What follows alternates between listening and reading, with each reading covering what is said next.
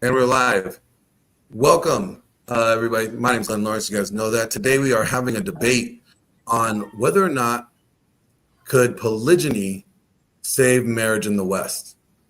Here to argue on behalf of polygynists, biblical polygynists, Rob Kowalski, as well as Aubrey Killen. And Andrew Wilson here is here to argue on the other side of this debate. So 5-minute opening statements we already agreed to. Earlier, Rob, since you are going to be starting off, we're going to let you go ahead and open up with your opening. Absolutely. Thank you for the opportunity. Aubrey, you want to take it? Yes. Well, good evening, ladies and gentlemen. And Andrew, thank you very much for granting us the opportunity to participate in this debate. So I just wanted to start off and so addressing the pressing question, can Christian polygamy save marriage in the West? The answer lies not merely in the practice of polygyny itself, but in the greater framework of biblical patriarchy, the God-ordained structure of relationship that safeguards marriages, families, and ultimately society.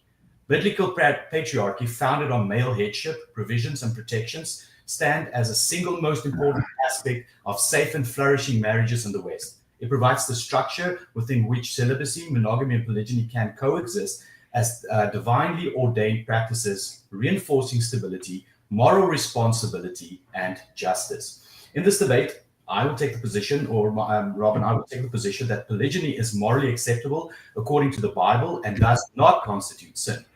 Far from being contradictory to biblical values, it complements and reinforces the principles of biblical patriarchy alongside celibacy and monogamy. Together, these practices create a flexible and enduring system capable of addressing the crisis of marriage and the families in the West. At its heart, biblical patriarchy calls men to lead their families as Christ leads the ecclesia or congregation, according to Ephesians 5, with sacrificial love, unwavering commitment, and moral responsibility. It assigns complementary roles to men and women, ensuring that the family structure is built on mutual respect and care. In a time when Western marriage is fractured by instability, gender confusion, and economic pressure, biblical patriarchy restores order and purpose. Celibacy provides an opportunity for men to focus entirely on spiritual leadership, community service, and advancing the kingdom of God, as exemplified by Apostle Paul. This reinforces the patriarchal principles that true leadership flows from submission to God. Monogamy allows men to exercise focus, leadership, and care for a single family, deepening the intimacy and trust. It mirrors Christ's covenantal love for his ecclesia, as stated in Ephesians earlier. Polygyny on its turn magnifies male responsibility by requiring greater leadership, provisions, and fairness. It underscores the patriarch's role as just and sacrificial leader, and seen in Deuteronomy 21, regulated by Exodus 21, accidentally established by Deuteronomy 25, and understood in terms of Leviticus 20, read together with Deuteronomy 22. Now, biblical patriarchy not only reinforces these practices, but also ensures that they work together to benefit men, women, children, and society at large. Now, if we look at the Bible, is clear that polygyny is not sinful. Instead, it is presented as a permissible marital arrangement within God's covenantal framework. Throughout the Old Testament, we see this patriarchs such as Abraham, Jacob, David. And in the New Testament, it may be argued that monogamy is elevated as an ideal, particularly in the leadership context, but polygyny is never condemned. In fact, Paul is clear that celibacy is an ideal. Jesus Christ teaches on marriage in Matthew 19, that emphasizes the sanctity of marriage and condemns setting aside, but does not address polygyny. Paul instructs in 1 Timothy 3:2 that church leaders should be husband of one wife. Could be argued as qualification for leadership, but not a universal prohibition of polygyny. Although this position is highly contentious amongst Greek scholars, however, the silence of the New Testament on condemning polygyny suggests that there are no condemnation of polygyny suggests that it remains a moral neutral under the new covenant. Now, critics for the paleoconservative and Greek orthodoxy often reject polygyny based on cultural norms rather than biblical evidence. paleoconservative argue for monogamy as a stabilizing force in society, but their position is rooted in Western ideals, not in the breadth of biblical teaching. Greek orthodoxy, shaped by Greco-Roman culture influence, idealizes monogamy while ignoring the permissibility of polygyny under the Old Covenant. Both perspectives fails to reconcile their claims with the clear biblical precedent. And on closure, celibacy, as said, ideal celibacy is the ideal reinforcement for foundation of biblical patriarchy. Monogamy serves as a powerful expression of biblical patriarchy by mirroring the covenantal love between Christ and the ecclesia. Polygyny, while not commanded, but may be incidentally established, is a biblical permissible practice that magnifies male responsibility and care. And closure, as Western society faces a crisis in marriage, biblical patriarchy provides the solution. It elevates celibacy as the highest ideal, monogamy as a common standard, and polygyny as a permissible and practical alternative. Together, these practices reinforces the principles of leadership, provision, and justice that protects families and builds strong communities according to the provisions of the scripture. Polygyny, when practiced within the framework of biblical patriarchy, is not only morally acceptable, but also reflects God's wisdom in accommodating diverse needs across cultural and time. By grounding an understanding of marriage in scripture rather than cultural assumption, we can restore the sanctity of marriage, protect the vulnerable, and create society that reflects God's perfect design. Thank you. All right, Andrew. Okay, you want to start with your opening statement? Yeah, this argument is blown out in 2 seconds. The easiest way to do it is just to point out that under this framework that he just outlined, you could marry your first cousin. So, and I doubt that he would advocate that. There's nothing biblically that would say that you couldn't. There's nothing biblically that said, I mean, it happened, in fact, right? But you wouldn't advocate for that. And anyway, the debate's not about that anyway. I'd like to take a second to point out that the debate isn't over if polygyny is against Christian ethics or not, though I'm sure at some point we'll touch on that.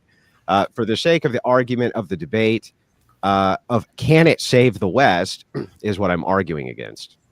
The answer is clearly and most certainly no. Let us start with a demonstration. Pull up my screen, please. You'll see that I have a share screen ready. Oh, look at that. Ooh, that's a polygamy map. Pull that back up, please. So here on our nice polygamy map, these are the countries where polygamy is allowed, and some 99% of it is polygynist. It's polygynist. I would like you to note that the red, where it's illegal, are the host countries with the most immigrants from the countries in green, where it's legal. The United Nations actually cites polygamy as a primary cause for the instability for various reasons, which we can get into, and the UN itself doesn't even recommend polygyny as a cultural attitude to be outsourced, which is amazing because they basically do it for almost every other attitude. There are multitudes of anthropological studies backing up this point, so many, in fact, it was actually overwhelming. Let's go over some of the quick bullet points. Polygyny destabilizes societies, according to these anthropological studies. Here's how they do it. Less civil liberties, highest rates of despotism, higher rates of warfare, higher rates of intergroup violence, more government corruption, and less political security, national security. These associations remain across all countries with polygyny, regardless of religion, culture, or ethnicity, meaning that just because you're a Christian polygynist, it doesn't seem to help this whatsoever. This is because it creates a standing pool of aggrieved young men with no prospects whatsoever for reproductive access. These are usually poor young men. About half the boys in polygamous cultures need to be ejected from their community once they reach puberty to sustain this imbalance, and these are called lost boys. Major problem with political instability in these countries. If most families can't get by the way, on one income with only one wife and 1.6 kids, how many men can afford multiple wives and many children? Well, the answer is almost none. Children from polygamous families report higher rates of aggression, behavioral problems, likely to be less competitive, confusion with parental roles. Wives end up with more mental health problems from unequal treatment, favoritism, unhealthy competition, lack of trust, lack of marital satisfaction. Also, can I just point out that all these countries have the lowest GDP on planet Earth? Sub-Saharan Africa, Afghanistan, Polynesia, Papua New Guinea. I can tell you about a little island off the coast of that if you'd like. And Southeast Asia. Lowest GDP there is. Highest polygyny rates. It's called the Polygamy Belt. West and Central Africa, Middle East, Southeast Asia. In Kenya, for instance, highly Christian, by the way, 43% of households with polyamorous men are poor compared to 27% of the monogamous household, much richer. Well-established link between polygamy, poverty, warfare, underdeveloped nations, and warlords? Overwhelming. It's not even close. There's no way you could ever make a case that polygyny or polygamy is going to save the West. It can't save the countries that it's in right this second.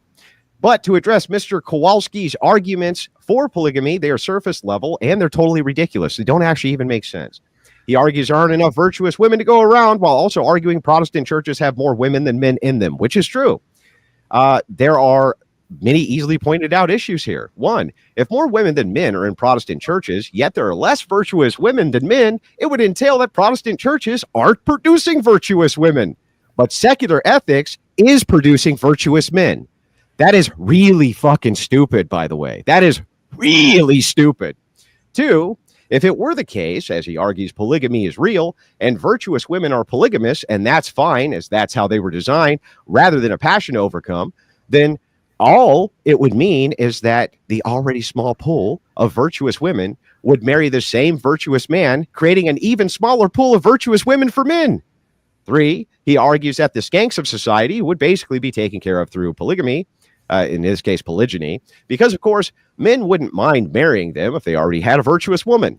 This also makes no sense if you think about it for 1 second, because if you had a virtuous woman, why the hell would you want to marry a skank to begin with? Makes no sense.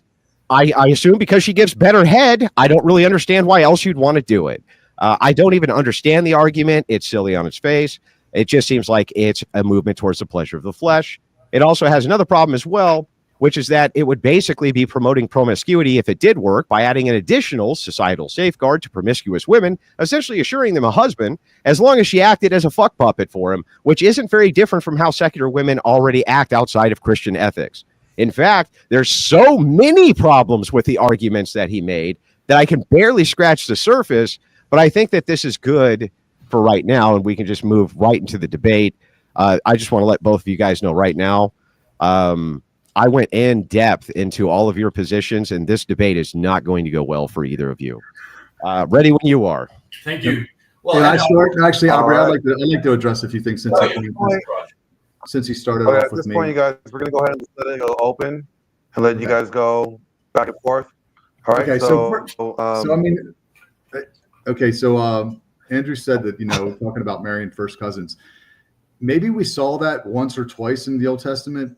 People say, well, you can murder people, or no, that was something that Mike Winger said. But we see this repeatedly practiced by our spiritual offspring over and over. Never a word of condemnation, never a word of punishment, not one single time in thousands of years.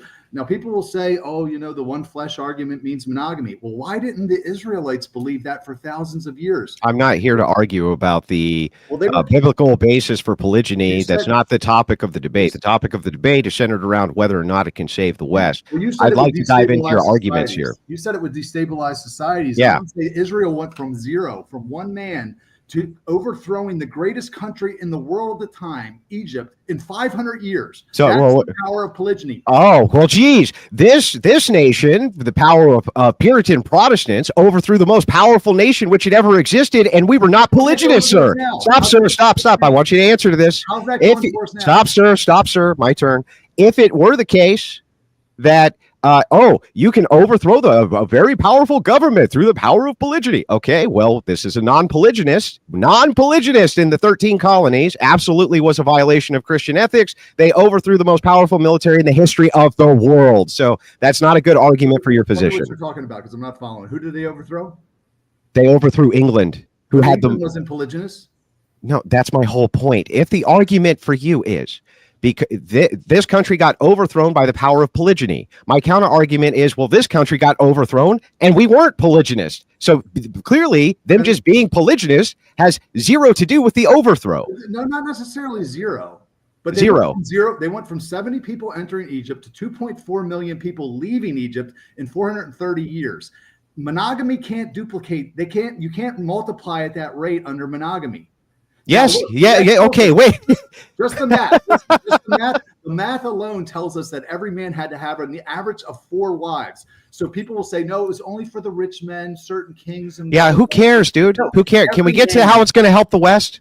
Yeah, we got 1 in 3. We got 1 in 3 children being raised in fatherless homes right now. The number of women that are going to be single by the year 2030 is somewhere around 50%. Now you're saying that's better than being in a polygynous. Okay, can we start with the argument here? Here's the argument that you make. Common sense doesn't even. Here's the argument that you make. Do you agree with me that the Protestant church is overwhelmingly female, 60% female to about 40% male? More than 60%, probably. More than 60%, but I'm just being as charitable as I can be. 60-40 split at least? Yes, I do agree. Okay, do you also agree that in modernity, men are more virtuous than women? When you say, I don't think women are looking necessarily for virtuous men. No, that's not what I asked you. I asked you if in modernity, men are more virtuous than women. I don't know. Okay, are they at least as are they at least as virtuous as women? When you say virtuous, are you talking about sexual purity? Hang on, are they at least as virtuous as women? Talking about sexual purity? No, I'm talking about the virtues associated with Christian ethics, the fruits of the spirit, the removal of the pursuant of the flesh. They're just as virtuous as women are. Yes, they're just. I don't know. I don't know the answer to that question. Well, if they're just as virtuous as women are, then what you're actually saying there is an entailment is that secular ethics is creating virtuous men, not Christian ethics. Because if women outnumber men in the church and men somehow are still just as virtuous as them, then that would mean that secular ethics itself is producing virtue, not Christianity. I didn't follow what you said, but let me ask you this. Oh my God, this is like, dude, I need you to answer to this question before we can move to yours. I'll let you ask yours, but I need an answer to this. I didn't follow what you asked. Okay. Christianity produces virtue, yes or no? Yes. People who follow Christianity produce virtue. Great. Okay. Correct. If women outnumber men in the Protestant church, there should be necessarily more virtuous women than virtuous men then, right?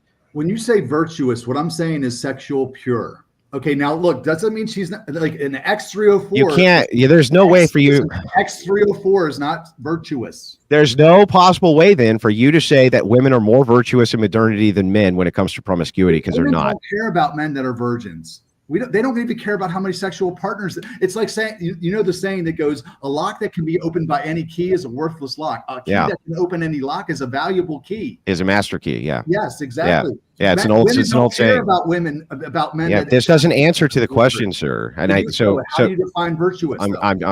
I've already told you, it's a following of Christian ethics, the embrace of the fruits of the spirit, the rejection of the pursuits of the flesh. Hang on, dude. I'm trying to answer your question. That's how you would explain virtue. Now, there are actual virtues that we can point to. Things like, for women, it would be things like chastity. It would be things like loyalty. These would be actual Christian virtues, right? That would be associated with the feminine and not necessarily the masculine. There's no possible way you can make an argument in modernity in the United States that women are more virtuous than men. It's not even possible if you're talking about those traits, right? If you're talking about chastity. Yes. Yeah, there's no possible way women are more virtuous than men. Men aren't virtuous, especially when you consider chastity out of choice. Yeah, but just follow along with me for a second, then we'll get to you. They're forced into sexual. Yeah, I get it. But the point is that women cannot, by this entailment, be more virtuous than men. If that is the case, and there's 20%, or by your measure, 30% more women in Protestant churches than men, why isn't the Protestant church producing virtuous women? You think that men are choosing to stay abstinent? They're not. Are you allergic to answering questions? It's like an allergy. I just think the feminized church is driving men out of the church, my humble opinion. Why? Okay. If there's 30% more women in the Protestant church than men, why aren't there more virtuous women than men? Because it's a complete collapse of the patriarchy. Complete collapse. So the Protestant church has collapsed. Oh, yes. The Protestant church, the Greek Orthodox church, the Catholic church. No, the Greek Orthodox church hasn't collapsed. The Greek Orthodox church has 55% to 45%. The only church that where men outnumber the women. But the only one. Well, I just want to be consistent with your own Greek, with your own. Well, let me regards to this topic. Let me say one thing. I think we need to delineate two things about you. Is polygyny morally just or morally reprehensible? That's the first thing. I'm going to assume, for the sake of the debate, that polygyny is acceptable under Christian ethics. I want to know how it's going to save the West. And as we dive into it, one, you're saying that Christianity in the West has already been destroyed. So how are you going to have Christian anything, let alone polygyny, if the Protestant church has been so decimated it can't even produce virtuous women? How the hell is just adding a sprinkle of polygyny or a sprinkle of degeneracy with a sprinkle of Jesus going to help this? You didn't listen to my opening statement, because I didn't argue. I said the patriarchy. I said biblical patriarchy, and I want to mention that I moved away from, I said, biblical patriarchy. And biblical patriarchy, because you have absolute patriarchy. I mean, do you have limited patriarchy, Andrew? I remember you had a debate with your on one of your channels, and you said that if you travel home now and you tell your wife, listen, in 3 hours we need to move, she would listen and she would go, because there's absolute patriarchy in your household. Yeah, if I was fucking her best friend, how would that be helpful? Well, that's terrible for you to say, but that then just adds once like again. What if I married her best friend and I was also humping her? How would that in some way be an assistant to my wife adhering to my leadership? Aubrey, Rob, I'd like to chime in. Rob, let them finish their exchange, and then I'll pass the mic over to you. How if I was married to my wife's best friend, I was also plowing her, how would that in any way assist with the idea that if I told my wife within 3 hours we needed to move, if she was willing to do that, how would it be helpful in some way that I was also plowing some other chick on top of that? It makes no sense. Well, let me tell you what. First of all, you need to state if you're going to follow absolute patriarchy or if you're going to follow limited patriarchy, and that's part of it. If you're going to have, and this once again, there's a responsibility that's raised upon every man when he engages in marriage, and when he engages in marriage, he has to do it responsibly. If he goes and he sleeps around with women, he's fornicating. That is a sin in itself. Let me show you biblical patriarchy. Woman, get down here and get me a cup of coffee. There's some biblical patriarchy for you. So back to this. When you talk about limited patriarchy, you don't know what the hell you're talking about. What does that even mean? There's no differentiation here. A patriarchal system simply means from the father. The Orthodox Church is a patriarchal system, comes from the father. Your priests are father. Your bishop is father. Everything comes from the father. There's nothing limited here whatsoever. Why adding the addition of multiple women would make it more patriarchal, I have no idea. You would essentially have to admit then that Adam and Eve, because Eve was the only woman who was available to Adam, that Adam was not a true patriarch. How is that? That's the dumbest thing I've ever heard. Wouldn't Adam be a true patriarch even though he only had one woman? Maybe he wasn't. Maybe he wasn't. Okay. Can we define biblical monogamy? Because what's your body count, Andrew? Is it more than one? Yeah. You're not monogamous. Yeah. I've sinned. Sure. No, so what I'm saying is you're trying to uphold something that you don't even, you haven't even kept. Well, how are you making 99% of the men? This is such a lazy argument from hypocrisy. No, it's a tu quoque fallacy. What you're making is monogamous. You're making is a fallacious, bro. Let's say for a second that I was in complete violation of my own principles. It wouldn't have any bearing on the argument. It's a tu quoque fallacy. Stop, bro. Let me respond. There's two of you. There's one of me. You got to give me the luxury of having some speaking time here. Sure. So it's a tu quoque fallacy. It's a what about you fallacy. You can't use those in arguments. It's a fallacious move. So what you're doing is you're saying you yourself don't adhere to the principles that you value. It has no bearing on the argument whatsoever. If I went out tonight and I got 300 hookers and sniffed cocaine off of their navels, it would have nothing to do with the argument that we're having right now. What it illustrates is that it's an impossible standard. And this is why I went to a play last night. I'm in New York City right now. And they had, it was Tammy Faye. It was about PTL Ministries. And they had Jim Baker and Jimmy Swaggart and this guy, Marvin Gorman. And all three of them fell to sexual sin. These are men that love God. And they all fell to sexual sin. Why? Because it's an impossible standard that was never in the Bible. Not an impossible standard. It was never in the Bible. It's a tradition. It's Christian mythology. So are you saying that if we have sex outside of marriage, that's not sinful? Let me ask you this. I'm asking you a question, sir. If you have sex outside of marriage, is it sinful? I believe it is, yes. Okay, well then how is this? That's the same impossibility of standard. I had sex outside of marriage. I had sex outside of marriage, like many people do. Yes, is it sinful? Of course it is. But for you to say, stop, dude. Dude, stop. Let me finish. For you to say, though, hey, this is an impossible standard to adhere to, just make the same argument. I say, okay, well, then other men have also done it the other way. So it makes no sense, right? Just making the affirmative statements an impossible standard is in and of itself another fallacy. But it's not in the Bible. It's not in the Bible. Listen, what's not in the Bible? Let me just ask a Is marrying your first cousin in the Bible? The title of this podcast this debate was, can Christian polygamy save marriage in the West? Let me just, a simple question for everyone watching. If a man knew that he could take more than one, would he be more likely to marry a little bit faster? Because the average age that men get married right now is 30.5 years old. Yeah, why? What do they do in their 20s? How come, though? They fornicate. They sow their oats. How come the average age is in their 30s? Do you know why?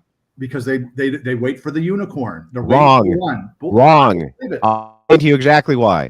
It's because inside the Western nations, the United States government is notorious for this, but so is the Australian government. So is most of the North American and Western European governments. What they do is they have a mass campaign that they started in the 1980s where they taught women to value education over reproductive years. So what women do is they go to college, right? They go to college during their reproductive years and they get married later in life. That's why here's my proof of this. You have what's called a reproduction or replication crisis, reproduction crisis. You could just call it the birth rate crisis if you want. Okay, whichever way you want to sway it. We are under the reproduction replacement rate in the United States for children. This is because women get married later in life because they spend their 20s in school. They spend their 20s getting college degrees. You can look at this in the stats. Overwhelmingly, men go to trade schools, women go to college. Every single anthropological study which has been done on this has shown and demonstrated that in every single Western nation where women value education over their reproductive years, the birth rate goes straight down and marriage ends up happening later in life. That's why it's going on, sir. Okay, let me tell you what. If a woman's sleeping with a man, there's about 9 times out of 10 she wants to marry that man. And she will marry that man. I don't care how young she is. And if polygyny was accepted and not so stigmatized by people like you and legally mandated by the government, there would not be any women they would get married at 17. Prove it. Where's your proof? Where's your proof? Let you talk. I let you talk. Can you give me proofs, though, to demonstrate this? You let you talk, and now you're talking over me, brother. Yeah, I just want the proofs with what you're saying. Well, look, if it's common sense that if polygyny was accepted, and you didn't marry your high school sweetheart, you knew the 35-year-old down the street with 2 wives already has been looking at her, and he's going to marry her. Right now, it's a buyer's market for men. We don't need to marry. That's why the marriage rate is in the toilet. It's the record low. Why? Because we don't need to marry. We can get all the benefits of marriage without doing it. So women are sitting on the market like these houses that can't sell, trying to find a buyer. No, they want to get married. They want to have babies, but no men are stepping up to marry them because of this horse shit called monogamy only. Monogamy is only like this small cage, and we tell men, get in the cage, and men are saying, no, I don't want to get in the cage anymore. And they want their freedom. So guess what they're going to do? They're just going to fornicate. That's what they do. Yeah. So these are options. At least, and even the Christians. I live this world. I wrote the book on it called Why Waiting Works. I read it. It's not a great book, by the way. I don't care if I'm not looking for approval, but what I'm saying is 23 years I believe this bullshit. I waited 19 of those years or 18 of those years. I saved myself abstinent, single, believing this, just like you, until I actually researched it. I implore anybody watching this, don't believe anything I say. Don't believe anything Andrew says. Look for yourself. Open up scripture and look for yourself. Yeah. So anyway, instead of you're in a debate with me, you're not making emotional appeals to the audience. So in this debate with me, I just was kind enough to let you talk and finish and all this, right? I just want to let you know that I can provide anthropological study after anthropological study on the fact that in every single Western nation since the Industrial Revolution, and in every state where the Industrial Revolution went to, the second women began to value education over reproductive years in every single instance, you see marriage rates decrease significantly and birth rates decrease significantly because why? Very simple. Women are the most fertile in their 20s. Nobody's ever going to dispute that this is true. And so if you take all of those women in their 20s, right, and you give them birth control and shit like this, and they go to college. They don't want to start a family until later because they want to have a social safety net to fall back on, called a college degree. They get married later in life. I have all the evidence in the world to prove that this is true, demonstrated by government after government after government. Where is your fucking proof for your assertion, sir? Where? Common sense, brother. Common sense. Oh, another fallacy. An appeal to common sense. A woman sleeps with you. Common sense. Any man that's been sexually active knows this, that if a woman's fucking you, she generally is willing to marry you. She's not just fucking to fuck. Yeah, you're just following the Myron Gaines. This is an old Myron Gaines argument. The idea that if a woman sleeps, women release oxytocin. yeah, Brian has also made this argument multiple times on whatever. Well, That and by the way, it's not correct. The idea that just because a woman will sleep with you is that she'll marry you is silly. In fact, he knew it. He knew it too with this dude. My turn. The second that I showed him the data on this, he instantly changed his rhetoric and went, wait a second. You're right. It's dude. Listen, I don't know why I'm not allowed to talk. Only you can talk. So anyway, so where, bro, I've not even done with the point. Not even done with the point. And then he can respond. So here we go. Very, very quick. The reason Brian ended up having to change his rhetoric is because the second he looked at the same data that I showed him, he went, okay, dating. It is true. You can probably get a woman who will sleep with you to date you. That doesn't mean she's going to marry you. Not only that, the reason that you state that you literally gave the cause in your statement, the reason that this is happening is because of my common sense. I'm giving you actual anthropological evidence, actual studies. I'm literally giving you what every government agency who studied this says. And by the way, it can't just be a correlate because in every single nation that this occurs, it's the same exact thing. So it can't just be a correlate. It's a direct cause. And unless you can refute that with something besides common sense, you don't have shit. Any man that's been sexually active knows that what I'm saying is true. That when a woman's repeatedly sleeping with you, she's willing to marry you. She's holding out for the commitment while you're dragging your feet. You might be laughing because maybe you've never had this. Everybody knows that, bro. Everybody knows that. Every man that's been sexually active, that's fucking any girl repeatedly, knows that she wants the commitment. She wants to get married. She's not just dating you, wasting her best years because she wants to go to school and get an education. Like, well, the question is, how does this save marriage in the West? That's what the debate. Well, actually, this is fine, Glenn. Encouraged to marry younger. Right now, we need to. That's my turn now, brother. Oh, I was talking to the mod. I was telling the mod I think it's fine to have this argument. Gatekeepers of security. Women are the gatekeepers of sex. Rob, hold on. Men say when we're going to get married. Hold on, Rob. When we're going to get married. Rob, I need you to let me finish. The question, the prompt is, how is biblical polygyny going to save marriage in the West? Because men will be more likely to marry. Easy. Why? Easy. Yeah, but why? Because they're not confined to one. Why? Let me tell you a story. If they're not marrying one, why are they going to marry three? Is it my turn now? Is it my turn yet? I don't want a story. I want an argument. Can you make an argument? I want to listen. It doesn't matter what you want, brother. I can tell a story if I want to tell. The floor is open, so you guys. Listen, I could be an asshole. Well, here's my story. I was in a debate one time, and a guy appealed to common sense. There's my story. Listen, can studies be manipulated? Sure. Does it make a man easier to control if he doesn't have a rack of kids, a small militia? If I have 5 wives and each of them has 5 kids and I got 12 sons and you got thousands of families. It actually makes them easier to control. No, it doesn't make them easier. You want me to prove? I can demonstrate it. Oh, God. If you want the easiest way for that too, I'm sure. Well, no, listen, you'll even agree with this. The easiest way to get leverage over a man is to threaten their family. Simple.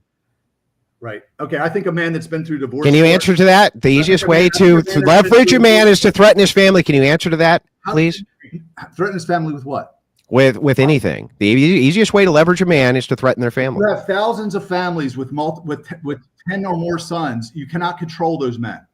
This is why. Yeah, you can. You can threaten their family. Why do you think that because you're a Mormon and you have 10, if you're a Mormon and you have 10 kids, that gives you 10 times the amount of leverage which can be held over you? What are you talking about? The easiest way that men have always traditionally been controlled is through the threat and coercion of violence to their families. In fact, almost every great politician, almost every great king, almost every great man of note has always been leveraged through their family. What the fuck are you talking about, Rob? Okay, so the story I was going to tell, Glenn, and Aubrey, and Andrew, I was at the Biblical Families Retreat recently, and there was a man there that had been married 31 years. to his high school sweetheart, and they were very much in love, and they got up and they spoke, and her friend's husband had died recently. That woman had 8 children, 6 small ones. 6 were still in the home. And that man had fallen in love with a friend. He was still very much in love with his first wife, and he was thinking about marrying her, and he was talking about it. And I remember thinking to myself, how can that not be the heart of God? God is a God of the widow and the orphan. What are the chances that this woman and her children are going to find a father and a mother, a father to the kids and a husband to her, if not for this man marrying her? Because under your monogamy-only tradition, it's about 0. She finds no husband, the kids find no father, and we all know what the statistics are for fatherless homes. They're not good. But if polygyny was allowed, you got the men the very few men who still value marriage. Many of them are already married, brother. They already got married. Now it would be free for them to open up and cover more women. We have millions of women that you're assigning to a lifetime of singleness or marrying an unbeliever because of this horse shit. Rob, can you help me out with something? How come it is that we had a rate of 7 births per woman and 90% virgin marriage in the monogamous West prior to the Industrial Revolution? Can you answer that, Rob? Ask me again. 90% of women were married virgins, and the average birth rate was 7 people per woman prior to the Industrial Revolution in the monogamous West, the United States. Why do you think that was? Biblical values. No, it had nothing to do with biblical values. What was it? Had to do with the fact that post-industrial revolution, feminist propaganda came in and started to tell women that they needed to get higher education. So they sacrificed their reproductive years in their 20s in order to do this. This is the case in every single Western nation, Rob. 90% plus were marrying as virgins in a monogamy-based Western society, Rob, and they were having over 7 children per woman on average. Hang on, Rob. Over 7 children per woman. Just pre-industrial revolution. Now, you could say that, oh, well, in 15 years, what happened is you lost all your biblical values, which is the dumbest fucking thing I've ever heard, or you're going to have to finally make the concession that what happens with reproductive health of women is that if they begin to have children outside of their 20s, they don't have as many children. And if you value education in your 20s over reproduction, marriage rates are necessarily going to decrease because men don't want to get married to women who can't give them children, and women in their 30s have far less of a chance to do that, Rob. Now, can you actually answer to that and without giving me story time Steve bullshit? Actually answer to the argument. The men aren't choosing to marry. It's not about the women. The women are ready to marry. The men aren't marrying. Can you know what? Let's do it this way, Rob. Can you repeat my argument back to me? Let me ask you this. Is the majority of women... Can you back to me so I know you understand it? Can you just do that? You can't do that. You can't even repeat my argument back to me, dude. What the hell is wrong with you, Rob? Rob, do you know his argument? Do you understand his argument? His argument is that women, he's basically arguing that the culture changed women's desire to have kids. That feminist values came in. Okay, then what is it? Okay, let me tell it to you again. Sure.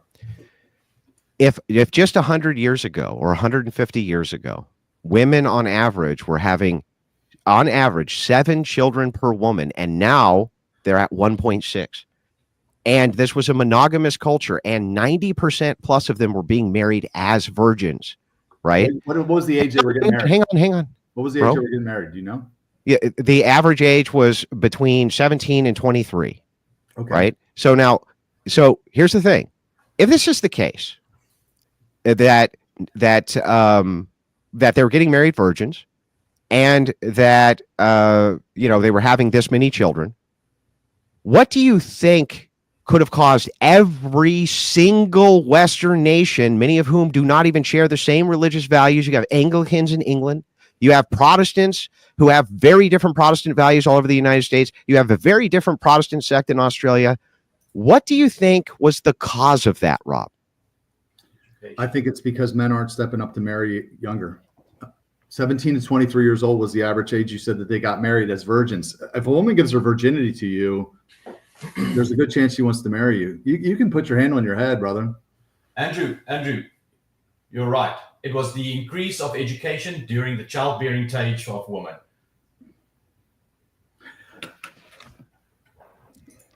100%. The statistics shows it. The reports, all the. Then Aubrey, can you since you know this now, since now this is an established fact, somebody has a fucking brain. Can you explain to me how polygyny is in any way, shape, or form going to solve this problem when the fact of the matter was that this was never a problem until industrialization anyway? And industrialization is here to stay, and there's no way polygyny is going to reverse any of these trends. That makes no sense, dude. Can you perhaps frame this in a way I can understand? Use really small words, please. Okay, so I'm going to just step back quickly and say, because I'm an African, so we have a different cultural parameters. I know Africa was completely decimated with the philanthropists and evangelizing. So a lot of societies within African society was diminished. Because I'm just referring back to what you started earlier, because this debate is getting out of hand, and I just want to get back on track with what the premise is. But let's get back to what we said. You made reference earlier of a map. And I need you to answer my question, Aubrey.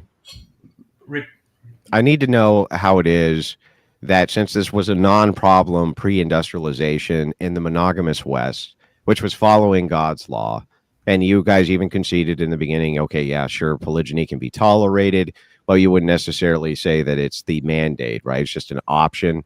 So it's like, even if we granted it was an option, polygyny would not have saved anything from industrialization. It would not have saved. It would not, and it didn't. It hasn't saved any culture from it anyway. Even in places where industrialization came later, they had polygyny. It's the same thing. They still value education over reproductive years. Aubrey, how does polygyny solve that problem? Perhaps you can show me a country that implemented biblical polygyny. I gave you tons of nations which allow for biblical polygyny. Kenya, can you tell me what is the Christian right in Kenya? You said polygyny. I said biblical polygyny. So what are the distinctions? Give me the distinctions. Iranian polygyny. You make to African traditional polygyny. Name me one country that. Then I'll tell you what. I'll just grant it. By whatever metric you consider biblical polygyny to be, whatever that is, whatever that is that you consider that to be, how would it have saved us from industrialization and women valuing education at the state level over the reproductive years? Whatever you consider biblical polygyny to be, how would it have saved us from that, Aubrey? So let's go back. First of all, going back to give you an example, the Byzantine Empire, they were practicing polygyny. Clement of Alexandria, Origen of Alexandria, St. John of Chrysostom, all of these are Greek Orthodox scholars made reference to it. They made reference to the polygyny, and some of them even made loose reference to the advances thereof. So the whole Western society for about 1,000 years were built on the premise that polygyny was at that stage allowed. At that stage, following, say, 1028, when this was abolished by the rabbis Gorshin, and the same later on by 1563 by the Council of Trent, we see a slow diminishment of moral values, where we've seen an elevation of women's rights and the growth of feminism that led to the distortion we have today within society. And so, coming back to your question with regards to that, can you repeat my question before you answer it, so I know you know what I asked? Repeat me. Excuse me. Well, can you repeat my question before you answer it, so I know you know what I asked you? So your question is, at what stage or what benefits did polygyny have, or monogamy? Repeat your question then. Okay, this is why going on a diatribe through history and using a no true Scotsman fallacy is a really bad idea. No. So here's my question. You agree with me that industrialization is what caused that was the primary cause of the birth rate collapse and women valuing education over reproductive years in every single Western nation in which industrialization came. You agree with that? You know it because the stats all show it. You said it yourself. Yes. How would polygyny have solved that problem? Well, we have a problem at this present moment, Andrew. And as much as how it would save it, repeat my question.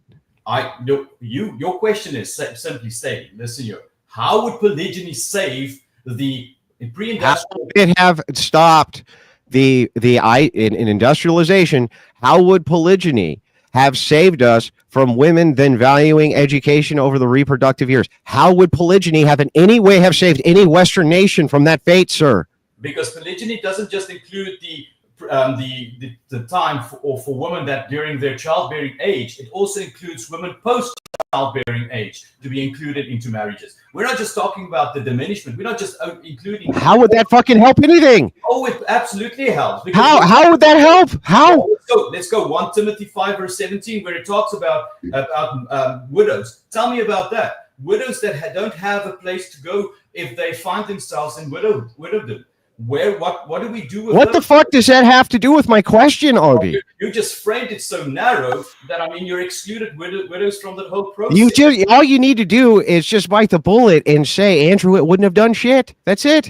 It wouldn't have done anything to have curtailed this problem. And if it would have, then just tell me what it would have done.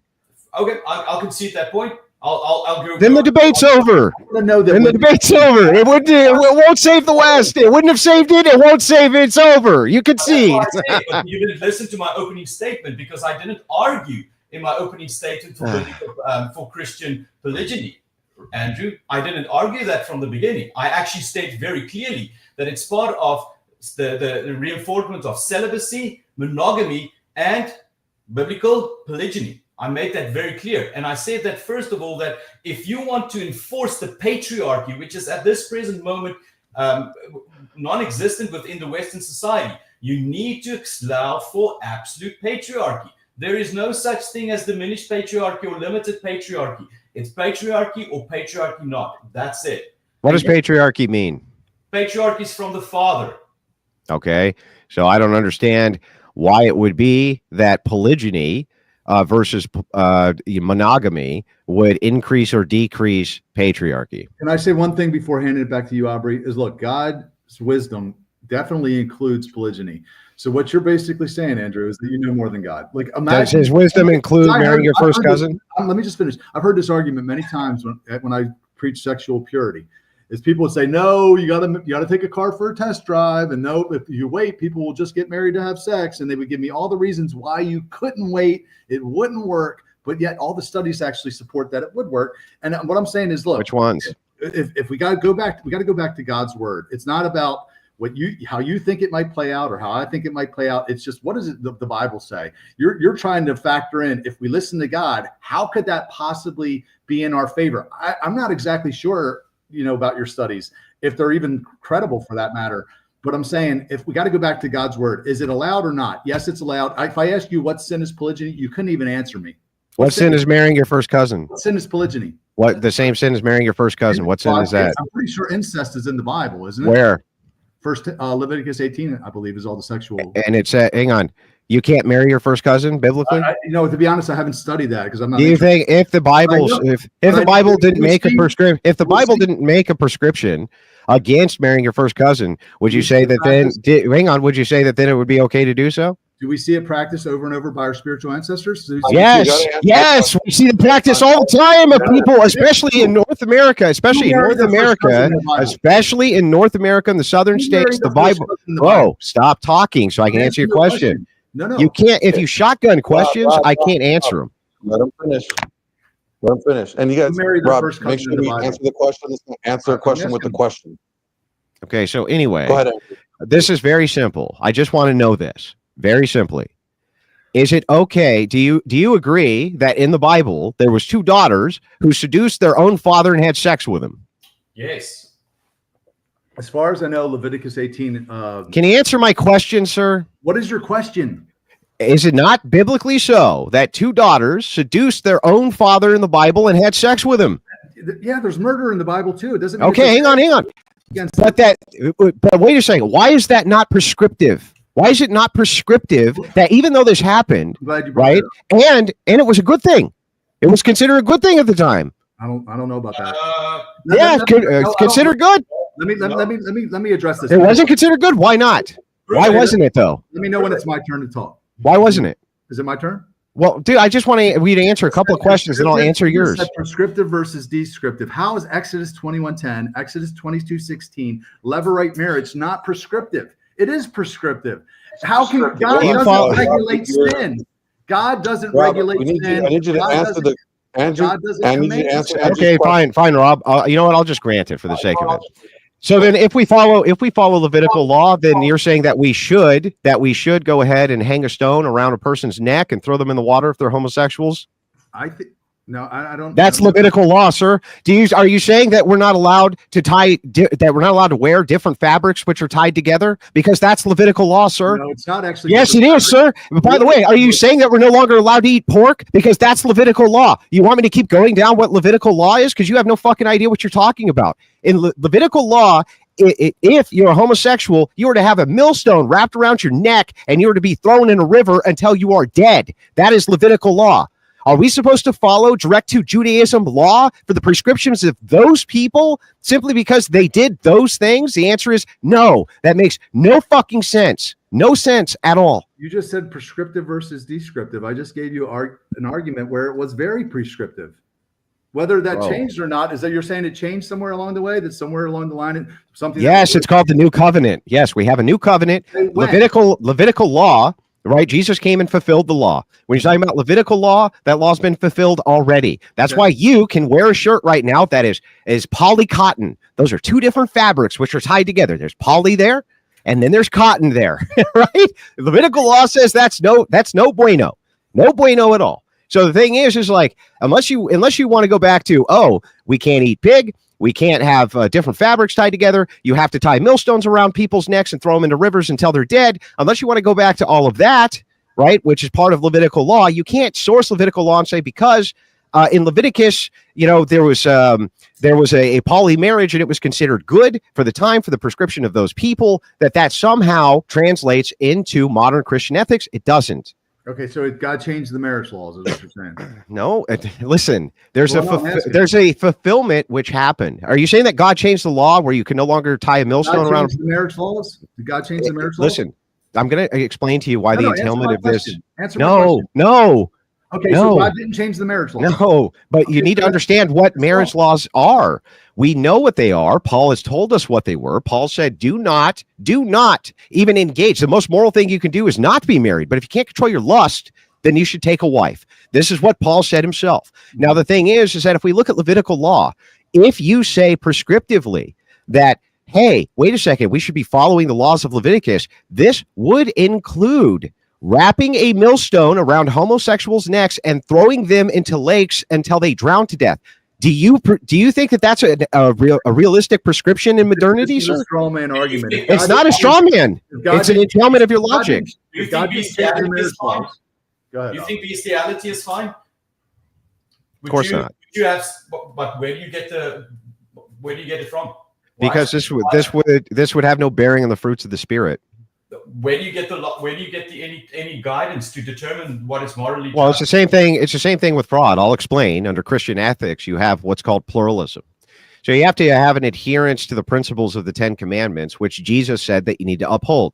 And then he gave 2 additional commandments on top of the 10, which you also need to uphold. We summarized it, but anyways, continue.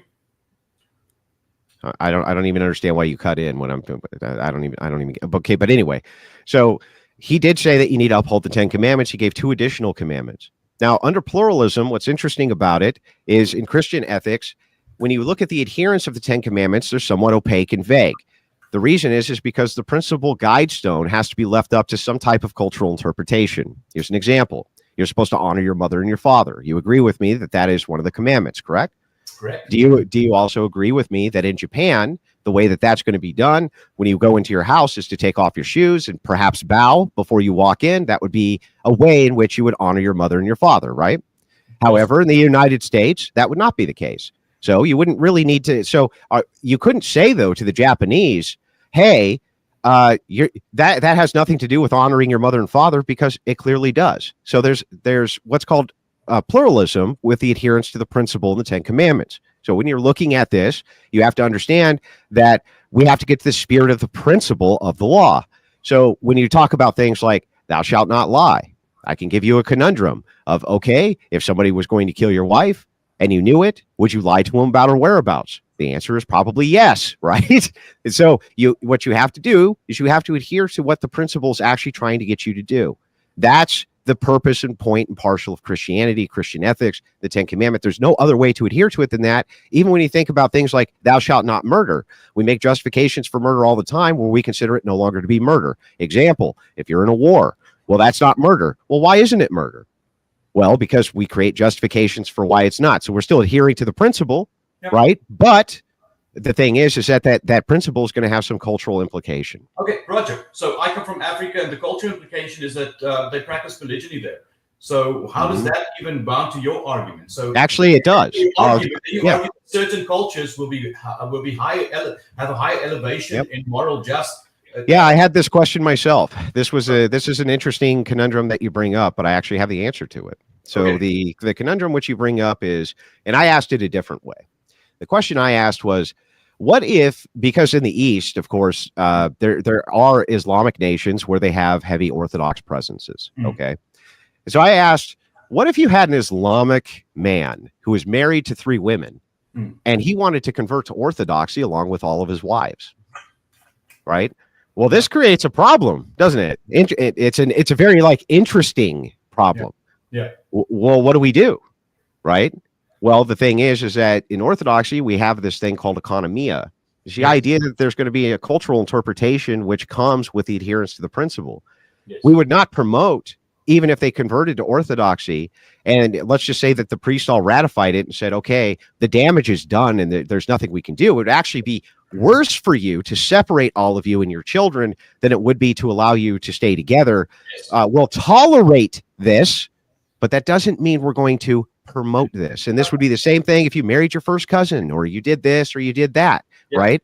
Yes. It makes total sense. And so in your worldview, when you say, well, okay, polygyny can be tolerated to some degree, I'm not even disagreeing with you. There could be some degree of tolerance along with polygyny, but I'm not going to promote it for the salvation of the West, because as you fools have pointed out over and over and over again, it wouldn't have done shit to have gotten us out of the position that we're in now, or B, get us out of it now. How, even if you were polygynous in the world, would polygyny in any way, shape, or form ever drag us out of the current conundrum that we're in? The argument that I get is, well, because if a man can hump you or can hump a woman, that woman will definitely marry him. It's like, and every guy knows that because of common sense. That's fucking stupid. That makes no sense. It's not stupid at all. It's not stupid at all. Aubrey, I want to say one thing. Here's how it will say. If you have 2 women to every man in the church in the United States, these women are being told, don't have sex. Don't be unequally yoked. Don't have sex before marriage. Yeah. There's 1 man for every 2 women. You're saying, how would polygyny help that? Are you stupid? How would polygyny help that? Yeah. How would polygyny help that? Because every man could marry 2 women. So what? Well, that would fix the problem. They can't be unequally yoked. What's the problem? What do you see as the problem? There's 2 women to every man in the church. Yeah, but what do you see? What do you see as the problem? Are you not listening? What do you see? What do you see as the problem? That women want to be married. They want to have sex. They want to build families. So the problem is women, especially Christian women. So the problem is that you see that women want to be married. Okay. Demonstrate it. Christian women. Yes. Demonstrate it. Yes. Demonstrate it. Demonstrate it. So you're saying that Christian women don't want to have sex and don't want to be married? Yeah, I'm saying that feminism is so enroached in the church, especially where you have such a lopsided value of them, that in fact, what I think has happened inside of the Protestant churches is that women have tried to usurp the authority of men inside of all of them, almost all of them, in fact. And not only that, but the pervasive feminist element is that they're in control. They believe in things like a servant leadership model and all sorts of bizarre things which are antithetical to patriarchy. True. When you're talking about this split, the reason that it makes no sense that women would want to be married, right, is because they can get married to secularist men. As Paul said, it would still be good to stay inside of a marriage. It would still be. Hang on. It would still be good. Most of them are divorced. Look at the divorce rates by these Christian women in these churches. What do you mean? But anyway, but hang on. They're already. Most of these women were already married. They're already married. They are already married and got divorced in the Protestant church. Talking about the singles. There's 2 single women to every single man in the church right now. Not supposed to marry an unbeliever. How would polygyny solve that?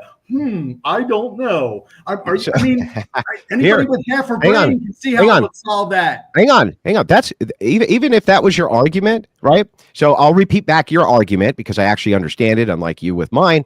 Your argument is if you had two believers for every one believer, if the one believer could marry two believers, then mathematically you would be equally yoked, right? Now we have like the 50-50 perfect ratio that you want. Here's the problem, though. If you have two eligible marriageable women for every one eligible marriageable man, how come all of those eligible men aren't fucking married already, stupid? Well, many of them are, actually. They're not. No, otherwise, they wouldn't be single and eligible, would they? What I'm saying is... No, answer my question. Answer my question. You're saying that if they yeah, if you have double the amount of eligible women for the amount of eligible men, why are there eligible men? So you're saying there wouldn't be any single men under monogamy? I'm saying that there wouldn't be. I'm saying that if it were the case that those men could just marry two women instead of one woman, why don't they right now just get married to one woman?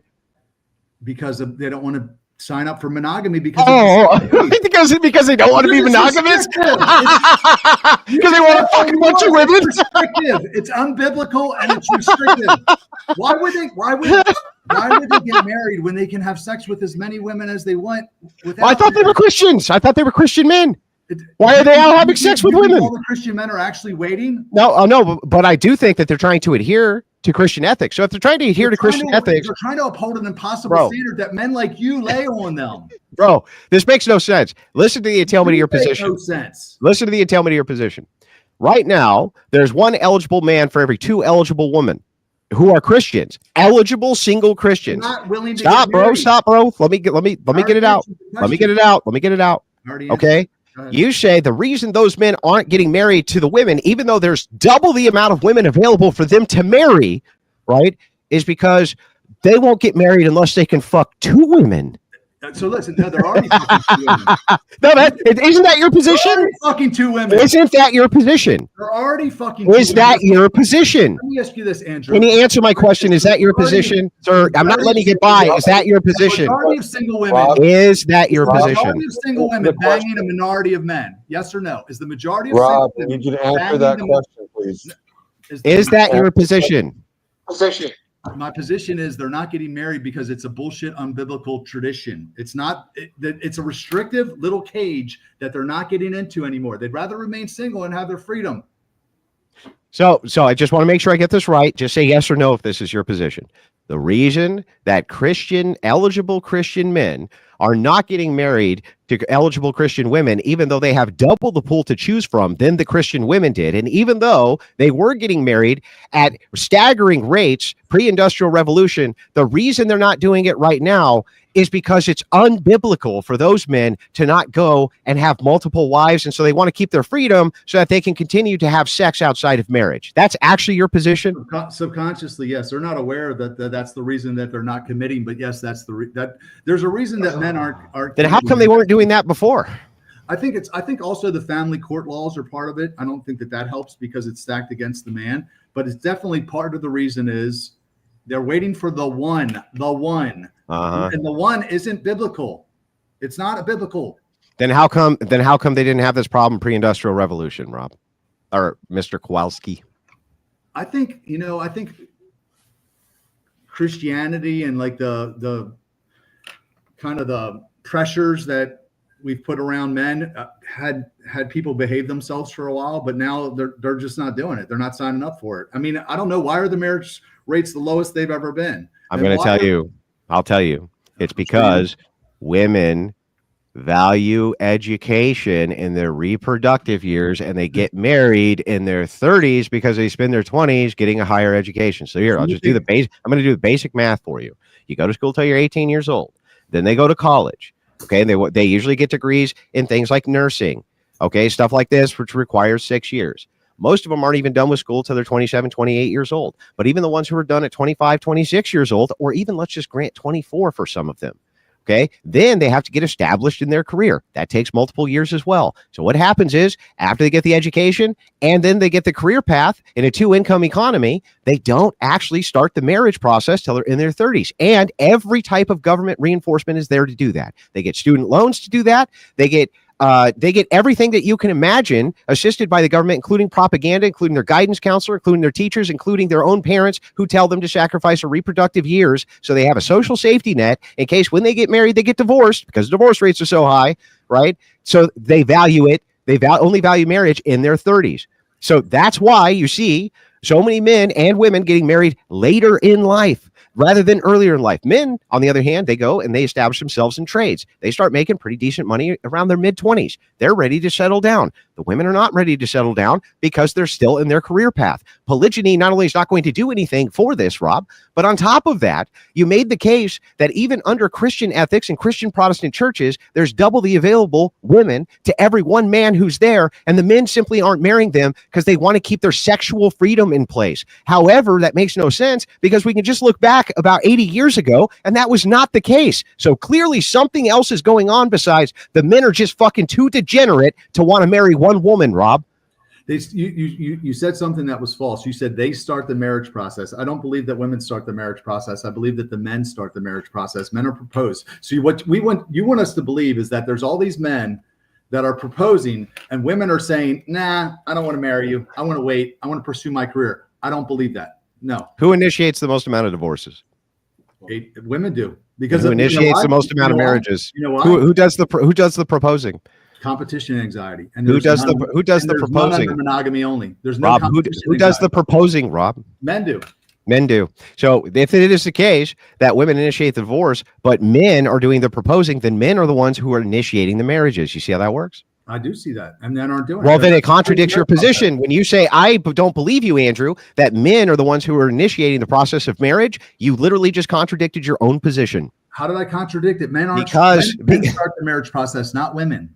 No, I said that. You negated that. You said women aren't starting the marriage process because they're pursuing. No, they're not ready to begin the relationship process that leads to marriage. Yeah. So you're saying that men are proposing and women are saying no? Yeah. It happens all the time. You have a study for that?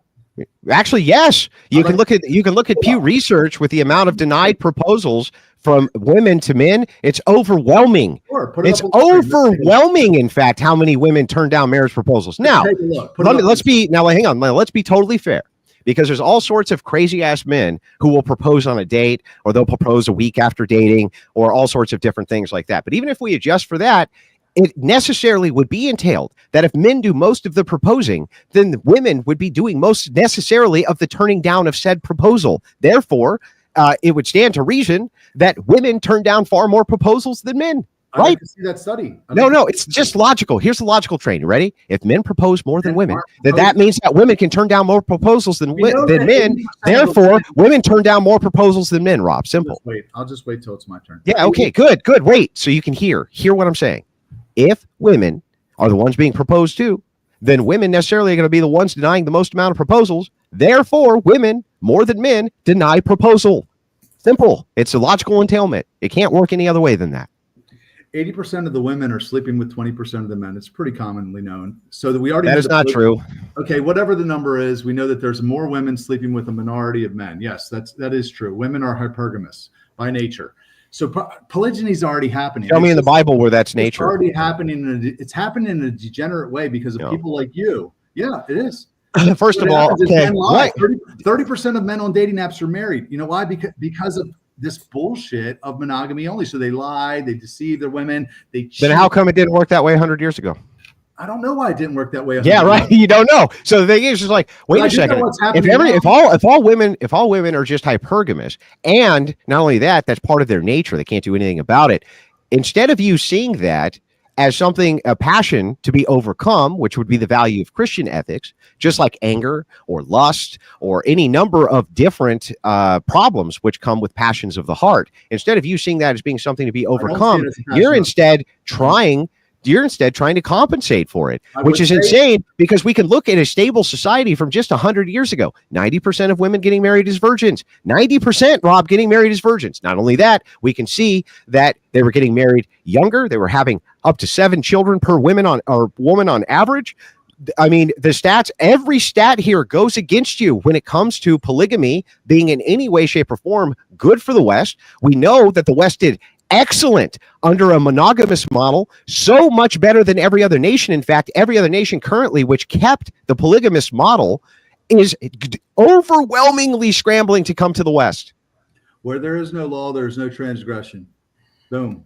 It's not. By the way, I do have the study. You can find it. Passion. Let me just talk. You just talked for about. I just wanted to give you the study, and then I'm done. I just want to give you the study, and then I'm done. I swear I'm done. I just want to give you the study. In the Bible, Rob, let him give you the study. I just want to give you the study. That's it. I'm just going to link. I just want to link you the studies. 3 minutes straight, Glenn. Bro, you're going to be able to respond to everything. I'm going to be quiet. I just want to tell you where you can find the studies. He asked for the study. You asked for them. I'm just giving them to you. Okay, the study is called Reaching the Modern Independent Woman. It's a quantitative survey field from single men with no children, never married, single women with no children, never married. Okay, that's study 1. You can also find a similar supporting study from HHC. I'll link both of those to you. Yes, I have all the data to back this up, Rob. Go ahead. Where there's no law, there's no transgression. You said that these are passions to overcome. Those passions that you mentioned are all in the Bible. People were punished for those passions. They were condemned. Never once was anyone ever punished or condemned for polygyny. Period. It's not a sin. That's all I want. That's the whole point of this. Is it a sin or not? The fact. Show me who was ever punished for having sex with their daughter. Glenn, do I get a chance? Go ahead. Sorry. The fact that we make it monogamy only, that's where I have no problem with monogamy. I think monogamy is what the majority of men would do. But when you tell people that it's monogamy only, that's where the problems come in, because men feel like they're going to get trapped and they wait. And they that's why 30 and a half, because they are getting married. Now you're saying that women just aren't saying yes until later. Possibly. Maybe that's partially true. I don't know. But all I know is that monogamy only is unbiblical, and it's clear in the Bible. We can see that the men, our spiritual ancestors, over and over, they didn't marry their first cousins over and over. They married multiple women over and over. Moses, the man who wrote the law, he spoke with God face to face. You're going to say that he's immoral, that he was filled with lust, that he just wanted to bang the Ethiopian? Come on, dude. Give me a break. This is life and death for people, and we're just trying to get these gotcha moments. Let me get the zinger on Rob. No, this is real life and death for people, and we need to get to the truth. Okay? The truth is that God is okay with this, that God's people practice this, that they are our spiritual offspring. Polygyny is part of biblical marriage. It is. Celibacy's fine, monogamy's fine, and polygyny's fine. If you want to just bang, go fucking bang. Go bang as many as you do. It would be harder to marry. Why would I marry 2 women when I can fuck dozens, which is what most men do under monogamy? How many men leave their first wife and run off with the younger girl later because of monogamy only? Monogamy only is the cause of broken families. It's polygyny. You can't do that. Exodus 21:10 says, if you marry an additional, you have to take care of the first. You have to continue to provide food, clothing, and sexual rights to her. You can't treat her any different. God was thinking about women. He says, if you bang a virgin, you got to marry her. It doesn't matter whether you're married or not. You got to marry her. Would that prevent men from sleeping with women? Yes, it would, because now I got to take care of her. What do we do now? We go, I'm sorry, honey. I'll apologize. Maybe go to therapy. Like, this is not biblical, bro. Yeah. So here's the thing that's really funny is I give you argument after argument after argument that even your own debate partner is forced to concede and agree to. He doesn't have a choice because they're just facts, right? Not only have you not competed with a single fact that I've given you, you just change the goalpost every single time, don't even respond to it. Then you go into story time assertion mode. My assertion is this. There's no evidence to back any of this up. My assertion is also this. What's your evidence for that? Common sense, bro. And it's in the Bible, bro. Well, here, let me just ask you a really simple question without obfuscating, without changing the subject, without going into story time. Actually answer the fucking question that I asked you, Rob.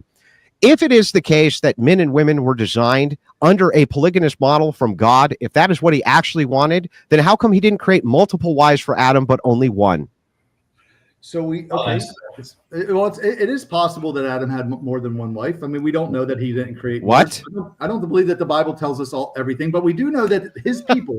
let me finish. We do know that his people, God's very own special possession, is what he called Israel, came from a man with 4 wives, and God orchestrated that by opening and closing wombs. We know that for a fact. We also know that This is not an answer to my 11 question. of the wives. After he had 11 of the wives, God blessed him and said, "Be fruitful and multiply." I mean, This is not an actual answer to the question, Rob. This doesn't answer the question. What was it? That literally changes the. All you did was say I don't know, but there's another time where I think that was good, though. The most blessed family in the history of the world came from. If it was the case that really and truly men were designed to be polygynous and they wanted to have more than one woman, right? And that was truly God's intention for them. Then how come when God made a partner for Adam, he made for Adam Eve and made them one flesh, and he did not make any other women in the garden with Adam except Eve? This is either the perfect model, and it must be because it was the model that God gave down to mankind, or it wasn't. Which is it, Rob? How'd that work out? Do you think? So wait. So having multiple women, it would have worked out better. How'd that work out? God was wrong. God was wrong, Rob. How'd that work out? He had to start somewhere. Andrew. You're not answering the question. Start somewhere. Answer the question.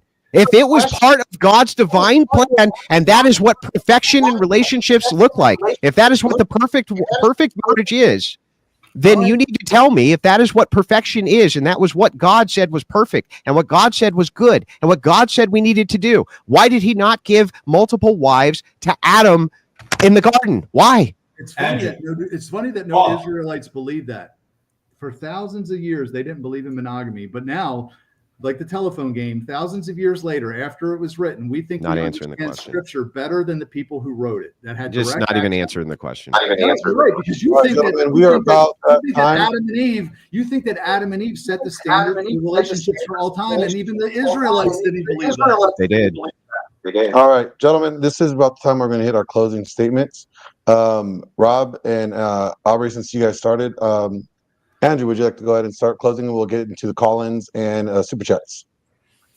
I'd like to hear Aubrey's answer, if you don't mind, though. Of course. This is supposing regarding the creation of Eve. Am I correct?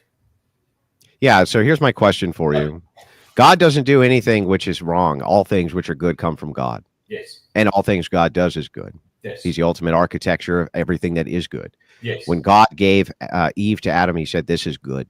Yes. And woman is good for man, yes. A woman, and only made one woman for him. Yes. And inside the tradition of Christianity, going all throughout church history, this is reaffirmed by basically every single saint who exists. This is affirmed by the church fathers over and over and over again. Tell me, sir, why it is that you think God only made one woman for Adam? Perfect. And I'm going to answer this question in twofold, Andrew, and I think it's a philosophical question. I'm going to treat it philosophically.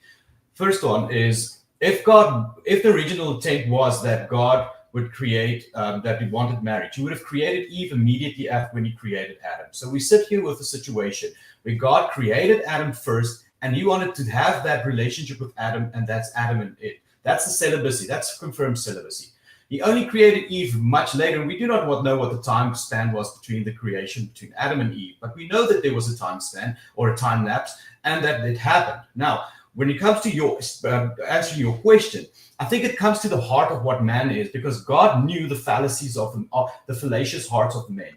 And he knew that if he would create, and we referred this in the debating in apologetics as the starter pack. In other words, if he would have created Adam with more than one wife, let's say hypothetically with two, then all men will run after with the same argument they had with regards to having one wife by stating, listen here, God created Adam with two wives, and so I have to have two wives as well. So we sit with that problem that we have a manipulation of marital status from there on forth. So what I'm saying here is that he said, listen here, Adam, you're destined, and this comes back to my opening statement. Once again, you're destined to have one wife, and Eve would be that wife. I do not agree with Rob's position on this, but I do say that we see, based upon later on with the patriarchs, that God actually gives the patriarchs more than one wife. He actually gives, he states to David that if he only asked for more wives, I would have given you more. At the end of this is 2 Samuel 12 verse 7. But at the end of the day, we see that, coming back to your question, we see that the philosophical part is actually preluded by the fact that he created Adam and Adam alone. No, what I don't understand. How is that an entailment? That because he creates man first, right? But then makes what he considers to be the perfect complement to man, which is only one woman. So that the idea is the entailment here would be that God was wrong. No, it's not. Okay, well then if God was right and he says that this is the perfect union and this is good, then how, and he's not wrong, then we know what the perfect standard for the union is. And since the Bible is self-referencing all the way from Adam, self-referencing up, every single time then we can adhere to the standard of Genesis and the fall. This is a repeatable thing over and over and over and over again. You can see this again with Samson and Delilah, a woman tempting a man. We have all the same thematics over and over and over and over again. And it's always around the basis of one flesh with one woman. When you give these other examples of the law, which were laws which were specific to a people group at the time, and they were specific to that people group for a reason, has nothing to do with any sort of philosophical entailment that because God made Adam first, that somehow that negates that one wife was the perfect complement to Adam in God's wisdom. You would have to be negating God's wisdom. That makes no sense. Not at all. Not at all. Because if you look at it, excuse me, Rob. If you look at it in this way, is that nowhere is man limited to just one flesh union. I mean, as I said, he had one flesh union with Eve, and that's it. And that was prescribed for Adam, but we see later once again that he would prescribe something else for different. I'm coming back once again to my opening statement, saying that there are three ways to go about this: celibate, monogamous, and polygynous. And that we should be putting more stock in celibacy, because that defines all subsequent relationships that flow from that. Now, coming back once again, and if you look at monogamy, some men are destined to have more than one wife. In fact, there's only one man in the whole of the Old Testament that is confirmed to have had one wife. Yeah, but we get back to the idea of what's tolerated. What's tolerated based on circumstance and culture versus what under Christian ethics is to be promoted.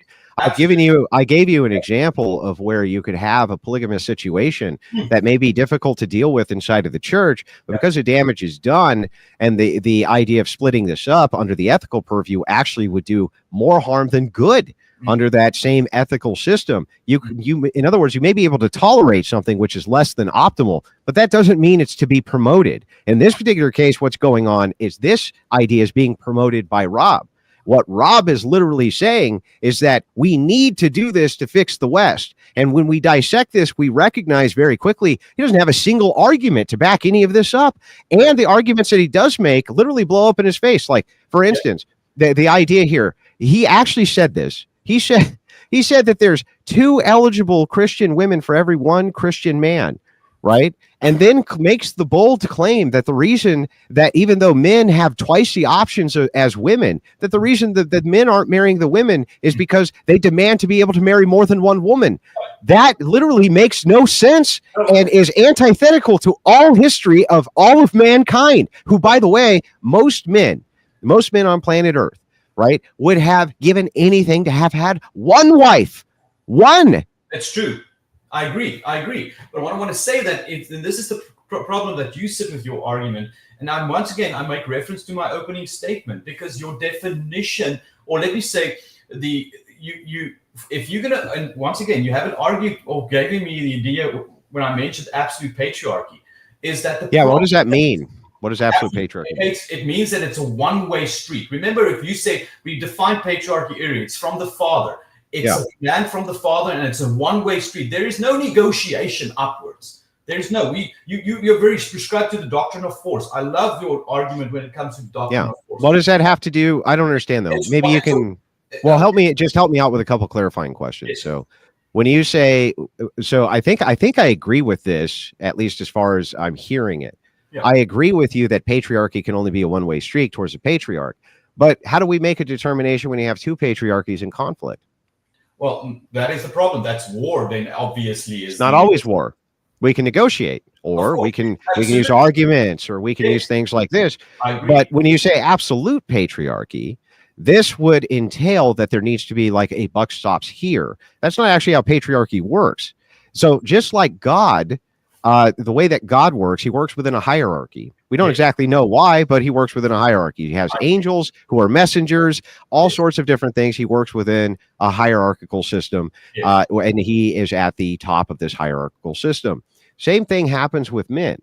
However, with men, there's always a multitude of hierarchies where the buck stops with one person because there can be no human God, right? So it's always going to be this way. So when you say absolute patriarchy, what are we alluding to here exactly? Yeah. Okay, so when I refer to absolute patriarchy, I'm referring to the fact that man finds himself in the between woman and God. And so when absolute patriarchy flows from God unto men, man then has to act with the necessary responsibility and stewardship to function with those that he is being granted to take care of, which include women. Yeah, you're talking about authority. So you're saying that with responsibility, in the patriarchal system, with the necessary responsibility, you have to have the necessary authority. Exactly. I agree with that. And I knew you were going to agree with it because that just makes logical sense. But I have no idea what that would have to do with polygyny, though. Well, the idea here is that you require polygyny to define that, simply because if you're going to say, listen, it's monogamy, who makes that? Who defines or the patriarchy? Well, the patriarchy goes and says, listen, we need patriarchy, we need people to practice polygyny.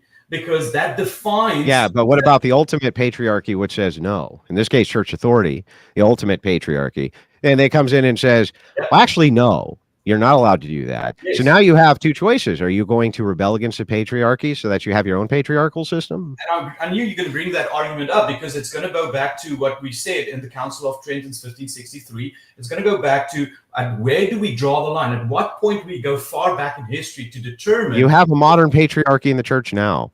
They say no. They say no right this second. So what you're saying is that you need to have a counter patriarchy to this. And I'm saying that inside of a patriarchate, where you're getting confused is this.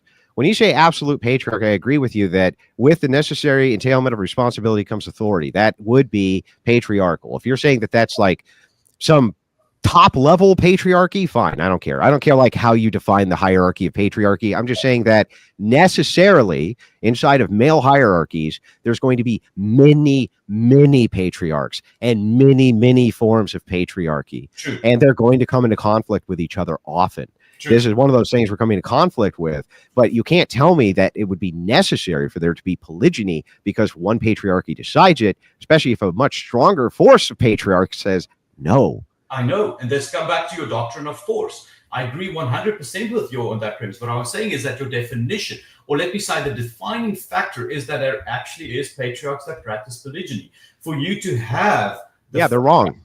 What's that? Yeah, they're wrong. And as the patriarch of all patriarchs, I have universally and unilaterally declared that to be true until somebody uses enough force to determine that is not true. You're right. I agree with you. I agree with the fact that when you, once again, you say it comes down to the doctrine of force. But I notice we are running out of time. I would have loved to continue down this track. I think it would have been way better time, better spent. But nevertheless, we're thankful for the. Well, we can do a follow up with the two of us, but you got to promise me if we do, Aubrey, that you get a better mic because your mic sucks, dude. Yeah, it does suck. It sucks. But I appreciate the spirited back and forth. Let's see. I don't remember. I think Rob opened first, so I think he gets the first close, or I get the first close. You, Andrew. Yeah, yes, so I get the first close, and then he gets to close last because get the final word. Okay, so going over this debate, which didn't actually make any sense. Let's go through many of the multitudes of arguments. So Rob made multiple assertions, never actually provided any evidence for them. He appealed to multiple fallacies, including his own common sense. And when this was rebutted, he had no idea about the actual history of women's liberation, where it came from, the idea of the Industrial Revolution, or even why it is that women get married later in life. He seems to want to boil this all down to, well, men just really want to hump multiple women, which is probably true. I wouldn't even dispute that most men probably do want to hump multiple women, but so what? I think most men probably want to lie, and they probably want to beat people up sometimes when they piss them off. They probably want to do all sorts of crazy things. Those are called passions. You're supposed to overcome those passions. You're not supposed to take degeneracy and put a dash of Jesus in there and then say that degeneracy is okay. That's not what Christian ethics is about. That's one. Two, I really wish that he would have been able to provide some evidence for his claims when he brings up the amount. So he really thought that this was an airtight argument when he said, well, wait a second, if you could have all of these Christian men, of which they're outnumbered 2-1 by Christian women, marry those women, then that would solve the marriage problem. It's like, okay, but all of those Christian men should be married then. If they have double the rate of women available to them in a pool than those women do to men, and they don't marry them. His response, that's because they want to fuck more women. It's like, okay, but that makes no sense because we can just go back to the time of Rob's grandfather, and that wasn't the case. That was not the case. What happened instead is that most men got married in the polygamy. They mostly got married to virgins, or under monogamy. They mostly got married to virgins. And on top of that, they stayed married for most of their lives. They stayed married, and they were able to raise an entire family on one income, and they were getting married in their 20s. Right? All of these contributing factors, which have gone down the road of destroying the West in the family unit, the nuclear family and nuclear dynamic, has nothing to do with whether or not the West needed to be polygamous or have any sort of polygyny. It thrived without it. Every nation, I showed him in my intro, that practices polygyny now is a complete shithole and a train wreck, including the ones who self-identify as being mostly Christian. And they immigrate to the monogamous nations as fast as they possibly can to get away from those countries. And I gave all of the stated reasons why, using anthropological evidence and massive amounts of studies, which have been done on this singular phenomenon of trying to figure out why it is that having 17 wives in a country is really, really bad. Well, it turns out it brings up resentment. It turns out that it brings instability. It brings financial crisis. It brings all sorts of problems where there are not those problems in monogamous countries. And I went over them in painstaking detail. He didn't have a single refutation for any of them. What Rob is this. He's a red pill pickup artist who's got a shtick. The shtick is, hey, man, right? Listen to what I'm saying, because biblically, you can hump a bunch of chicks and you can marry them, right? And that is really appealing to the degenerate class and the degenerate crowd who refuses to embrace Christian ethics because it's hard. And it is hard to walk a narrow path. You want to fuck around. You want to fuck a bunch of chicks. I get it, right? Half of the damn audience right now who's watching or more are recovering degenerates and coomers, myself included. Has nothing to do at all, though, with prescriptively what we should be pushing in society for normative ethics. And what we should be pushing in society for normative ethics is the hard path, and it is the hard road, and it is the thing that actually takes more responsibility and duty to do, rather than just say, we will reinterpret this, even though it's the most interpreted document in the world. We have all the authority in the world from all the major churches saying that this interpretation is incorrect. Well, Rob figured it out because it's going to be appealing to you to be able to hump multiple chicks. This is the same shit the Mormons push, same stuff. I mean, we've seen cults who've done this over and over and over again. Okay. What they're trying to do is incentivize you into the cult. And the way they incentivize you into the cult is by promising you multiple wives. Mormons have been doing this forever. That's why their polygamous branches did pretty well. It's Coomer degenerate logic. And none of it can be backed by anything, which is why there was an appeal to common sense. With that, I'll yield the rest of my time. I do appreciate having the debate. It's very kind of you guys to come on and have it. But yeah, I told you you'd get thrashed, and you did, and you deserved it. So anyway, go ahead. I just want to start off Rob. Yeah, thank you, Glenn. Go ahead. I just wanted to start off saying I'm not a debater. I'm just a person that's in search of truth. And after researching this topic thoroughly, I found that the polygyny argument holds a lot more weight than the monogamy-only argument. And I would just encourage everybody out there to research this for themselves. I don't advocate for humping more women, as Andrew suggests. I actually wrote a book called Why Waiting Works, on why you should save sex for marriage, and it was in your best interest to do so. I also had the #1 video on YouTube for years called 10 Reasons Not to Have Sex Before Marriage. So I'm a big proponent of sexual purity. But when people like Andrew Wilson do, when they reduce a woman, reduce the benefit of having more than one wife to only wanting to hump more than one woman, basically what he's saying is that women are only good for one thing. The only reason that you would want an extra wife is just to have sex with more than one woman. There's absolutely no benefit to having more than one. A whole nother set of spiritual gifts and talents around the house. It's just about sex. That's all that women are good for. That's essentially what he's saying. I just want to point that out. But what Andrew suggests is sexual socialism. Okay. Biblical polygyny was God's way of making sure that every woman had a husband. What Andrew is suggesting is, again, sexual socialism, making sure that every man has a wife. It's literally the reverse of God's way of doing this. He's afraid if we bring back polygyny, then, oh my gosh, some men aren't going to be able to have any wives. You know what? That may be. Isn't that what Jesus alluded to in Matthew 19 when he said, look, this isn't for everybody. It's a lot of responsibility. But if these are the rules, this is the game. If you want to play, these are the rules. So to conclude, I want to focus on the heart of the matter. Polygyny as presented in Scripture isn't about satisfying a man's ego or enabling reckless behavior, as people like Andrew would argue. It's about responsibility, provision, and love. It's about ensuring women and children have the security of a godly husband who leads, protects, and provides in accordance with God's design. Look around at the world today. We see record high numbers of fatherless homes. 1 in 3 children are being raised in fatherless homes right now. Single mothers, struggling alone, declining birth rates, and a broken system that celebrates casual relationships while punishing committed biblical unions that don't conform to the monogamy-only standard. I'd actually challenge Andrew to say all he does is try to shoot holes through what I'm proposing while providing no solutions of his own. We just got to try harder. We got to get more men in the church. I don't even know what your solution is because you didn't tell us one. You just try to shoot holes in what I presented. And what's obvious is that the Bible's okay with this. Shockingly enough, God compares himself to having more than one wife multiple times in the Bible. Jesus he uses the parable in the 10 virgins of a polygynous marriage in which he's the groom. So this BS that monogamy only, what the church fathers tell you, look, the church killed Jesus. The religious establishment, the mainstream religious establishment are the people that killed Jesus. So let's not forget that. The Bible says, blessed are you when people insult you, persecute you, and falsely say all kinds of evil against you because of me. For in the same way, they persecuted the prophets who were before you.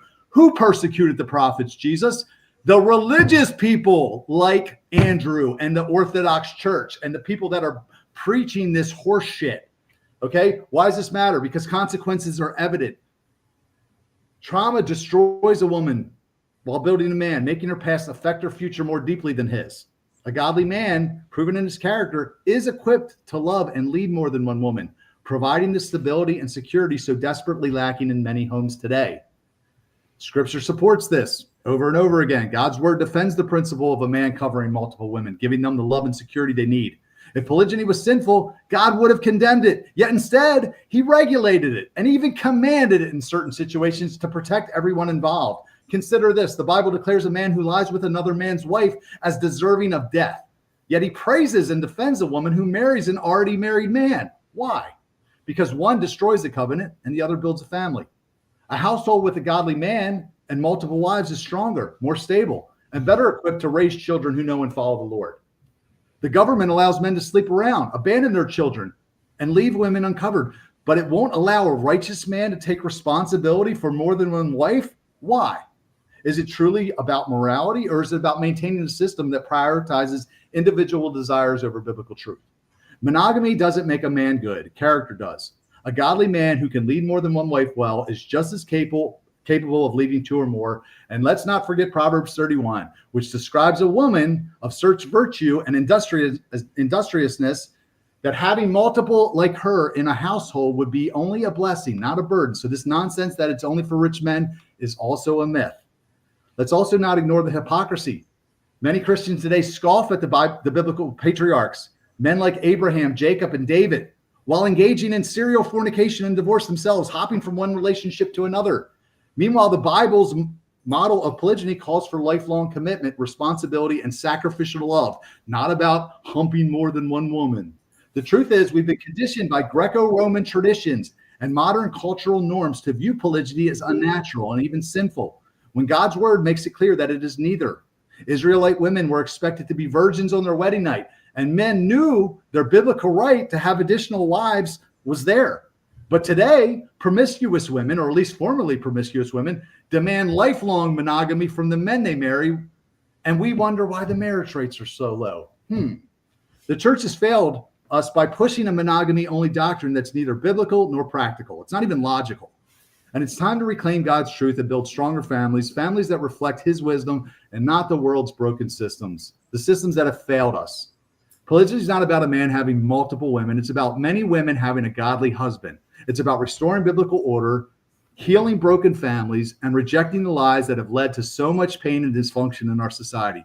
To close, I remind you that I attended that biblical families retreat where that widow was that had 6 small children in her house.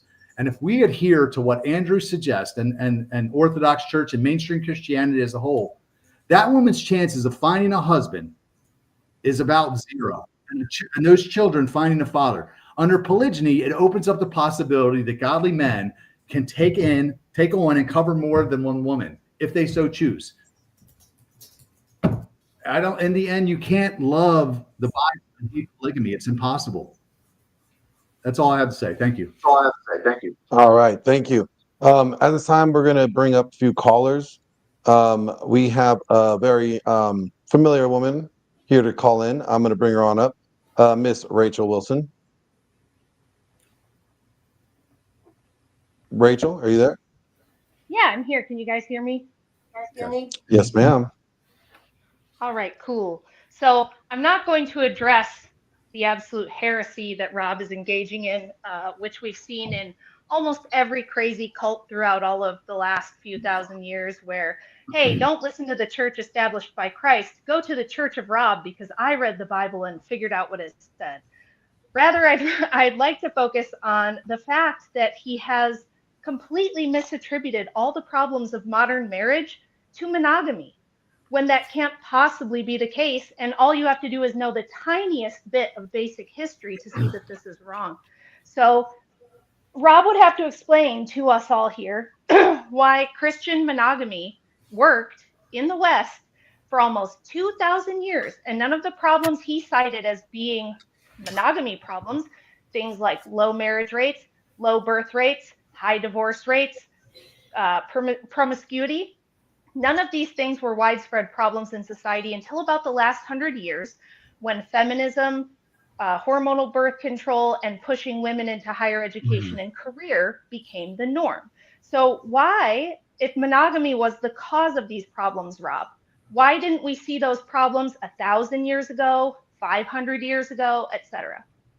Well, first off, I'd like to say you mentioned that it was heresy against the Bible that we read that was written by polygynous men. Almost every man who wrote the Bible had more than one wife.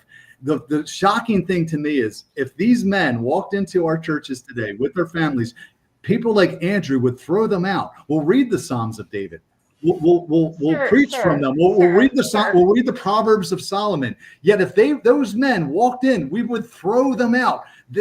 It's completely ridiculous to consider that. You don't find I didn't want to get into that with you because I clearly can tell from the debate that you have no idea what you're talking about. You don't understand the new covenant with Christ, and that Christ has one bride, the church, and that marriage in the new covenant was based on that. I want to ask you specifically, if monogamy is the source of all these problems you just listed in your closing, why would we have not seen those problems in the monogamous Christian West prior to the last century?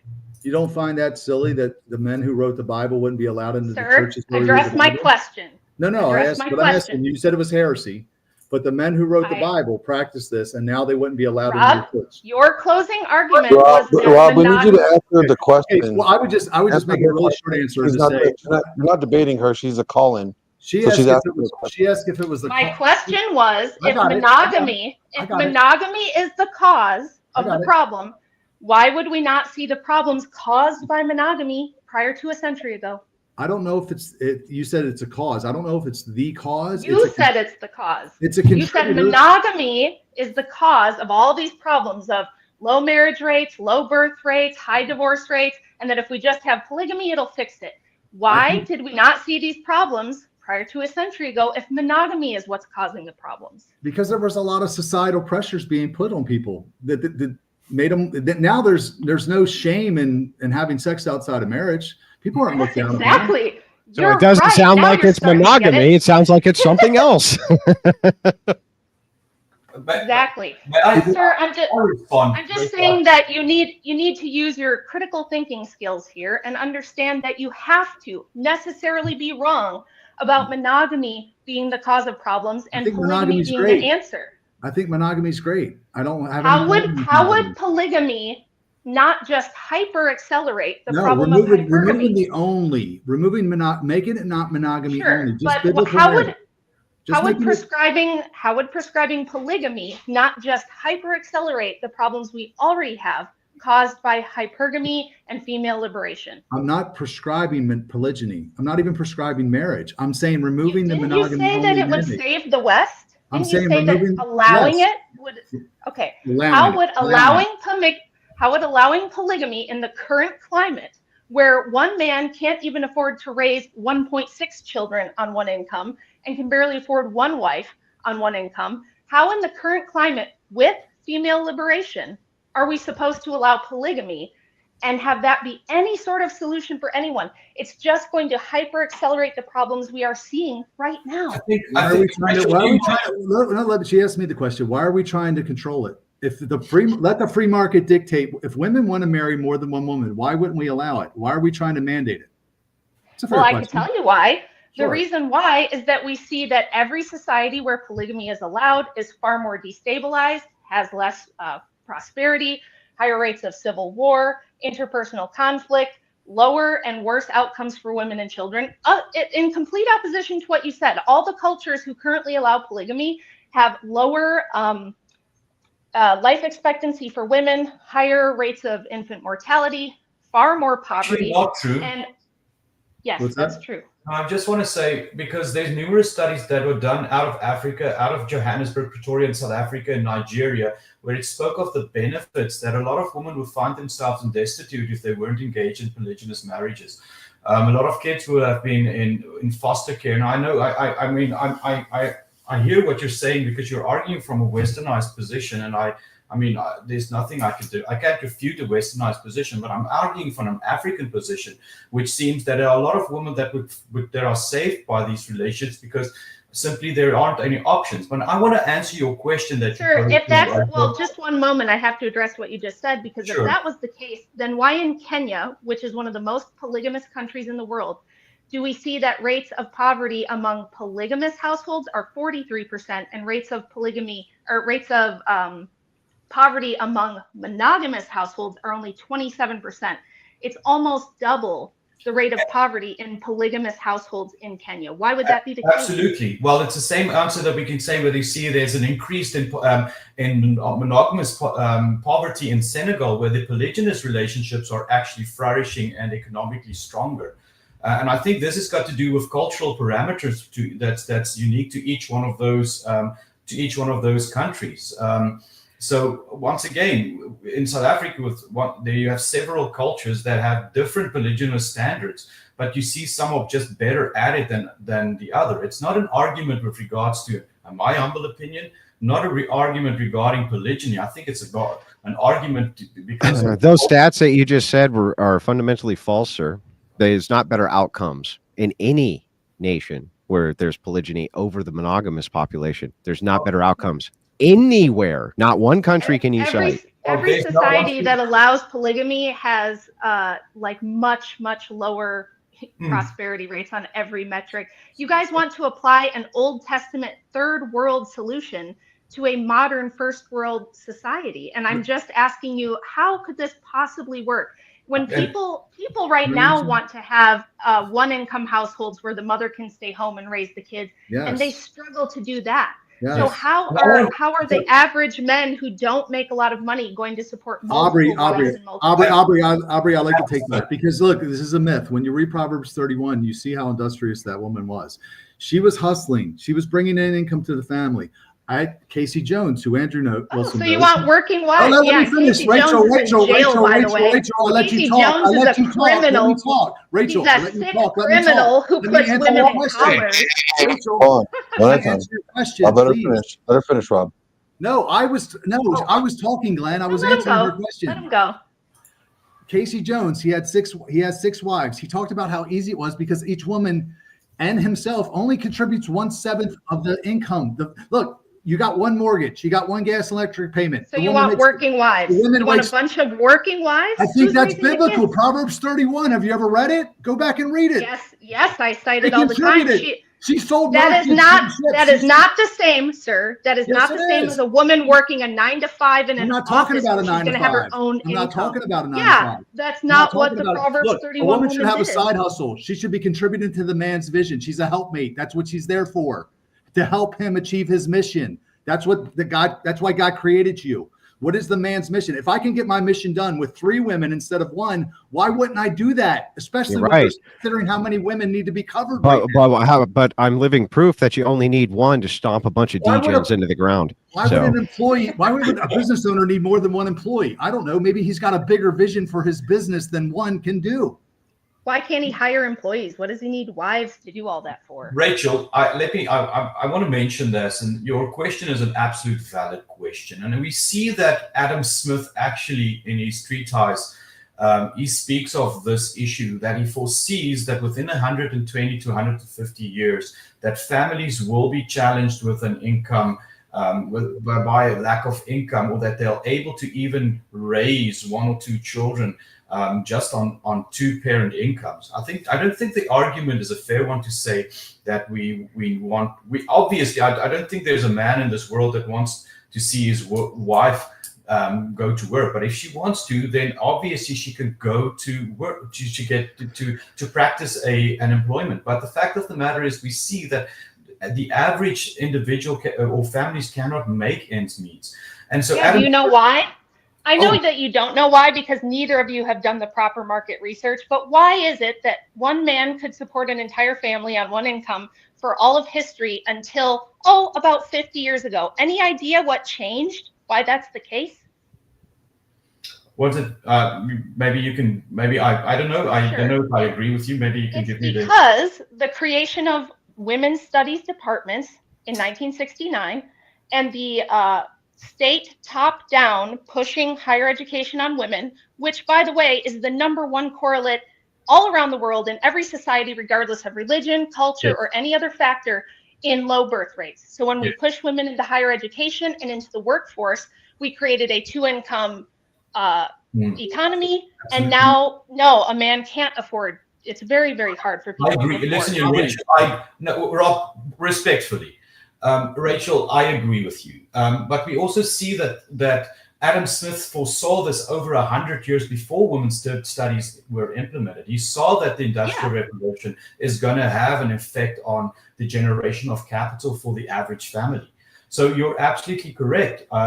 It had a major impact. 1960s had a major impact on the generation, because there's more. I mean, the supply. It's a supply and demand issue within the workforce. And if every man in the West, right, was monogamous, right, versus polygamous, let's say they all practiced polygyny in the United States tomorrow instead of monogamy. Can you tell me how that would make it a better place?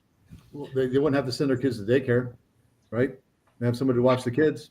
Why? Already don't have to do that if you just beat back feminism. If men simply stop tolerating feminism and stop encouraging it, we won't have these problems. Listen, I don't want to be on the call all day. I want to let other people in. But what I'm telling you is that, Rob, you've misattributed the problems of modern marriage and broken families to monogamy, when it is not monogamy's fault. You're blaming you've got a scapegoat that you're blaming because you want to push polygyny. The problems of modern marriage are a result primarily of feminism. Things like hormonal birth control, women's higher education, pushing women into the career force. And there is a survey Andrew mentioned that shows this. Gen Z women don't put creating a family or having a family even in their top 5 life goals anymore. And also, polygyny is not going to stomp out the idea of having to send your children off to daycare, public school. You would still be sending them off to daycare, public school, even if you were in polygynous relationships, if that was the prescription of the day, because how would that stop out of wedlock births? It wouldn't. And that's one of the primary reasons that you see so many of them have to outsource the care to daycare. So that makes no sense either. Well, they're out of wedlock births because men aren't marrying the women that they're fucking. No. Nope, that's wrong, Rob. I wrote a book on this that I'm going to send you, and it has all the research and all the data in it. Send me that book. I will. And it shows that in 1960, the out of wedlock birth rate was something around 6%.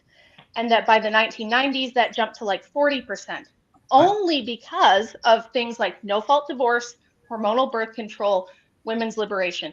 You did not see any problem with widows getting remarried or with births out of wedlock prior to feminism. So, or even divorced women, or even divorced women getting remarried. It's silly. Thanks for letting me up, Glenn. I'll let some other people come up. Thank you, gentlemen.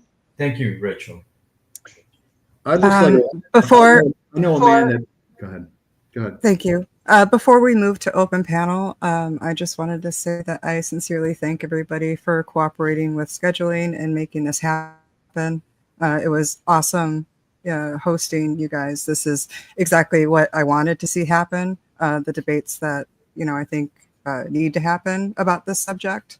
And so I just really appreciate everybody for taking the time tonight and letting me help put it together. And yeah, that was it. Glenn, if you want to move to open panel, I'm ready if you are. Yeah, let's go ahead and do that. I'm trying to fix my mic still. I think it's pretty bad. I know Rob has limited time, guys, so we're going to be doing this quickly. First bringing up Corinne. Rob, you said that the majority of the writers of the Bible were polygamists. So let's start with the New Testament, right? Mm-hmm. The people who were directly taught under Jesus, the apostles, the people who transcribed his life, things like this. Yes. How many wives do you think Peter had? I don't know. The Bible's not clear about that. I do know if you look at Literary Hub, not a Christian site, the oldest letter in history was between two Christians, and he talks about greet your wives. He says something about fish sauce and greet your wives. This is just a historical document. So the idea that polygyny was done away with and wasn't commonplace by the time Jesus walked the earth is a lie.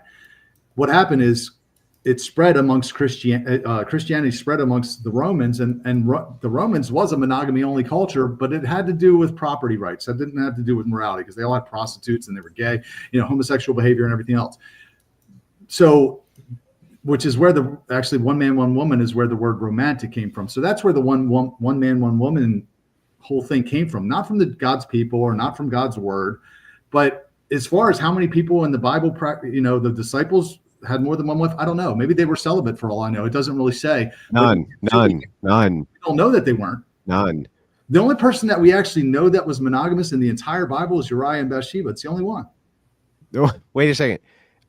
No. No. Adam was monogamous. We don't know that he was monogamous his whole life. The Bible isn't clear about that. Actually, if you look at how many sons he had a son when he was like 130 years old. So you're saying Eve was 130 when she had a kid? Yeah, to be 700-800 years old pre-flood. That's why after the flood, God said that he was going to number their years. Do you not remember this in the Bible? They didn't hit menopause? God came down and numbered their years to 120. Before that, they lived to be 1,000 years old plus. They didn't hit menopause? They didn't hit menopause back then? No, it was a different physiology. They didn't have erectile dysfunction either, and they also didn't have Viagra. Just to be clear here. Well, I love when people use the original intent argument because it's like, are you a nudist vegan, by the way, Andrew? You walk around naked? Because that's what Adam and Eve were. What, nudist vegans? Yeah. They didn't have a sense of right and wrong. What were they trying to? What? So the tree of knowledge was a tree of knowledge of what? The tree of knowledge of what? Good and evil. Good and evil, right? So when you apply intent like, vegan nudist, this would imply the intent of you even having the knowledge of what is good or what is evil. Such knowledge didn't even exist. It didn't even exist, Rob. What the hell are you talking about? You don't know how to infer intent that way. It's an epistemological fallacy. It makes no sense. You're going to go with the original intent. You got to be consistent, man. I am being consistent. You're saying that monogamy is different. There was a different ontology because the knowledge of good and evil did not exist. I don't even understand what you're saying, but I ontology being a person has a being, and that being is a nature and makeup of what is a man and what is a woman. Mm-hmm. What is a man and what is a woman? You and I, we have an epistemology, our knowledge, which is epistemology, study of knowledge. We know what is good and what is evil by the standard of God. Mm-hmm. We did not know. Adam did not know. Eve did not know. They did not have the requisite epistemological knowledge to know what was good or what was evil until they ate from the fruit of the tree of the knowledge of good and evil. Mm-hmm. I don't understand how that relates. All right, Grant. Thank you for your question. I'm going to bring up the next one. Can I like ask the follow-up question since he ran away from the original question? Sure. So it seems to be the case that you're just immediately rejecting any of the New Testament authors. No.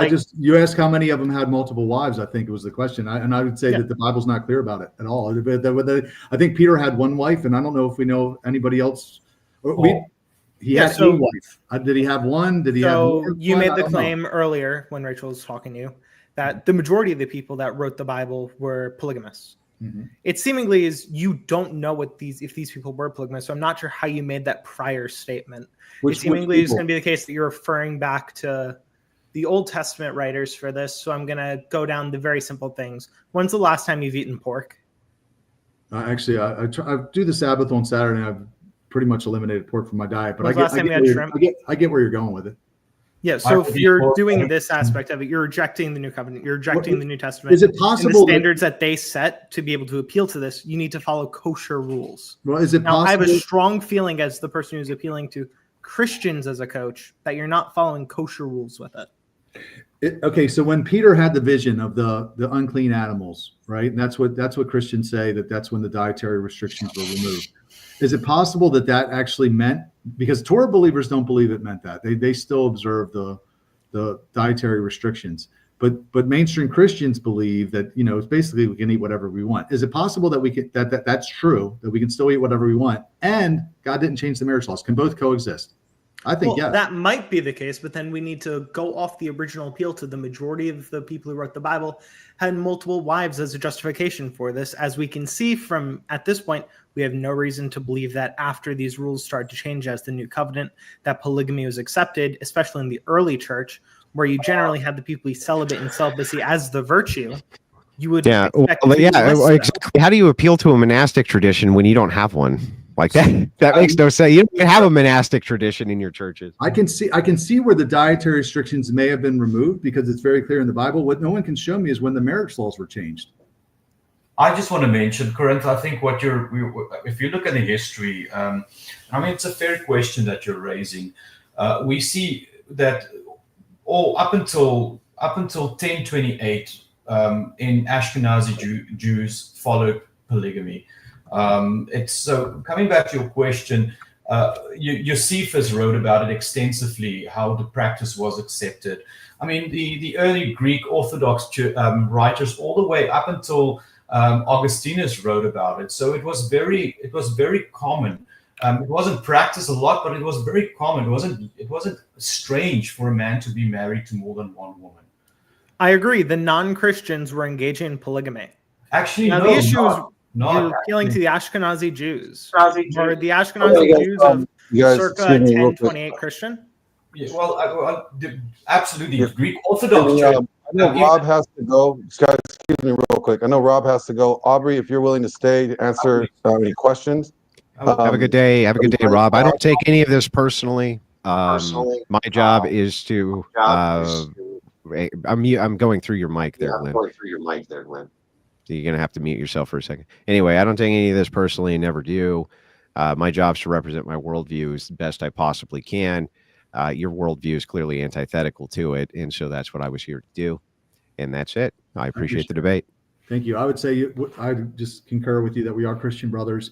I really didn't want to have a debate. I wanted to. We're not Christian brothers, but that aside, I don't take it personally. Do you think I'm not a Christian because I believe in polygyny? Are you practicing it? No, I'm not. But do you consider yourself a Christian? Yeah. What I really find funny is that how tightly the church has tied monogamy to faith in the Messiah, when one thing has absolutely zero to do with the other. Well, if you're willingly spreading heresy when you've been corrected, I don't know how many hundreds of times at this point, I would say it's antithetical to Christian ethics and Christianity in general. No, I would not consider that. Now, it's not for me to make a salvific claim, but if you agree with you know them by their fruits, your fruits are heretical fruits. So that's the only thing I know you by is your heresy. I don't know you by anything else. I've saved sex for marriage. I was abstinent for the majority of 2 decades. How are those not my fruits? Because I've seen something in Scripture that speaks. I can read. That's all I challenge anybody to do. I'll leave it with that. Go read the Scripture yourself. Don't believe me. Don't believe Andrew. Go look for yourself. Go back to the original Greek words, and you'll see everything that I've seen. I just wish I'd done it sooner. Good day. Y'all have a good one. Thank you, Rob. Thank you. Thank you, Rob, for joining us. Thank you, Aubrey, for staying and continuing.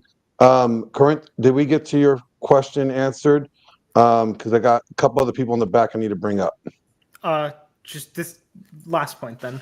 Aubrey just appealed to 10th century Ashkenazi Jews as evidence of Christianity supporting polygamy.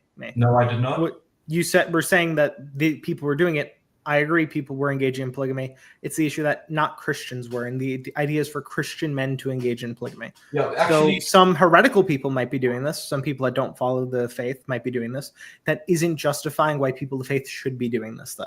well, that's not showing that's normal in the faith. No, you're. I mean, once again, no, it's a bit of a misrepresentation. I'm saying that Ashkenazi Jews practiced it until it was banned in 2028 by Rabbi Gorshin.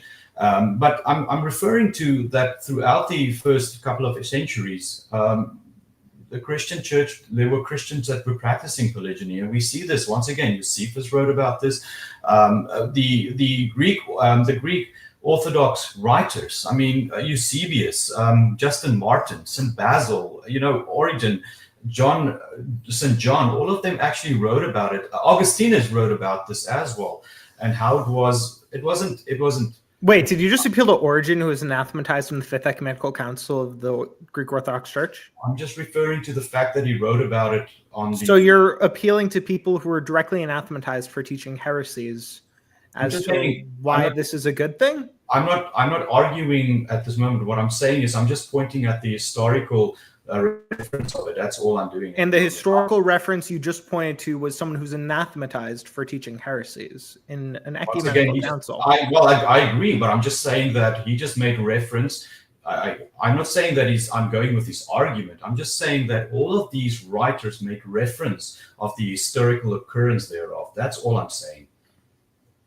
Okay, so you're not appealing to it being slang in church, just the thing that happened potentially external to the church. No one's disagreeing this is a thing that has happened in like ancient times. It's just not a thing that the Christian church supported.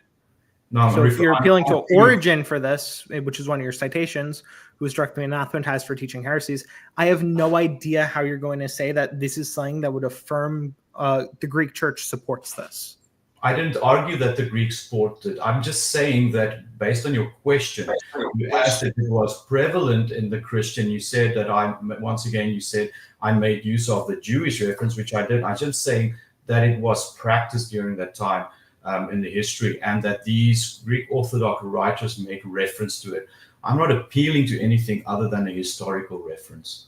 Okay, so they just mentioned... I got other callers I got to bring up, so thank you for your contribution. The next one I'm going to bring up is Father Joseph. Thank you, Corin. Hi, how's it going? Really quick, I wanted to address both Rob and Avery, but I guess Rob had to go. I'll take it. Okay. Oh, yeah, not a problem. Because thanks to Corinth, you stated most of the inaccuracies again. You mentioned, for example, Justin Martyr. Justin Martyr actually condemns Trypho, the Jew, for the polygamy. He actually condemns it. We go through... Well, you didn't imply that you knew. You said that the Greek Orthodox Church was... At first you said supported, then said aware. The point is that Tertullian, Eusebius, Basil, and I'm just going through the Wikipedia, Irenaeus, Tertullian, all condemned it. It was condemned in every single council. The only times you see councils addressing polygamy is when polygamists converted. And they're usually in those councils, the extra spouses had to revert to concubines. Mm-hmm. So no, the church never supported polygamy. It always held to the one man, one woman standard that we find in Genesis and then we find in the gospel writers. And like I mentioned, St. Justin's an apostolic father. So that goes all the way back to the first centuries of the church. But finally, yes, it was Jewish usage that once the schism between the church and the rabbinic Jews occurred, they continued practicing polygamy. But that doesn't prove that Christians approved of polygamy. They never did. The Roman Empire didn't. You brought that up, and Rob brought that up. But then with the Code of Justinian, polygamy was completely treated as illegal. You brought up the Council of Trent, but what you didn't bring up was that it was a 16th century monk who decided that polygamy actually was something that was acceptable. But when he said that, it was revolutionary and adopted by many Protestants later, but in fact did not exist in the Christian church previous, which is why the Council of Trent condemned it. The long-standing usage of the church is one that is monogamy. I'm trying to I guess my question to you, and what I would have asked to Rob, is, knowing the long-standing biblical and tradition of the church, do you consider yourself a Christian? I'm not a Christian. Okay. Well, that was it. Have a great day. Thank you.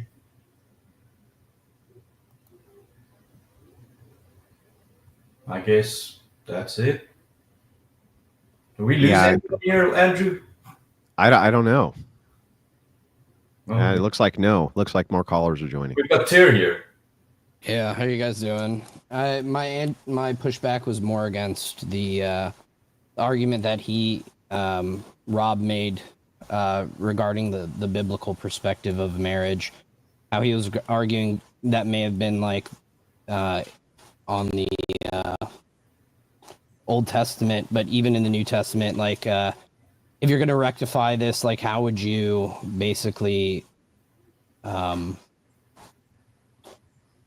would this coincide with for the Ephesians 5 verse, for this very reason a man will leave his father and mother, be united to his wife in the singular, and the two will become one flesh?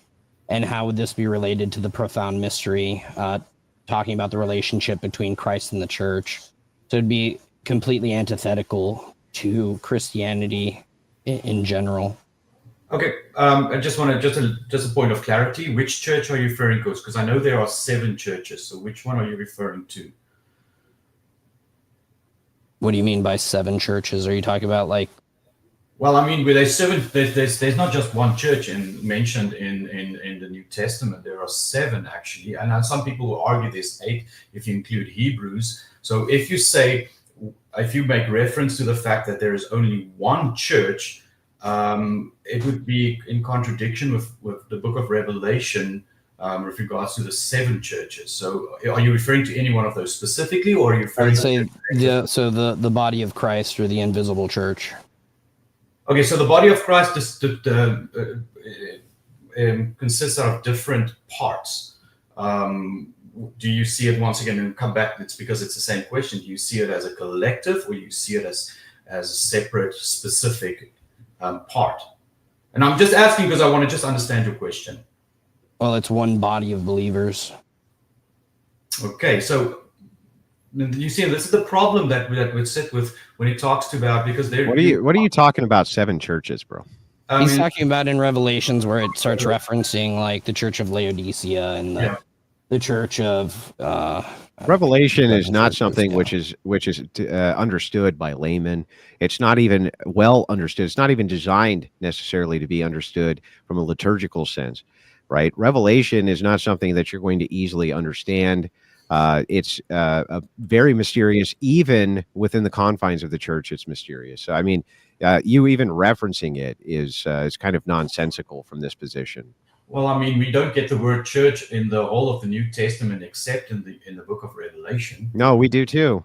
In the Greek, yeah, it's told to Peter, "Upon this rock I'll build my church." What are you talking about? What is the word church there in Greek? I don't know what it is in Greek. I don't speak Greek. Yeah, and I made this. But the church who has many people who do speak Greek, and especially Greek Orthodox Church, they understand very clearly what that means, and that it was a reference to the Orthodox Church. It actually references to the gathering at the mountain of Sinai. That's nonsense. No, it isn't. No, it isn't. Absolutely. Prove it. Is it Stephen that's made reference to that? He says that it makes clear reference to Sinai. It is absolutely, and it's an ecclesia. It means the congregation. Never means this church.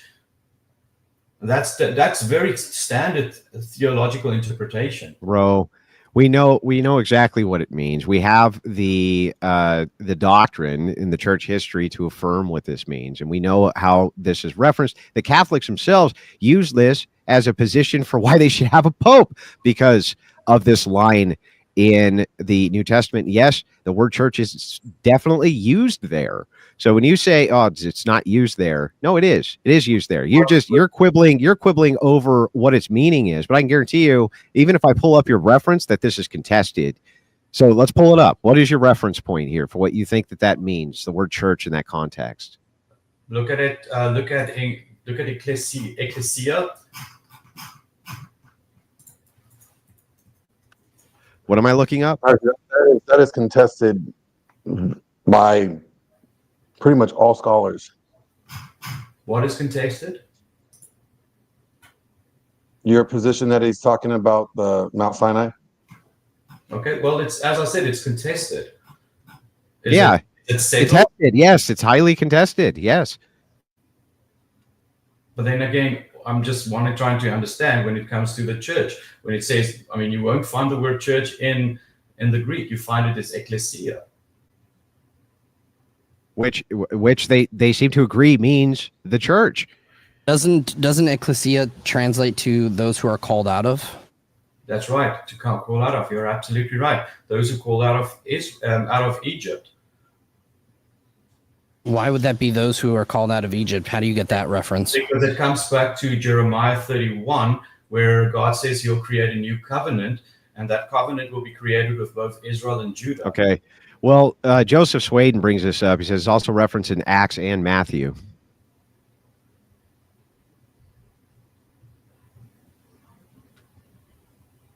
So just pointing that out. But in any case, I don't think any of us have the requisite knowledge of the original Greek to be making these claims, especially a contested claim. I definitely don't. That would be outside of my pay scale. But I'm just telling you, at least when I read the document, it says the word church for sure. Well, the Acts 7 verse 38 says the ecclesia stood at Sinai. So that's what's the context of that verse? You can't just cherry pick one verse and. Well, I mean, and again, this was going back to quoting. Yeah, they're saying that that's a reference to the Old Testament church. You see, I don't understand the word church there. I mean, this is the problem. I don't know. Dude, this is way outside the purview of what it is that we're talking about. I don't have the requisite scholarly knowledge. You'd have to talk to somebody who is an actual biblical scholar when it came to that.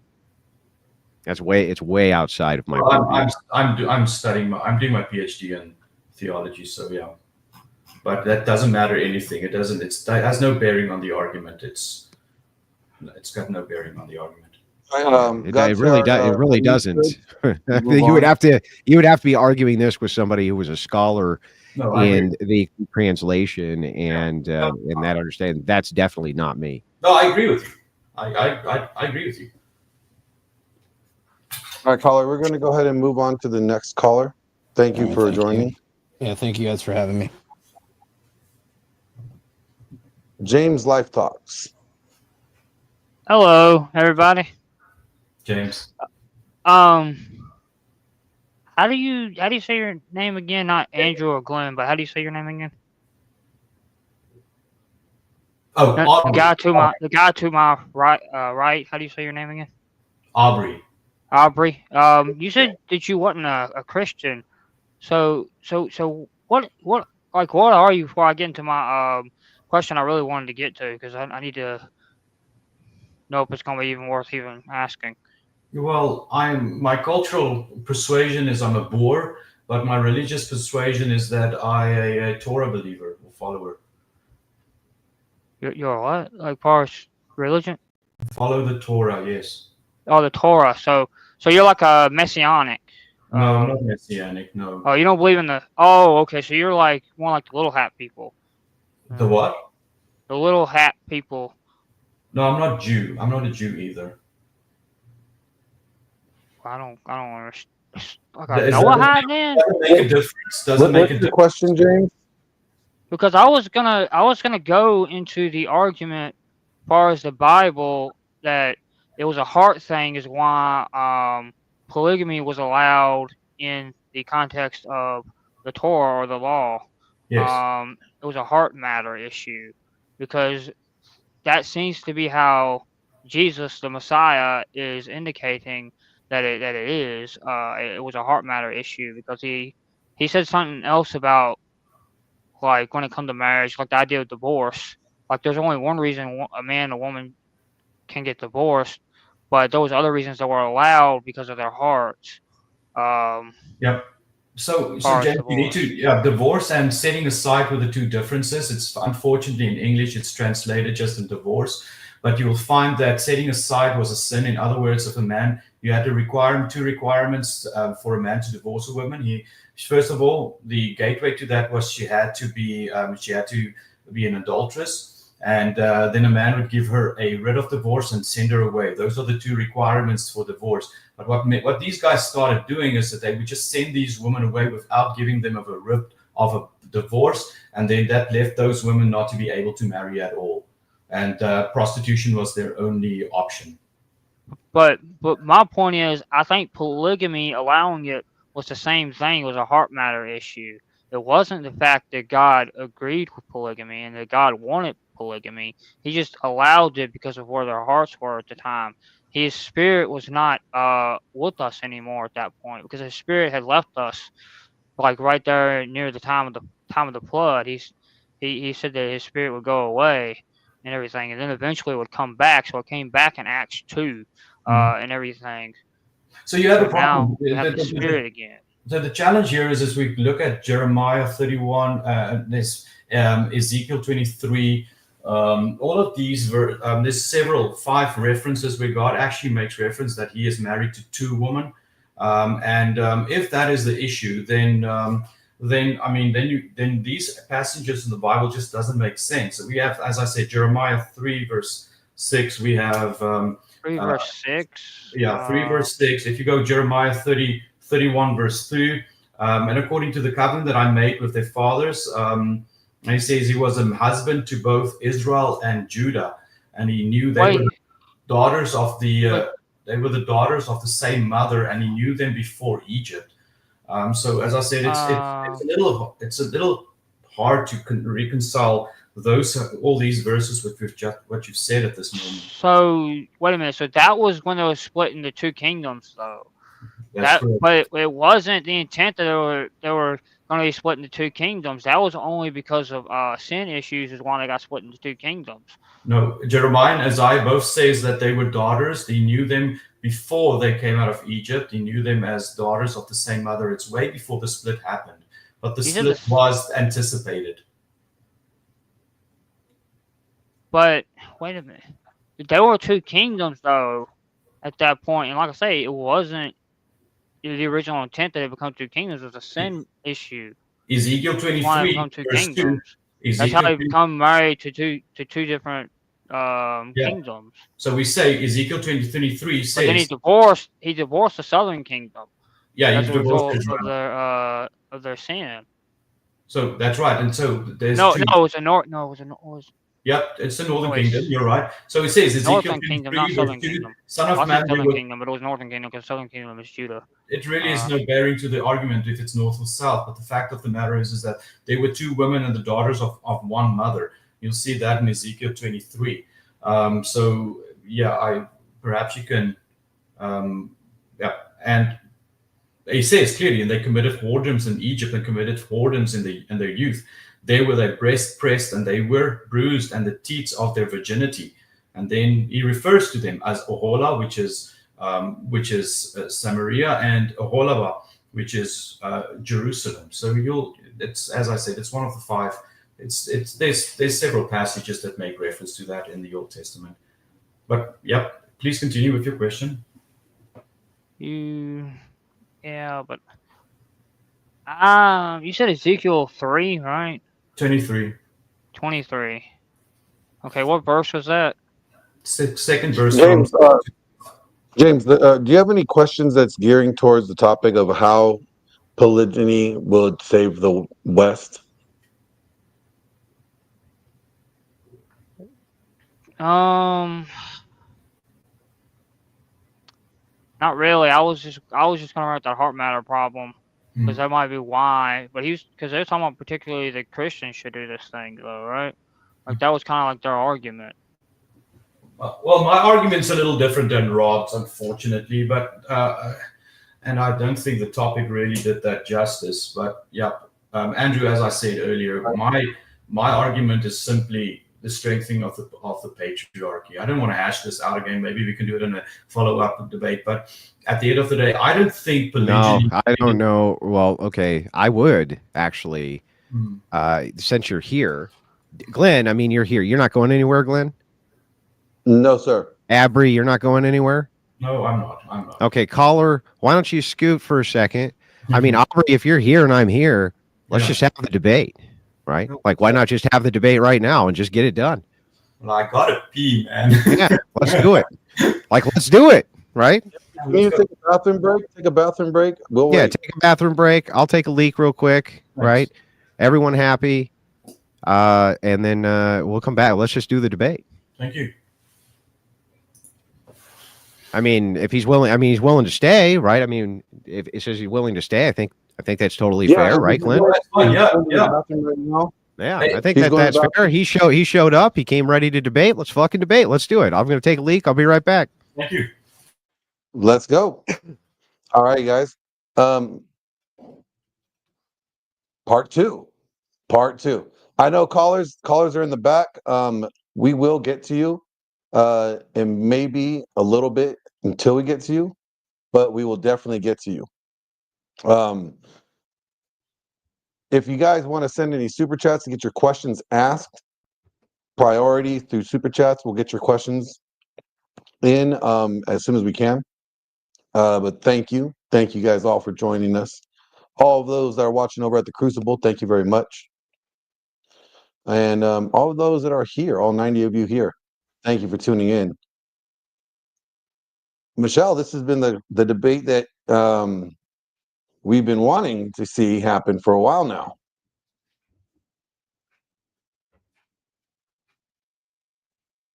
I'm not sure if Michelle could hear me from my phone, but we got Hi, sorry. Yeah, I'm super excited Wow. For part two. Hi, Andrew. Yeah, part two is going to be really good. I'm really excited to see this. Thanks for giving me. Thanks for giving me a quick break there. I'm going to require an alcoholic beverage from my wife, but if we're just going to kind of do this off the cuff, which I think is fine. Aubrey, why don't you give your opening and I'll give an opening. Let's just do another debate. Let's just do it. Okay. Well, let me just get my notes here and everything. One moment.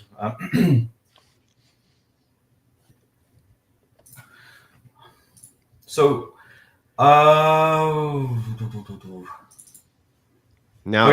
I remember. I believe that the topic, maybe we can just agree on it real quick. Yeah. Is you're making an argument that polygyny is, or that true patriarchy requires polygyny, correct?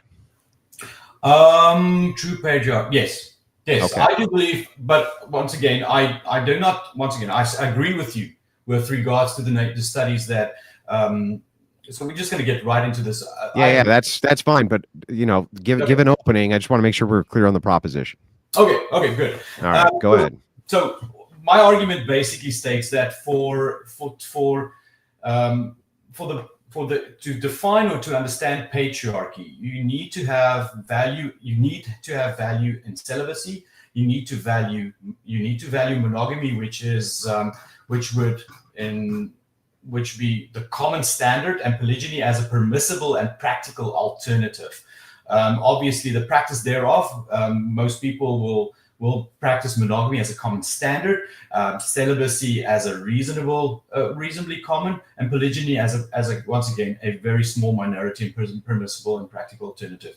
That being said, at the end of the day, we know that that there is going to be a problem, like you've mentioned earlier. patriarchies, the clash between patriarchies, and the one with the more force will obviously be victorious. But at the end of the day, yes, polygyny. Can you adjust our boxes so we're side by side? With the moderator on top. There we go. Or on the bottom. Yeah, that's even better. Okay, great. I'm sorry. It's just going to drive me crazy. But anyway, go ahead, man. Go ahead. That's fine. So once again, as Western society fades and the crisis in marriage, biblical patriarchy provides the solution. It elevates celibacy as the highest ideal, monogamy as a common standard, and polygyny as a permissible and practical alternative. Together with these practices, reinforces the principles of leadership, provision, and justice that protects families and builds strong communities according to the provisions of Scripture. Polygyny, when practiced with the framework of biblical patriarchy, is not only morally acceptable, but also a reflection of God's wisdom and accommodating diverse needs across cultures and time. By grounding our understanding of marriage in scriptures rather than cultural assumptions, we can restore the sanctity of marriage, protect the vulnerable, and create a society that reflects God's perfect design. So that is, in a nutshell, without having to spend too much time. Let's just get into it. Yeah, that's fine. My counterposition to this is that this is actually an absurd stance. So to say that you can have a polygamous society, which is also patriarchal, is not something I would dispute. But whether or not that would be true patriarchy, I would dispute. So the idea here, or a strong patriarchy anyway, I would dispute. Not a true one, a strong one. So the idea here being that if you build resentment up inside of a patriarchal system, and this would be the same thing with all assets, right? So let's pretend for a second women are a form of currency. We'll just kind of, for the demonstration of this, we'll pretend that women are like gold bars, right? I mean, they're not anymore, but let's just we'll pretend for the sake of this that they are. It's fine. If you allocate all resources to the few, right? This is necessarily going to entail resentment, right? So if you were to look at old kings, they knew this. So the patriarchs of old knew this. So here's how the keys to power work. Keys to power work based on the amount in your treasury that you're willing to give to other people versus the amount that you're willing to keep. So how kings did this is that they had princes that had access to a treasury. This would be from their own line. They also had dukes, and they had viscounts, and they had earls, and they had jarls, and they had all sorts of different noble classes, including land franklins, and they also had knights, and they would give part of their treasury was land, and they could award land to minor nobles who they would then call knights, and then the people who stewarded on that land directly went to the knights, and the knights' job was to not only collect taxes on behalf of the king, and then give it to, the local earl, viscount, or whoever, depending on which Western European patriarchate you were in, but also to raise an army on behalf of the king, and that was led by these minor nobles and knights. So the keys to power have always been, we have a pool collection of treasure, and who do you dispense the treasure out to? If you have X amount of that treasure going out to X amount of people, you stay in power. If you do not, you do not stay in power. In other words, it makes a patriarchy actually unstable if you take too many resources away from the people in which you're ruling. And all kings have known this. They've written many, many books on this, including ones who didn't even like kings also knew this. And now in hindsight, with using our educated 2020 eye, or, year 2000s plus eyes, we can determine that historically this was the standard. So let's just take that formula and we'll apply women to it now. Okay, we'll consider them like a treasure, the same way you would dispense treasury amongst your various nobles and other people who are officiates of your patriarchy. Women would be no different. But what happens if the peasants don't have any access to them? And instead the peasants in this case, the nobility gets all of the women and the peasants get nothing. They necessarily will go after the patriarchy to form a new one because the treasure's not flowing and being dispensed correctly. This is always the key to power. So I would actually argue that no, you would weaken a patriarchal system more by not giving as many people access to the fundamental necessities that they need. We know this over and over from the historic standard because men literally would fight and die in wars because some of the treasure promised to them would be that they could carry back a wife or a woman. Okay, that was literally entailed in their payment, right? You get to go kidnap a foreign chick and you get to fuck her, right? That literally was part of a payment system for both mercenaries and soldiers. So no, I would argue that what you would do is you would build resentment in the population. Well, and once again, we sit with the conundrum here that when it comes to the distribution of resources, definitely, but we also see that I believe it's let me do this. I want to delineate between what a society would look like if it was following superior biblical standards and a society that's secular. Obviously, within a secular society, you'll find polygyny would just flow out from basic libertarianism, which I agree. Yeah, so I mean that's very simple. But we also see within it. But secular societies are non-patriarchal. Of course, they're not. Oh well, they're not, right, Aubrey? They're not. They're secular societies. There's not a single one you can point to which has been patriarchal. Not a single one. Now, I'm going to give you a great argument that you could even use to counter this, but I can disprove that one too. The only one maybe you could even point to ever, which is a secular society that you could say was patriarchal, would be the Soviets, right? They had a strongman dictator, this and that. The problem was that they were the very first to push feminist egalitarianism, right? That was what their whole model was based around, the idea of equality, egalitarianism, and the erosion of a patriarchal system. So even though they had a strongman at the top, necessarily, they were destroying the very idea of patriarchy with secularism. So no secular society is actually patriarchal in my estimation. But go ahead. And you just mentioned, as I said, and this is why I said you have two things that could be true at the same time, because you could have little pockets with societies that have these strongman patriarchies. But I mean, once again, it's just based on the doctrine of force. You're just forcefully establish your own set of rules, and then everybody has to follow it. But within a biblical society, there are checks and balances and responsibilities that people have to fulfill. Duties, you mean? Oh, duties. Duties is perfect. Yeah, duties. And your duties have to follow. Now, we can get into the weeds of between and the differences and interpretation, but at the end of the day, we know that God's right on top of on these biblical societies. The challenge that societies have is how to impose. What secular societies have duties? Well, none. None. I agree.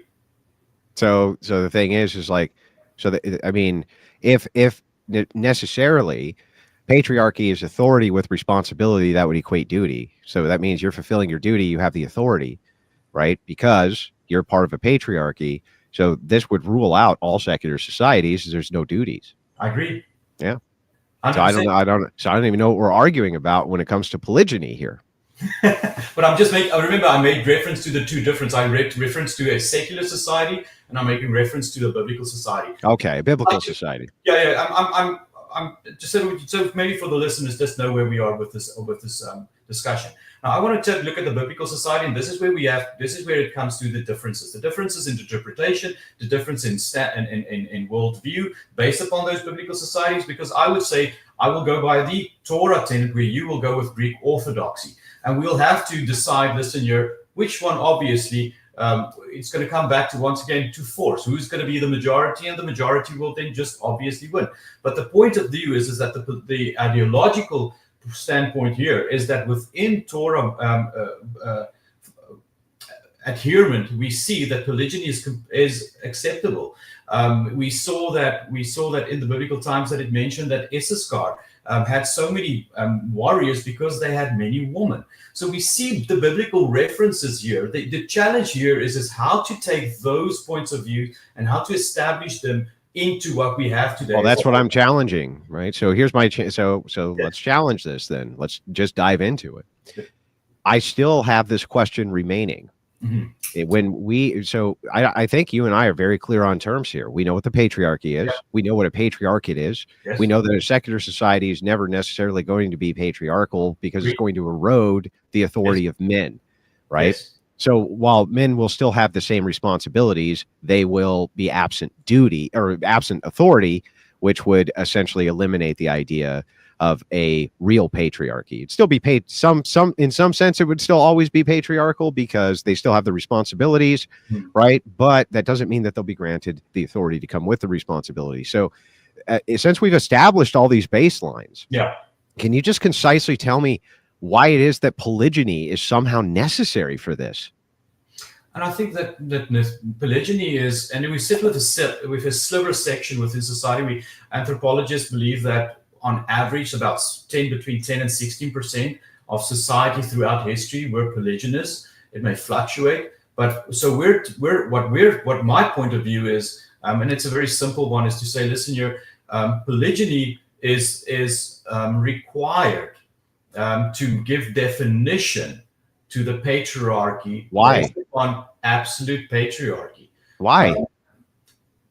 Because at the end of the day, you have no dictation to limit a man from having more than one. Yes, you do. Wait. Yes, you do. I mean, where did you get the idea that you don't? So whether or not this was a biblical society or a non-biblical society, we can look right now. In the Middle East, you can see an upheaval which would come from the idea of, hey, we don't want polygyny, or maybe we do want polygyny, or something like this. But this idea that somehow you cannot challenge other patriarchies because they are patriarchies means that you're not a true patriarchy. I have no idea how you reconcile those two things. So in other words, let's give two societies here side by side. Society one is a Christian society which follows Christian ethics, that does in no way, shape, or form practices polygyny and is completely outlawed. Okay, has an ecclesiastical authority of patriarchs from the top down, right? And women aren't allowed to vote. Let's say, like they weren't in the inception of the nation. Women aren't allowed to vote. They don't have any type of political sway. They're still honored and revered in society, and they're well taken care of, and this type of thing. They're just absent authority essentially over men. And then we have society two, which is a polygynous society with the exact same rules. Why would the polygynous society somehow be more patriarchal than the non-polygynous society? That I don't understand. I just want a point of clarity. When you make reference to the polygynous society, do you say that they are a majority polygynist or just a section polygynist, or is it? I don't even think it would matter. Okay. Like, honestly, like whichever tier you wanted, let's say most or not most, I don't even think it would matter to the argument. So, I mean, you can have it either way. I don't really care. I just don't think it matters to the argument. You would literally have to tell me how it would be that they're both not true patriarchies, because they would be. I remember I never said they were not true patriarchies. Well, what makes one a truer one? That's what I don't get. I didn't argue that. I didn't argue for true patriarchy. Remember, I never said true patriarchy. I said absolute patriarchy. Yeah, but that's not even absolute. I mean, it's absolute patriarchy in both scenarios. How is it not? I agree. Well, then, how does the polygyny help any of this? What? But once again, it gives what polygyny gives is it gives more weight to the importance of family and monogamy and celibacy.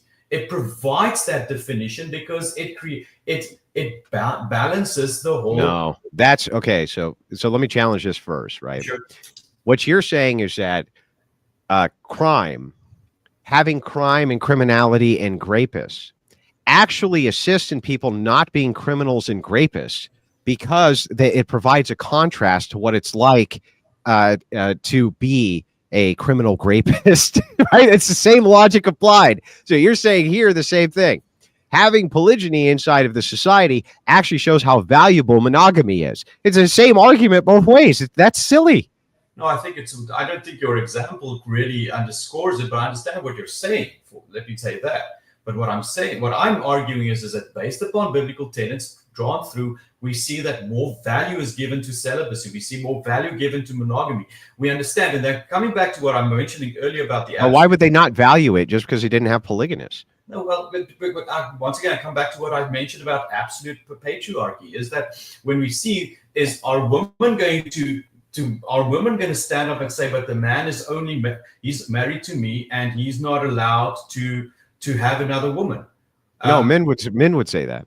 Well, and if men says that, well, I mean, once again, we come down to doctrine of force. Then everybody has to comply by that. But yeah, but they're still equal patriarchs. So this is the thing, right? Is like if we agree that they're both patriarchies in both systems, the only delineation you seem to have here is that if we have polygyny, that somehow reinforces monogamy. That makes no sense. That's what you would have to demonstrate to me. That's why I don't understand that. I understand. No, fair enough. But what I want to come back to is that these societies are not necessarily, one is not necessarily better than the other. That's not my argument. So yeah, I'm not arguing that it is. I'm Okay, I'm not straw manning your argument. Okay. I want an answer specifically to your argument. So your argument is polygyny in some way, if you have a society which is multi-tiered, it has monogamy and polygyny, or it's majority polygyny with monogamy. I don't care which way you want to argue. It doesn't matter to me. I think the result comes to the same. So the question just becomes this, okay? How exactly is polygyny reinforcing monogamy? So once again, we come back to the biblical point of view. When a biblical society, I personally am of the opinion that a society that's just based upon monogamy only is a society that's not following the biblical regulations on marriage. And so when you have but that's not the argument. Wait, now you're making a totally different argument. Your argument, that was not your argument. Your argument was about patriarchy, not about what the biblical standard is. So the thing is that I would need to see demonstrated from you how it is that polygyny itself is going to reinforce monogamy in the patriarchy. How? Yeah. So you're right. I showed both of these two societies. Society one that you mentioned with just monogamy only, and the other one is polygynous. But what I'm saying is that the cultural aspect that is the essence of those two societies will have an influence on how they react. For instance, if a monogamous society tells themselves or declares that they are a biblical society and follow monogamy only, that would not be what biblical. Hang on. Back up and say that again, so I make sure I understand. Apologies. So, if you look at a monogamy-only society that subscribes to biblical parameters on marriage, and they say that they're monogamy only, that would not be true to the biblical requirements or what the Bible says.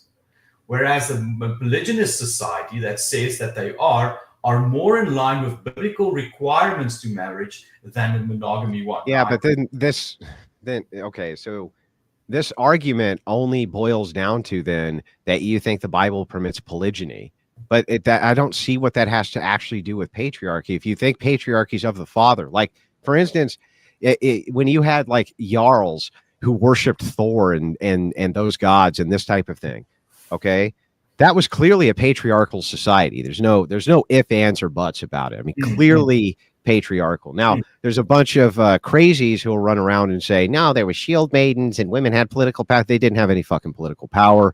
None. That's ridiculous. I mean, this is clearly a patriarchy.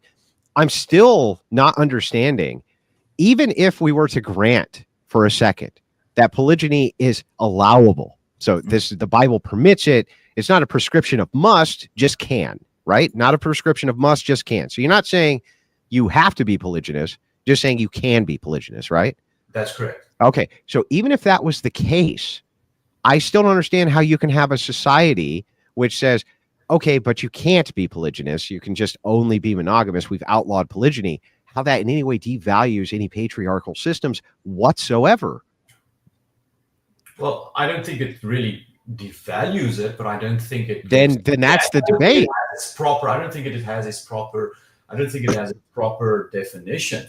Well, then I mean that's the debate. If it doesn't devalue it, and it's just as strong of a patriarchal society as a patriarchal society that does not have polygyny, then I don't think you have a great argument here. In fact, I don't even think you have an argument here. So you and I are not just in a disagreement on what the patriarchy is. We're not in disagreement about what force doctrine is.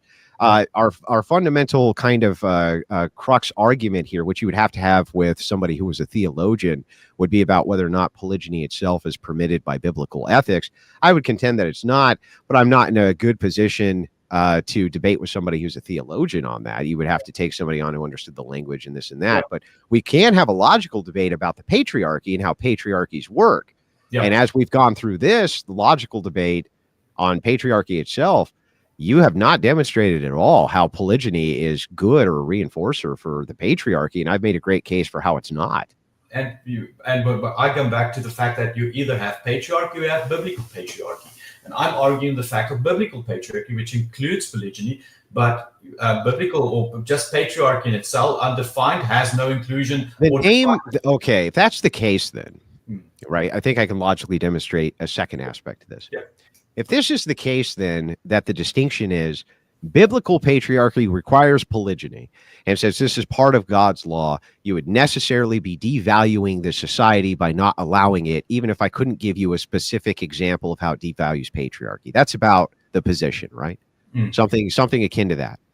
So, and it's not a perfect representation of your position. I'm paraphrasing, but it's something close to this. Yep. Then if I point to a non-biblical society, or a society which is removed from Christian ethics or has some standard for Christian ethics which is bad, right? I can show you how that devalues the society. Can you show me how not having polygyny devalues a society? I can show you So any society on planet Earth which has any sort of policy antithetical to Christian ethics, it devalues that society. Doesn't matter which ethic you're talking about or which set of principles you're talking about, it will always devalue that society, and I'll always be able to point it out. So you point out to me then how if you had a society which claimed it was biblical but outlawed polygyny, how that would somehow devalue that society. No, I don't think. To be fair, I don't think then it can't be biblical. Then it can't be biblical, because if you had the fruits of what is biblical, right? This is how I can point out to what is degeneracy, what is evil, what is not evil, because anytime you stray from those ethics, right, I can point out and literally channel right in on the problem. This is the problem, right? Because you strayed away from God's laws, God's ethics. If you can't do that with polygyny, then that is actually counterintuitive to your position, totally logically counterintuitive to your position, as all things which are evil, right, or not of God. And if you say that this is the rightful order of things, you should be able to hone in on the exact thing and problem that this is causing, like I can in the opposition, and you can't. That is strong evidence against your position, sir. So then I want to ask this question, Jen, just bound by your this point which you just raised. Would you then say polygyny is sin? Yeah. I would say, yeah. Not only would I say that, but I would give the logical demonstration, like I just did, that I can point in every single aspect where polygyny is not only allowable, but anyway promoted, and show you every single problem which comes along with it. And you cannot do the same thing with monogamy. You can't do it.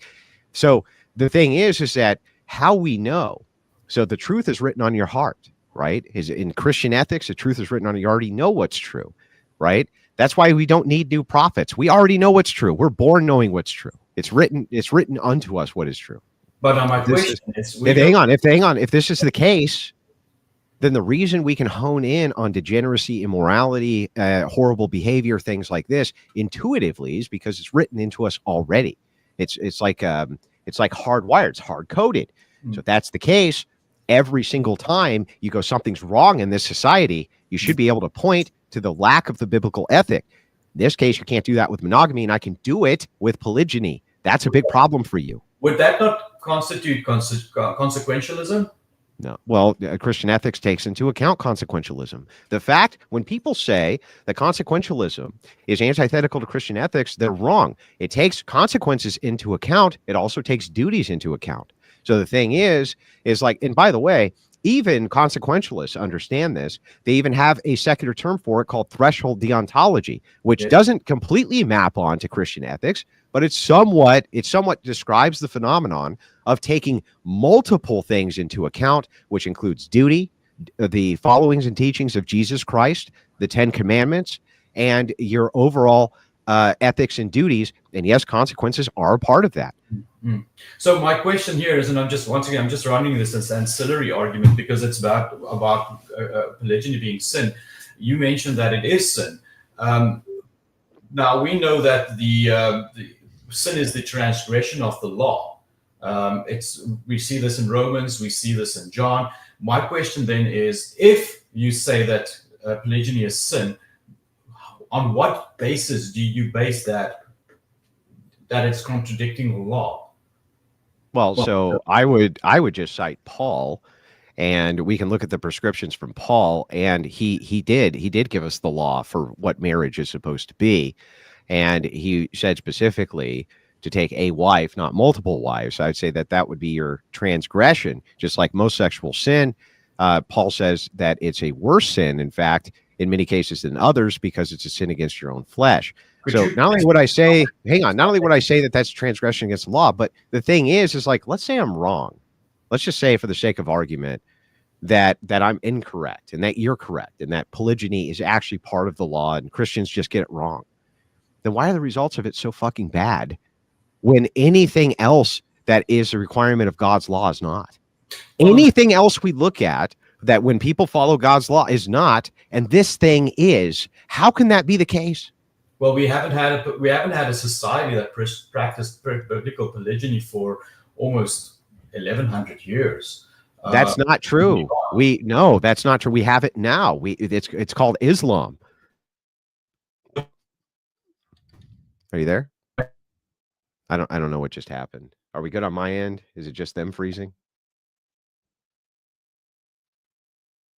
They're totally fine. Am I good on this end? You're good. We're good.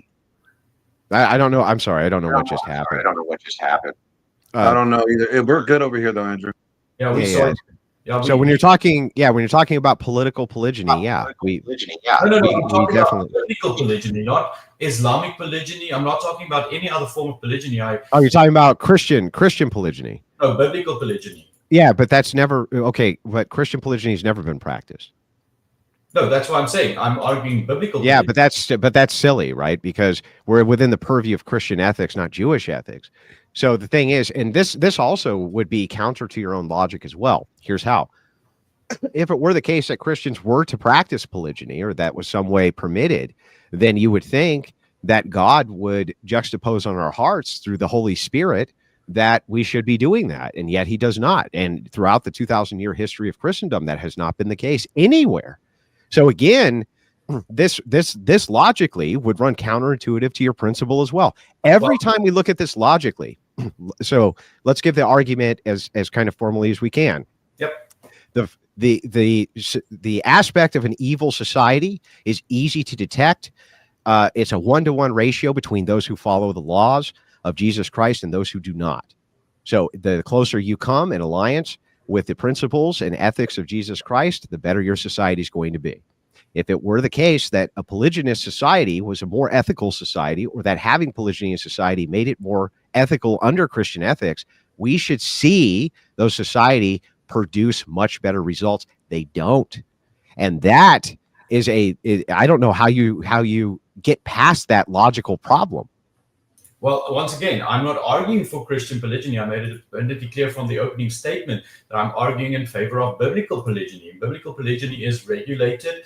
In some cases, incidentally, it actually is established through Deuteronomy 25, verse 5. Yeah, but we're not dude, we're not Jews, bro. And the thing is like, when you say, when you say something is biblical, let's get our terms right here. When you say biblical, I'm looking at it from the worldview of a Christian.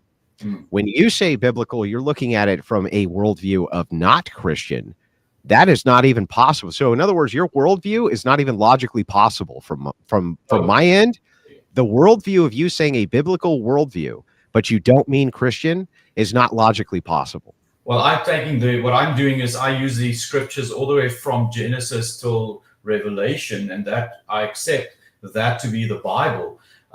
Your position is you need to jettison parts of the Old Testament. We're not jettisoning anything. We're looking at the New Covenant, and we're looking at what the Church Fathers have established for 2,000 years, and we're looking at Christian ethics. So that you understand, when we're demonstrating logic, I think you can agree with me. Yes. Logical possibility is dependent upon worldview.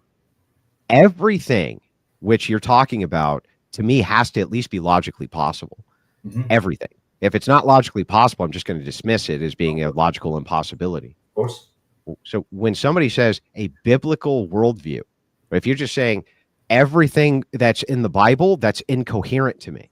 Fair the enough. only way that it can be logically possible is if it's from the prism of a Christian worldview. When you say biblical, that's the only prism in which my worldview can interpret that logically. Okay.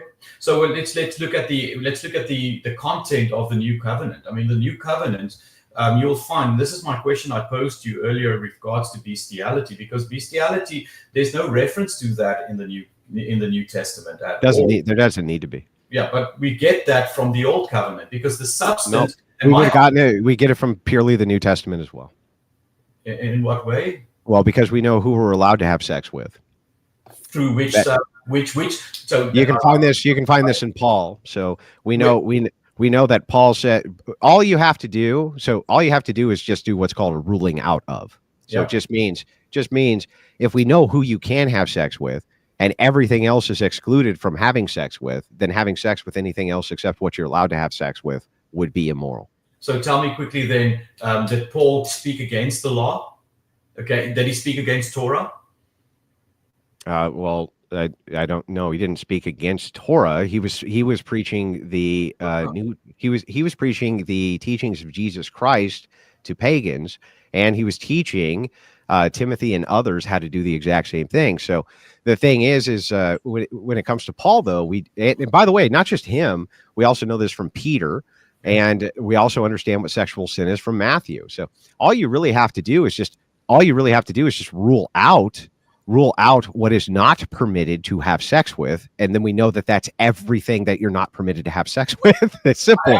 I agree with you, but you still need to show me out of the text, out of the New Testament, where that is. Where is the ruling out of in the New Testament? Okay, who are you allowed to have sex with? Who am I allowed to have sex with? Mm-hmm. Are you allowed to have sex with a man? No. Why? Because it's ruled out by the law. Okay. In the New Testament or the Old Testament? Old Testament. Okay, so let's just focus. Let's just pretend there's no Old Testament here for a second. It's just the New Testament. Are you allowed to have sex with a man now? No. Why? Romans says that you can't. Where? Romans 4, I believe. Are you allowed to romantically be in love with a man? Am I allowed to be romantically in love with a man? I am not clear on that statement, because at the end of the day, sex is penetration of the penis to the vagina. With regards to romance, I don't know. We have to define what romance is. We have to define what love is. Is it philia? Is it storge? Is it eklis? Is it agape? So you need to have to be a bit more specific in your definition of words. Okay. So in the New Testament, you're not allowed to have sex with a man. Let's just start with that. Yes, I agree. Okay. You're not allowed to have sex with a man. Who are you allowed to have sex with according to the New Testament? Please, your argument. No. I'm asking you a question now. Who are you according to the New Testament allowed to have sex with? Well, my definitions of who you cannot have sexual intercourse with. No, not who you can't have sex with. That's not my question. No, listen, hear me out. Because you said you've just taken away my whole argument from just not using the Old Testament.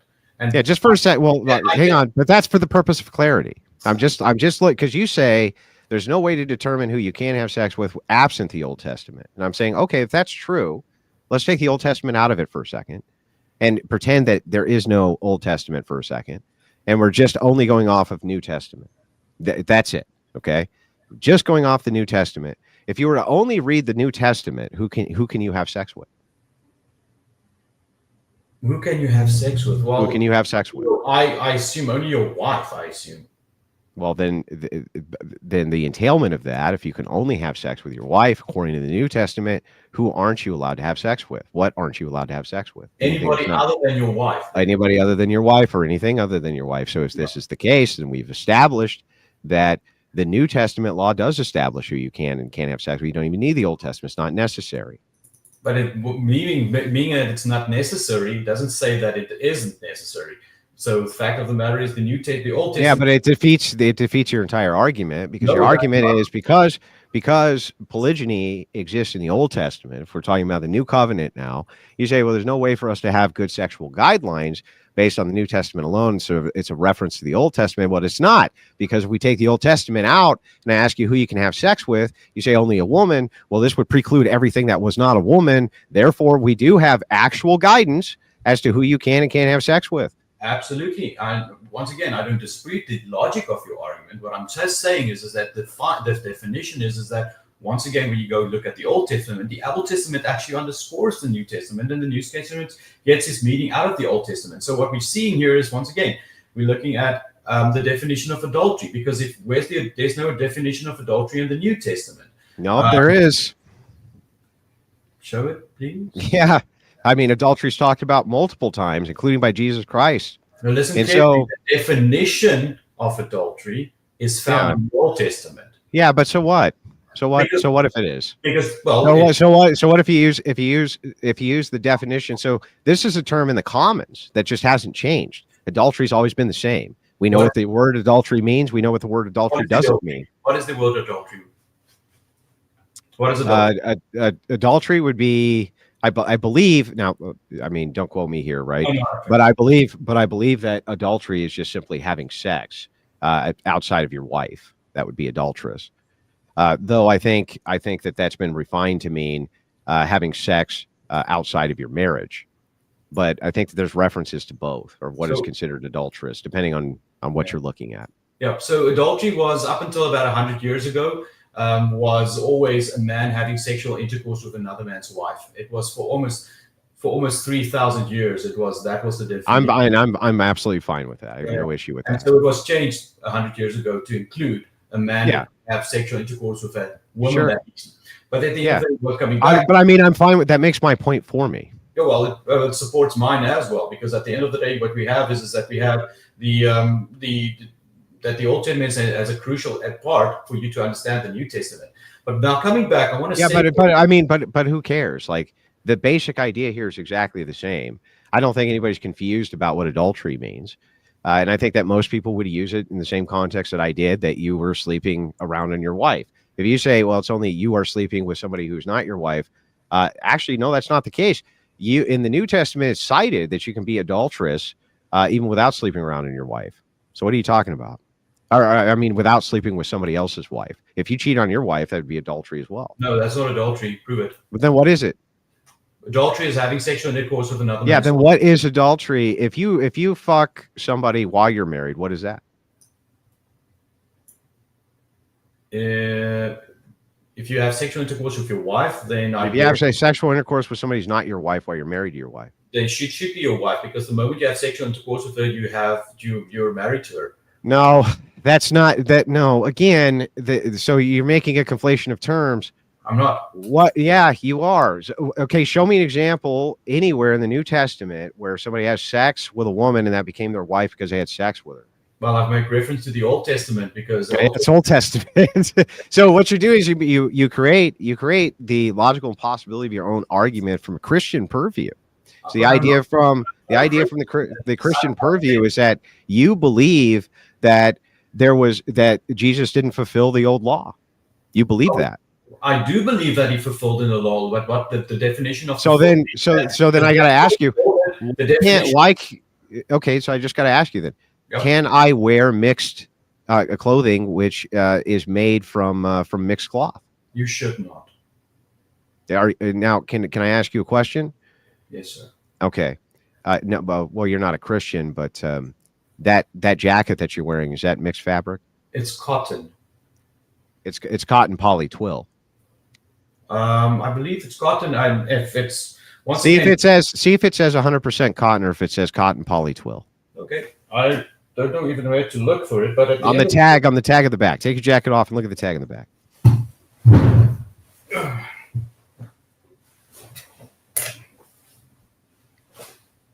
Doesn't say. Doesn't say. No, it doesn't say. Most everything is a cotton poly twill. So also, I should not eat bacon. I don't eat pork. Okay, and also we should kill homosexuals. Well, it's what it says. What it says. Well, here, let me help you out. Let's just make sure that we get this right.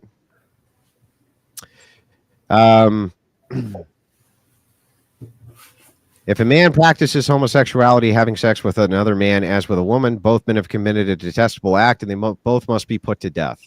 Together with women that are committed adultery as well. There's no distinction. So, so you think sexual sin is sexual sin. Okay. So then, if that is the case, then why did Jesus Christ save a woman from getting stoned to death for this crime? Well, that was his decision at that stage. I didn't want to. Wait, no, it's so weird. Wait, Jesus Christ saved a woman from being stoned to death for that very crime you're talking about, adultery, right? But if he was there to continue to advocate for Levitical law, why would he do that? Well, he showed grace, isn't there? That's really weird. Why would Jesus Christ go against his own law? He's God. That would be contradictory to his nature. Can you explain that to me? He's a son of God. He's the son of God. No, that would be an anti-Trinitarian doctrine. Well, I do not subscribe to the Trinitarian doctrine. Okay, well then can we get into let's get into the Gospel of John and the divinity of Christ. So let me pull these up real quick. I usually have them on quick reference. We'll just make sure we have that. So you can see you can see this in John 5:36, 10:18, 14:31, 15:10, 17:4. This goes on and on and on. So essentially what you're doing is you're denying the Trinity. That's one. Two, you have this contradiction now, and this is a bad contradiction. I don't know how you reconcile this. So the idea here, we start with this. If it is true that we should kill people who commit adultery, then why would Jesus Christ save a person who committed adultery and told the crowd that they should not stone such people unless they themselves are without sin? Why would this have occurred? Well, I know from the Torah and from law that it says that a woman cannot just be stoned for the sake of claiming that she committed adultery. You at least to have two witnesses to do so. There was two witnesses, or they couldn't have stoned her. I think that's an assumption. I don't think they will. Well, okay, no, it's not. Listen, it can't be an assumption to make the statement that you can't kill a person in the Old Testament absent two witnesses. This is Jewish law. So if they're already stoning her, then there was two witnesses who were present, or they wouldn't have been stoning her. And not only that, he didn't go over to him and say, "We don't have enough witnesses, guys. We don't have enough witnesses, so you can't stone her to death." That's not what he said. What he said instead is, she's guilty of the crime, but who cares? We're not going to stone her anyway. Well, I didn't stone her now that there weren't any witnesses to prove it. Then why didn't he mention the witnesses? And instead he mentioned that you shouldn't stone her because if you yourself have sinned, you don't have the right to kill a person over the fact that they commit a transgression against Levitical law. Well, once again, they weren't witnesses, and that's a requirement from the Old Testament. Not even the New Testament makes reference. Why didn't he mention anything about witnesses then? Because they knew what the law was, and they knew that when he challenged them, that they didn't have any. Now that's a supposition. That's a supposition. Well, so your supposition here is that this highly recorded event, which is referenced, by the way, over and over, Jesus Christ himself, goes against Levitical law, including with the Pharisees and the Pharisaical order of the time. He challenged the law constantly. It's what they killed him for, in fact, was challenging the law. Prove it. Yeah. So, I mean, you can see this in the interaction with Pontius Pilate. They were killing Christ over the law, and they said that he had transgressed Jewish law. So the thing is, they could find no blame in him. If he found blame in him, no, Pontius Pilate could find no blame in him. The Jews found blame in him. What would they blame him for? They said that he was violating and transgressing the law, and they said it was so bad. In fact, what law? They said it was so bad. Well, they didn't cite them. They don't need to. It doesn't matter. They brought him to be executed and then wanted him executed over somebody else who had transgressed the law. So the thing is, here's the thing. You still haven't reconciled these two problems. No, Problem one. If you are, if you follow biblical ethics according to Aubrey, you should kill adulterous women. Yet Jesus Christ purposely saves one. Aubrey's supposition is he saved her only because there weren't enough witnesses to condemn her, but there's nothing, literally nothing to support that whatsoever. Give me a single supportive document that is the case. And then you will go with the same argument. No, I want to support. Hang on. No, that was your argument. I want a supportive document of any kind. Any kind. Of any kind that that supports my argument with regard that Jesus Christ saved that woman because there wasn't enough witnesses. Well, the New Testament in that passage, clearly there was no mention of witnesses. Yeah, give me us a single supportive text, scripture, or document, or evidence of any kind that the reason he spared that woman from death, even though he was very specific that it was based along the fact that he didn't want the judgment of death to be put on a bunch of sinners, right? If you yourself have done these horrible things, you have no right to kill this woman with stones. It's insane. That was what he said. He didn't mention anything at all about the fact there weren't enough witnesses to establish her guilt. In fact, he assumed that she was guilty. He assumed she was guilty, or else it wouldn't have even made sense.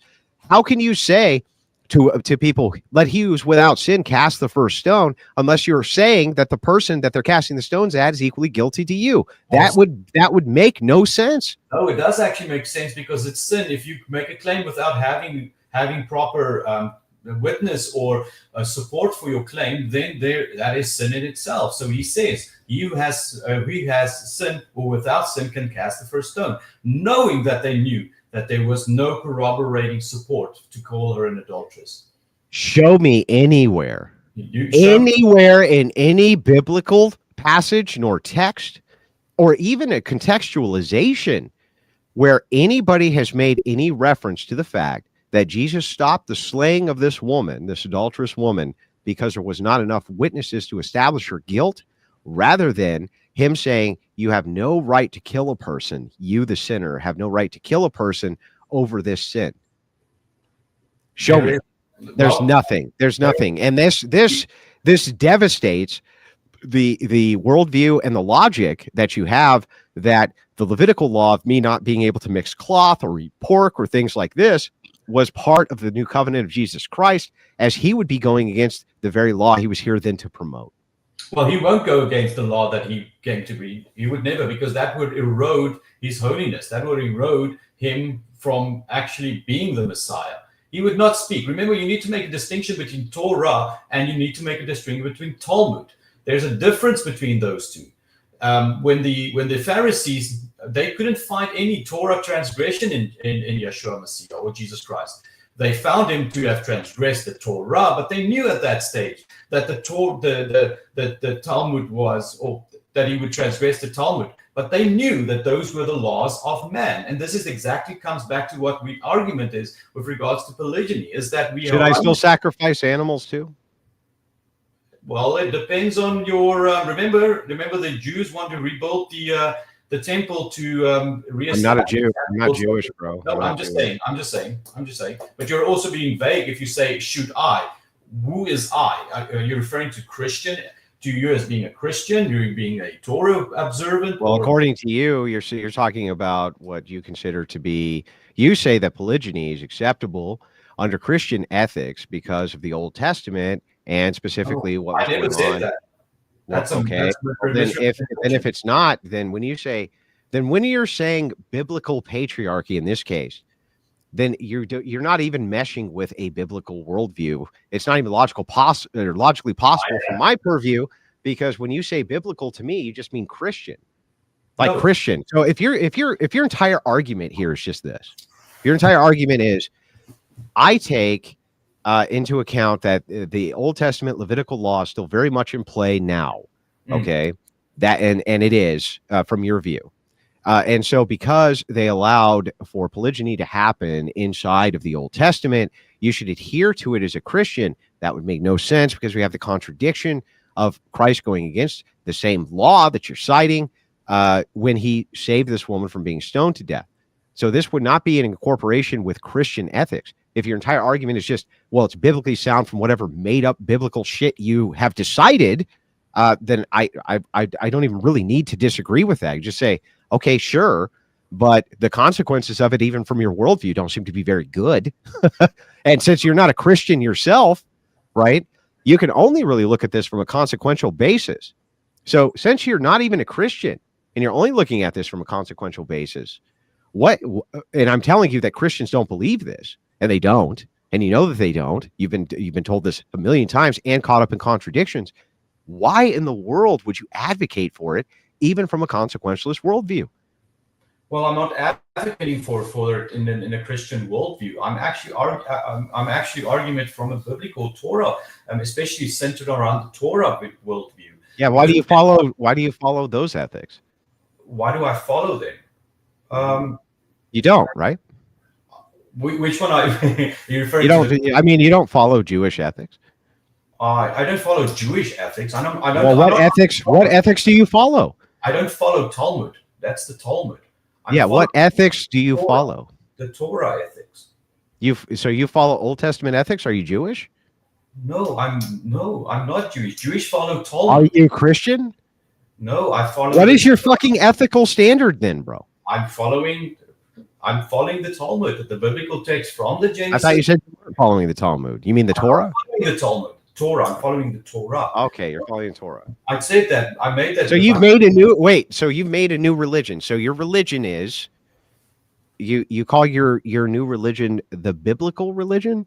No, I follow them. I'm just following the tenets of Torah. My ethical worldview is. Yeah, but why? Because the law is forever. It says in numerous passages in the Bible, it says that the law that God gave are forever. No jot or tittle will be removed until eternity. It's very okay. clear. So you believe? Okay, so you got to help me out here. Okay, yeah, sure. Help me out here. Aubrey exists in this ethical paradigm. It's called what? The Torah ethical worldview. And you follow it. Why? Because I chose to. It comes down to choice, isn't it? So if somebody else didn't follow that, are they wrong? No, it's my personal. Well, then who gives a shit? Then ultimately, who gives a shit anyway? If the idea here is, if the idea here is if your idea here is just, I follow Old Testament law. Why? Well, because I like it. It's my preference to do. Well, then, it's my preference that you don't. So, like, what have we established here? It's my preference that you don't, and it's your preference that you do. But if there's no greater odd claim of people should, based on something, then who cares? I don't argue should. I just said, you said why, and I said I chose to, because everything that's part of the of freedom of choice, isn't it? We have a free choice to choose who we want. You're right, and I choose not to. Well, that's your preference. Why am I wrong, though, Aubrey? Why am I wrong? Well, because at the end of the day, if you chose to subscribe to a certain set of rules, then you are commanded to follow those rules. You see, by who? Yahweh. Do you believe in Yahweh? I do. Why? Because he's my creator. Let me ask you a question then. Yeah, sure. If this is the case, how come it is that Jews don't do conversions? They don't convert. I don't know. I don't know why Jews. You don't know why Jews don't have an evangelical arm? It's very strange, right? Muslims convert, Christians convert, right? How come Jews don't convert? I don't know. Educate me. Well, it's because they believe that if you were to convert to Judaism, you would have additional laws you have to follow. That's why you would have additional laws that you would have to follow called the Noahide laws and Levitical law. That's why they don't convert. They say it's fine to be a Christian, in fact. They actually say it's fine to be a Christian. They don't want them to convert over to Judaism because they would have to follow additional laws. So even within the purview of the worldview that you have no odd claim to even say a person should follow the Old Testament. Jews don't even say that. Well, I don't care what Jews say. I don't care. I'm not a Jew. I don't subscribe. You follow. I mean, well, the ethical system. Well, the ethical system that you follow is called the Aubrey ethical system. I just made it the fuck up ethical system based on Aubrey's personal interpretation of what the Old Testament says and your belief in Yahweh, which is the God of the Jews, right? No, it's a God of Abraham, Isaac, and Jacob. Okay, and what God do Jews worship? Well, I don't know which God they worship. What God do they worship, Andrew? Well, I don't know. Do you and I even worship the same God? I don't know. Do we? I'm asking you. I worship the God of Abraham, Isaac, and Jacob, the God that gave the divine law, of which all morality in the world has been based upon. Okay, so, but the thing is that when we come into the laws of Jesus Christ, what right? laws of Jesus Christ? He gave us 2 additional commandments, or were you unaware of those? No, I'm very much aware of them. What are they? What are they? Summaries of the 2. What are the? No, he said he gave 2 additional commandments. Was he authorized to do that? No, he's not. No, no. Tell me. Yeah, I mean, so Jesus Christ was not authorized to give you 2 additional. Only God can write laws. Only Yahweh can write laws. You show me. Show me the laws that Yahweh wrote. The 10 Commandments and the Torah. Okay, so you follow only the 10 Commandments and the Torah. I made this abundantly clear, didn't I? Yeah. So when are you going to advocate for the execution of homosexuals? Well, are you going to? When are you going to advocate for the execution of homosexuals? If I'm advocating for the execution of homosexuals. When are you going to start doing that? Well, are you not advocating for the execution? No, of course not. That would be to advocate for me to advocate for the execution of somebody because they were a homosexual would be so antithetical to Christian ethics.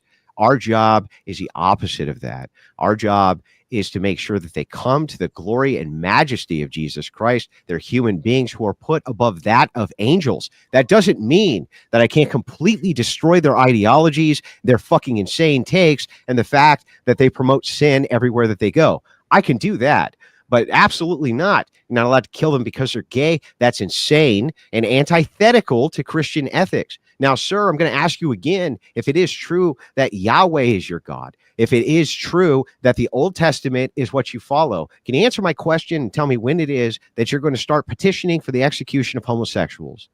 It's not of interest to me to petition for the execution of So you don't follow the law. You don't follow the law.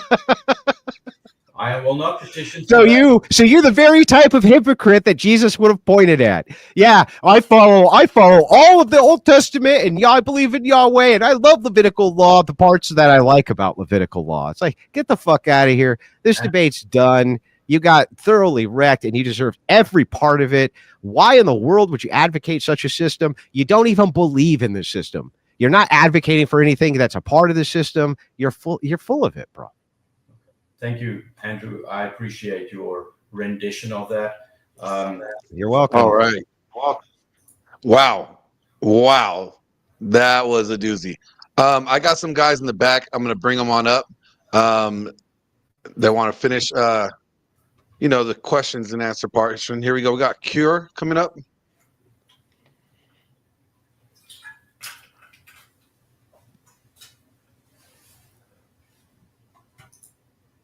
Are you there?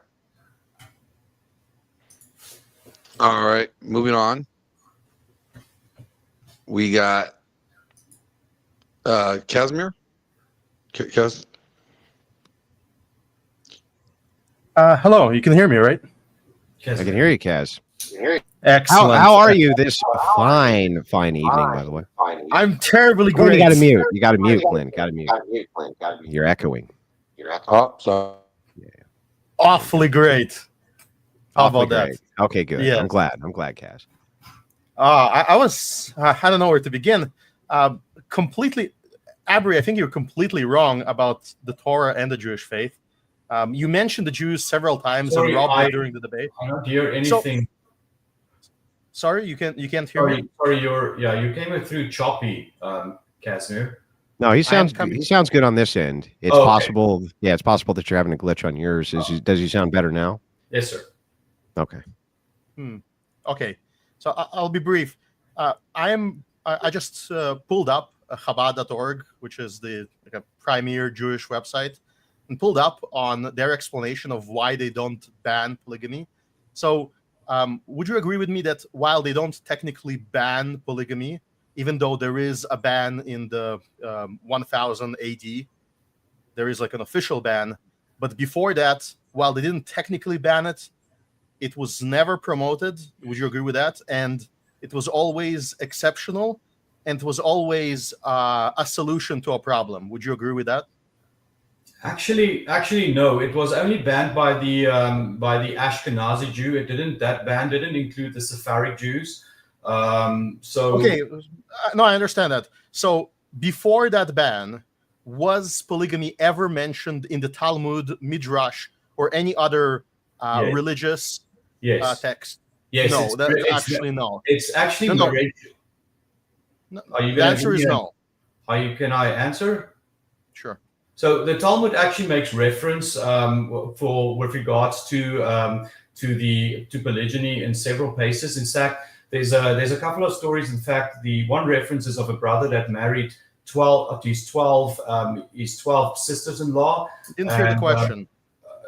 All of this happens after the ban, not before the ban. Actually not, because we see in the Talmud makes reference to this particular instance, I believe 300 after Messiah. So it makes reference to that. There's an instance also where a man was disputing his Exodus 21 responsibilities to his second or first wife after taking a second wife, and the Talmud makes reference to that as well. Yes, it does. I believe you're grossly misinterpreting those passages as referencing to polygamy. There must be some translation issue. It was never actually mentioned. It's not mentioned in any texts unless it's mentioned in the Bible as a cautionary tale. Every single mention of polygamy that you mentioned is a cautionary tale, or it's a case of mystical interpretation. For example, there's like an ancient Jewish figure,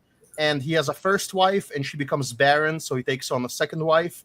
Or there is some event that causes, some disturbances of the soul where the wives can't have children, and then they ask him specifically to take extra wives. The wives ask him to take extra wives to make children on their behalf. And then that causes trouble. Those are the stories. So it's not like a common occurrence. Well, polygyny was what is common? Common is specifically.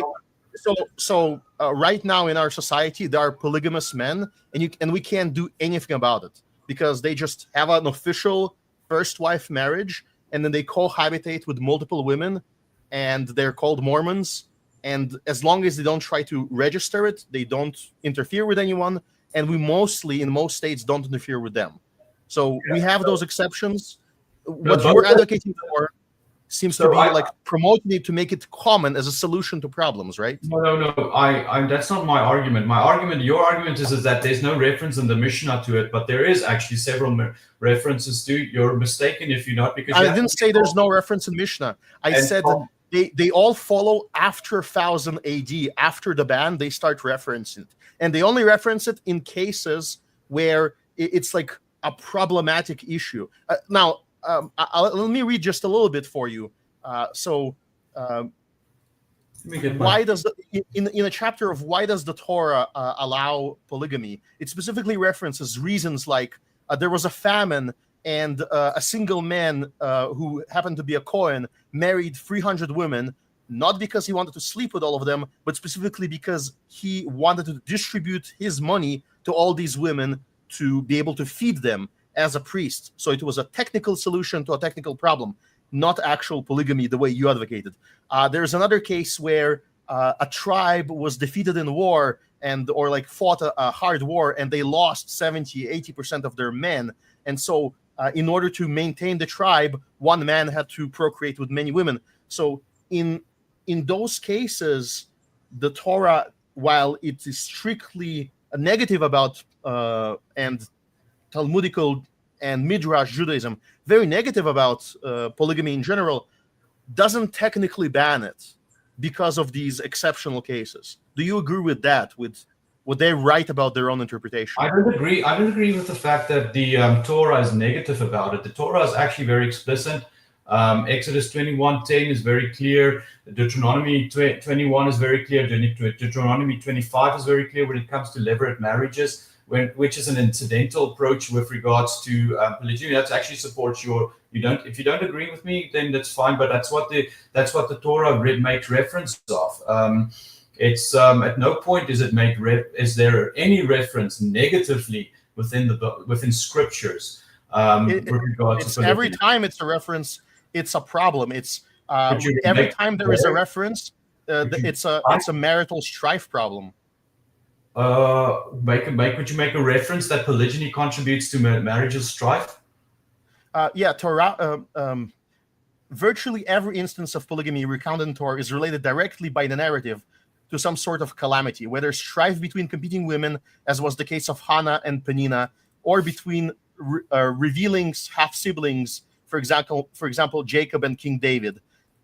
Even the very verse in which the Torah provides a green light for polygamy frames it within an undesirable circumstance. If a man will have two wives, one beloved, the other hated. So this is clearly not okay. Well, let's take common case. No. So let's take it there. So what the Talmud here, or the Torah does here in the Deuteronomy 21, it makes clear distinction between the inheritance law and the manner in which an estate should divulge in the determination of the firstborn.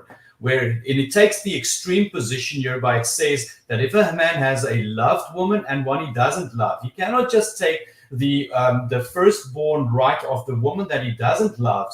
That if she gave birth to the firstborn, you cannot just take that firstbornship away and give it to the woman that's loved. It's a reference not to the fact that it's naturally going to develop into a sense that one woman's going to be loved and another's not. That is not what it is. It's inheritance law. But coming back to what you've just said earlier, that you wrote what is very common under academics, that it goes with the emotion, the argument of emotion, that all these relationships were bad, but not one of them were really bad because of polygyny. It was bad because of jealousy. It was bad because of normal human sinful actions that was acted upon. For instance, we see this in Leah and Rachel. We see the situation with Hannah and Peninnah, where Peninnah was because at that stage, women were, if they were barren, they were with reproach, and so they were considered less than wise than the woman that did give birth to children. And so Peninnah at that stage, she looked down upon her sister wife in such a sense that supports my point. Excuse me? That supports my point, my earlier point, is that we're not in a situation where polygamy is in any way encouraged as you have two fertile wives simultaneously that have children with you simultaneously, that causes you to have property disputes, causes you to have problems because the first wife will inherit, therefore she can completely boot and disinherit all the other women. It causes contractual issues. It causes the situation in a society that has great expense to legislate anything. Well, we have a lot of free time for lawyers today and excess income for lawyers. You don't have that in a survival society that can barely survive subsistence farming, right? And in all of those cases, they say that the moment where you use polygamy is when your first woman is barren or when she's mentally handicapped and you can't divorce her. She can't fulfill her duties, but you can't divorce her. And in that conflict of law, you provide for polygamy. Now, I don't think that's even. Let me just respond. Even Andrew would argue against it.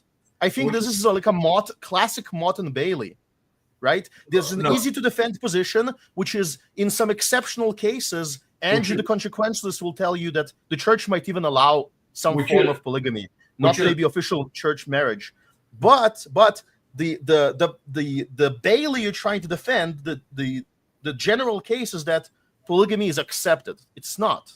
Okay, Samir, let me come back to it. Remember that Rebecca, that when it came to inheritance, Rebecca actually is established, and that was a monogamous relationship, by the way. So this is why I'm saying you need to be consistent when you bring this, because Rebecca actually, with regards to Esau and Jacob, that the firstborn was taken away from Esau, and she instigated that and took that firstborn, and it was transferred from Esau unto Jacob. Now we need to understand that they were the same with some numerous of the monogamous relations, or the perceived ones, that these issues were actually born from sin. It was born from people's own selfish approach. So if you're going to be arguing for the fact that there is going to be this part, which you made reference to the inheritance part, you need to be consistent, because there are examples of monogamous ones that had similar situations. One last question: Did monogamy or did polygamy enable and exacerbate the issue, or did it help? Because in all of these, in this particular case, you indicated if this is a monogamous relationship, there would be absolutely no property dispute, right? So even though you say there is a great Roman saying that applies here: "Occasio facit furem." The opportunity makes the thief. So polygamy provides the opportunity for dispute. Monogamy does not. Well, we see that. I mean, the first monogamous relationship, Adam and Eve. I mean, Cain killed his brother, and they were from a monogamous relationship. So I'm very careful. I'm very careful to come with that type of argumentation, because it leans to the fact that there is inconsistencies from one side that is against polygyny, to make use of these, to point at all these disparaging aspects of polygyny. But let me be just refer to this. We also see that and once again, I'm not advocating that every man should today marry a second, third, or fourth wife. That's not my argument. I think men should be very careful to marry at all. In fact, some men should not marry at all. That's just my point of view. But fact of the matter is, if a man's going to be marrying more than one wife, he has to follow the rules that are required from him, as set out by Exodus 21, verse 10. But coming back to your statement, is that once again we have Jacob together with Leah, Rachel, Bilhah, and Zilpah. I mean, he had 4 wives, and the 12 tribes of Israel was born from those 4 women. And so the circumstances of that event contradict your very narrative. But I want to ask a question of Andrew. I'm sorry, Casimir. We got to move on. I got other people in the back chat. Do appreciate all your great questions. Can I just vet his? I'll be very quick. Hang on, Glenn. I'll be super quick. Can I just vet his question really quickly? The question is very simple. If we're taking away 50% of a person's income right now compared to 100 years ago, with the gold change and with the taxation change, with the inflation change, would that not, plus feminism, completely explain the devastation of current society? It would explain at least 60% plus. It's I would say that that's a massive economic issue, and again, I don't see how polygyny is going to help any of that, Kaz. But I appreciate the. I mean, you are right. If you were to take, I mean, and the thing is, it's so detrimental too, because my dad used to have this saying, which is that $10 might as well be 10 million if you don't have it. And he's right, right? He's right. So the idea here is like, if you took 50% of the income away from people who had $1,000 houses, right? I think that they could have even borne the brunt of that better than we can in modernity. We take 50% away. It's almost like taking 80% away, or 90% in comparison. So that's actually a really good point. Thank you, Casimir. Great. That was a great point. Thank you, Kaz. Thank you, Aubrey. All right, the next one we got up is J-Dog 106. J-Dog, are you there? Yeah, how's it going, bud? Doing well. What is your question? Okay, so not really a question. How do I open here? So basically what you're saying is that polygamy is the way, and all these degen behaviors that I've basically been listening to for the last half hour is Christian and this and that, but you've also been conflating Jewish laws with Christian laws. So I don't know what you're trying to tell me, J-Dog. I apologize. I didn't say the polygyny. I never said polygyny is the way. In fact, I'm actually advocating for it. And that if people are going to do it, you need to be. I mean, once again, I'm going to go back with my original statement. I just think there's some men that should never marry. I'm not saying even that men should marry. I'm just saying you should be very cautious when marrying, first of all, and secondly, that if you're going to marry more than one woman, you need to do it right with her. You need to follow the guardrails that were placed in the Bible and act as expected from you. Okay, so, but I have yet to see a polygamous family that stayed together for over 5-10 years. You know what I mean? Like, for example, look at that horrible ass show on TLC. What is it? Sister Wives or whatever it is. I mean, look how bad that fell apart. And well, I don't know what this. You know, this is the thing. I don't watch television. I think it rots your brain. But no, I don't watch much either. No, well, you're better off. But what I've seen with this, I don't know what goes on television. I'm really careful to make television as a point of reference. It's like reading out of Wikipedia, because there's so much more nuances that go on. I mean, you're on camera. Do you really act proper when cameras are on you? You know, there's so many things like that. And I think this is the thing is that I can say that I really don't act much different off camera, to be honest with you. No, I act exactly as I do in real life, as I am right here. Well, and this is the same with me. But some people, it's not the truth. What's maybe true for you, Andrew, is not true for somebody else. I'm grateful that if you're at least consistent, but some people just simply aren't. And so I'm saying, J-Dog, it's hard for me to use that as a point of reference to even argue. But let me tell you, I mean, Mormonism has a lot of these child rape situations and child brides. It's terrible. I'm going to be the first guy that's going to tell you, and I'm arguing this and say that's a problem. And it's a problem because we do not have necessary regulations when it comes to these type of things. Absolutely, it's an issue that I have great concerns for. But we also know that good marriage, nobody ever reads of successful marriages. Everybody just always reads of unsuccessful and the troubles, and that's also something that. Hey, Glenn, just so you know, I got about. I can give you till about 9 p.m. Eastern. We can close. Okay, yeah, another 12 minutes. No problem. Thank you, Andrew. Hey, Jack, do you understand what I'm saying? No, I mean, thank you for extending the debate. It was very kind of you, and thank you to my opponent Aubrey for staying on for the extension. I did enjoy myself. I don't bear you any ill will either, Aubrey. No. And I did like the fact that you engaged in logical argumentation. You were just wrong, right? Yeah. It's like that, and that's okay. That's okay. Really? I've been wrong before, not for many, many years, but back when I used to be wrong.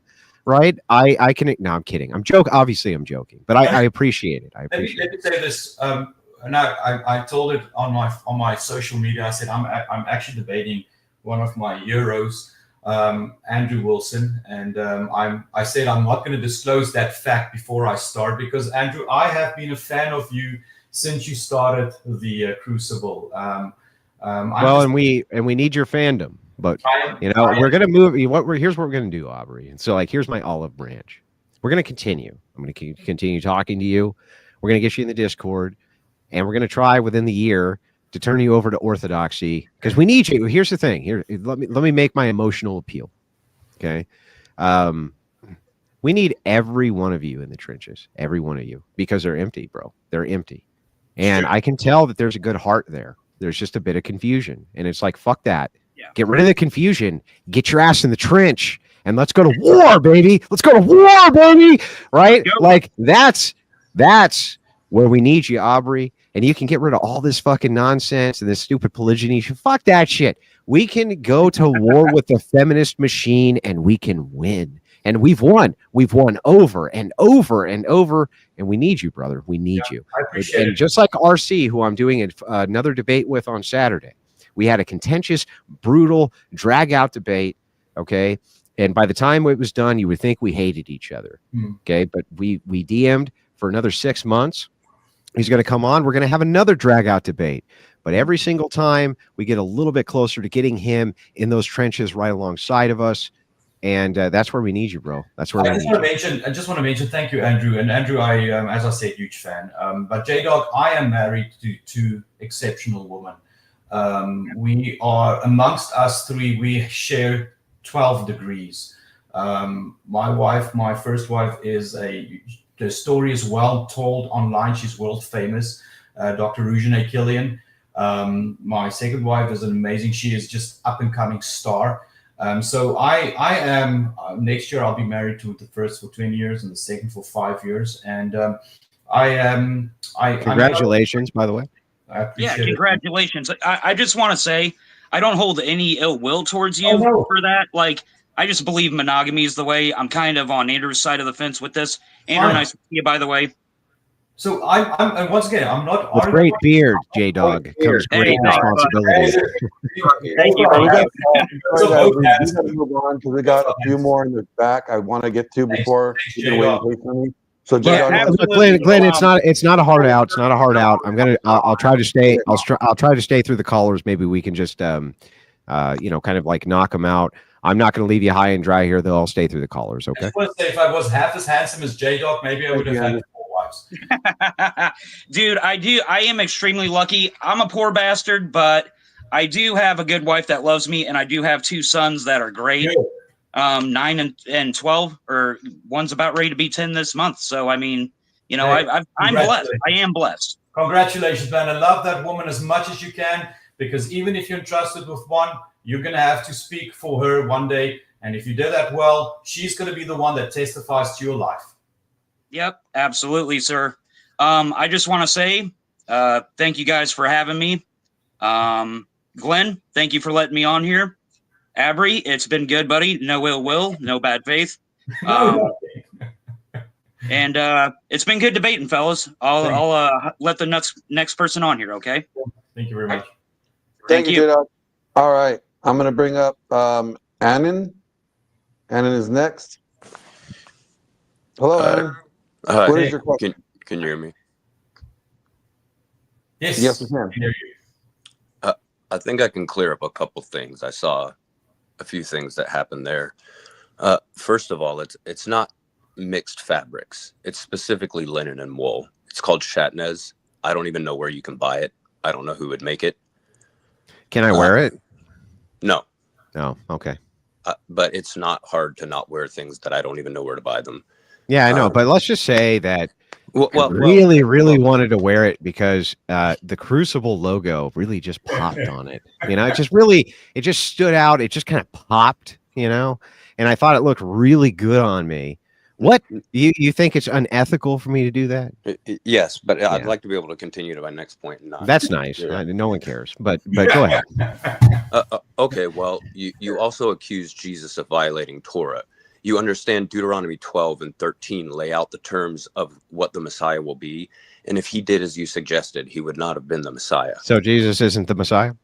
No, Jesus is the Messiah. I'm arguing that Aubrey is, and you're the one arguing he's not. Gotcha. The pericopa adulterae that you were referring to about casting stones is interpolation. It's not in the Codex Sinaiticus, not in the Vatican. It's not in Papyrus 76. It's not in the Vatican? 75. No, it didn't show up until the Middle Ages. It showed up in Luke sometimes. Okay, show me it's where. Provably false. Okay, just Google it. It's provably I'm false. Googling it right now. Where when somebody says something like this, right? This is a very big claim. I understand. Hang on. I'm trying to field your questions. I'll be good faith if you are. Does that sound like a fair deal? Sure. Okay. So I'm trying to field your questions. When somebody says something like Google it, right? This is a dismissive form of argumentation. In fact, I'm willing to engage with it right this second. So can you give me your evidences on the stone casting and where it only shows up in the Middle Ages? So if you look at our oldest and most reliable manuscripts, which you can actually zoom up on the Codex Sinaiticus and the Vaticanus for those articles. Okay. And then we also have Papyrus 75 and I think 76. The pericopa adulterae did not show up until the Codex Bezae in the Middle Ages. It showed up in John sometimes as well as in Luke. You can actually go look at the Codex Vaticanus and Sinaiticus and see images of them online and zoom in and see that it was never in there. That was completely. It is in the Codex Sinaiticus. I'm looking at it right now. No, it's not. I'm literally looking at it right this second in the Sinaiticus. Okay, sure. I don't think you know what you're looking at then. I mean, well, look, am I wrong? But you tell me. This is from codexsinaiticus.com. and all I did was reference the 2 keywords, Jesus casting stone. Can you do that for me? Well, I'd like the audience can go look on their own and research themselves. I'm not trying to have a particular debate about that. Yeah, but I mean, that was your claim, right? Yeah, that's my claim, and I know, but if your claim is well, I mean, but the thing is, I would like for you to I would like for you to, well, that may be. I'm not willing to make the claim that I'm a biblical scholar by any means, but I am willing to make the claim I'm a logician. If you want to make a counterclaim to that, then good luck. But sure. But I can still put everything through a prism of logic. Yeah, if you make the claim that I would just encourage you to research it a little bit. Yeah, if you make the claim that this codex doesn't say this, and I'm on the site and it says it does say this, wouldn't that be contrary to your actual position? Sure. Okay. I just wanted to point that but out. You're still incorrect. I've zoomed in on the documents and looked at both of them myself. It didn't show up until the Codex Vise, which was also known for having other additions. You're also using a lot of Latin terms here, and I just want to make sure: are we talking about criticism towards Orthodoxy or towards Roman Catholicism? Towards both. I think Aubrey is far closer to the mark than you. It's very clear in the law that only prophets have prophetic authority to speak for the law. That's laid out in Deuteronomy 18. Would you be willing to? Well, so hang on. I think that this is a fair criticism.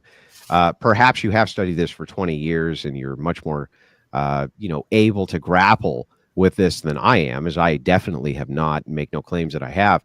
But would you mind if I brought a biblical scholar on here? One said Jay Dyer or David Patrick Harry, to see if these claims that you are making hold up.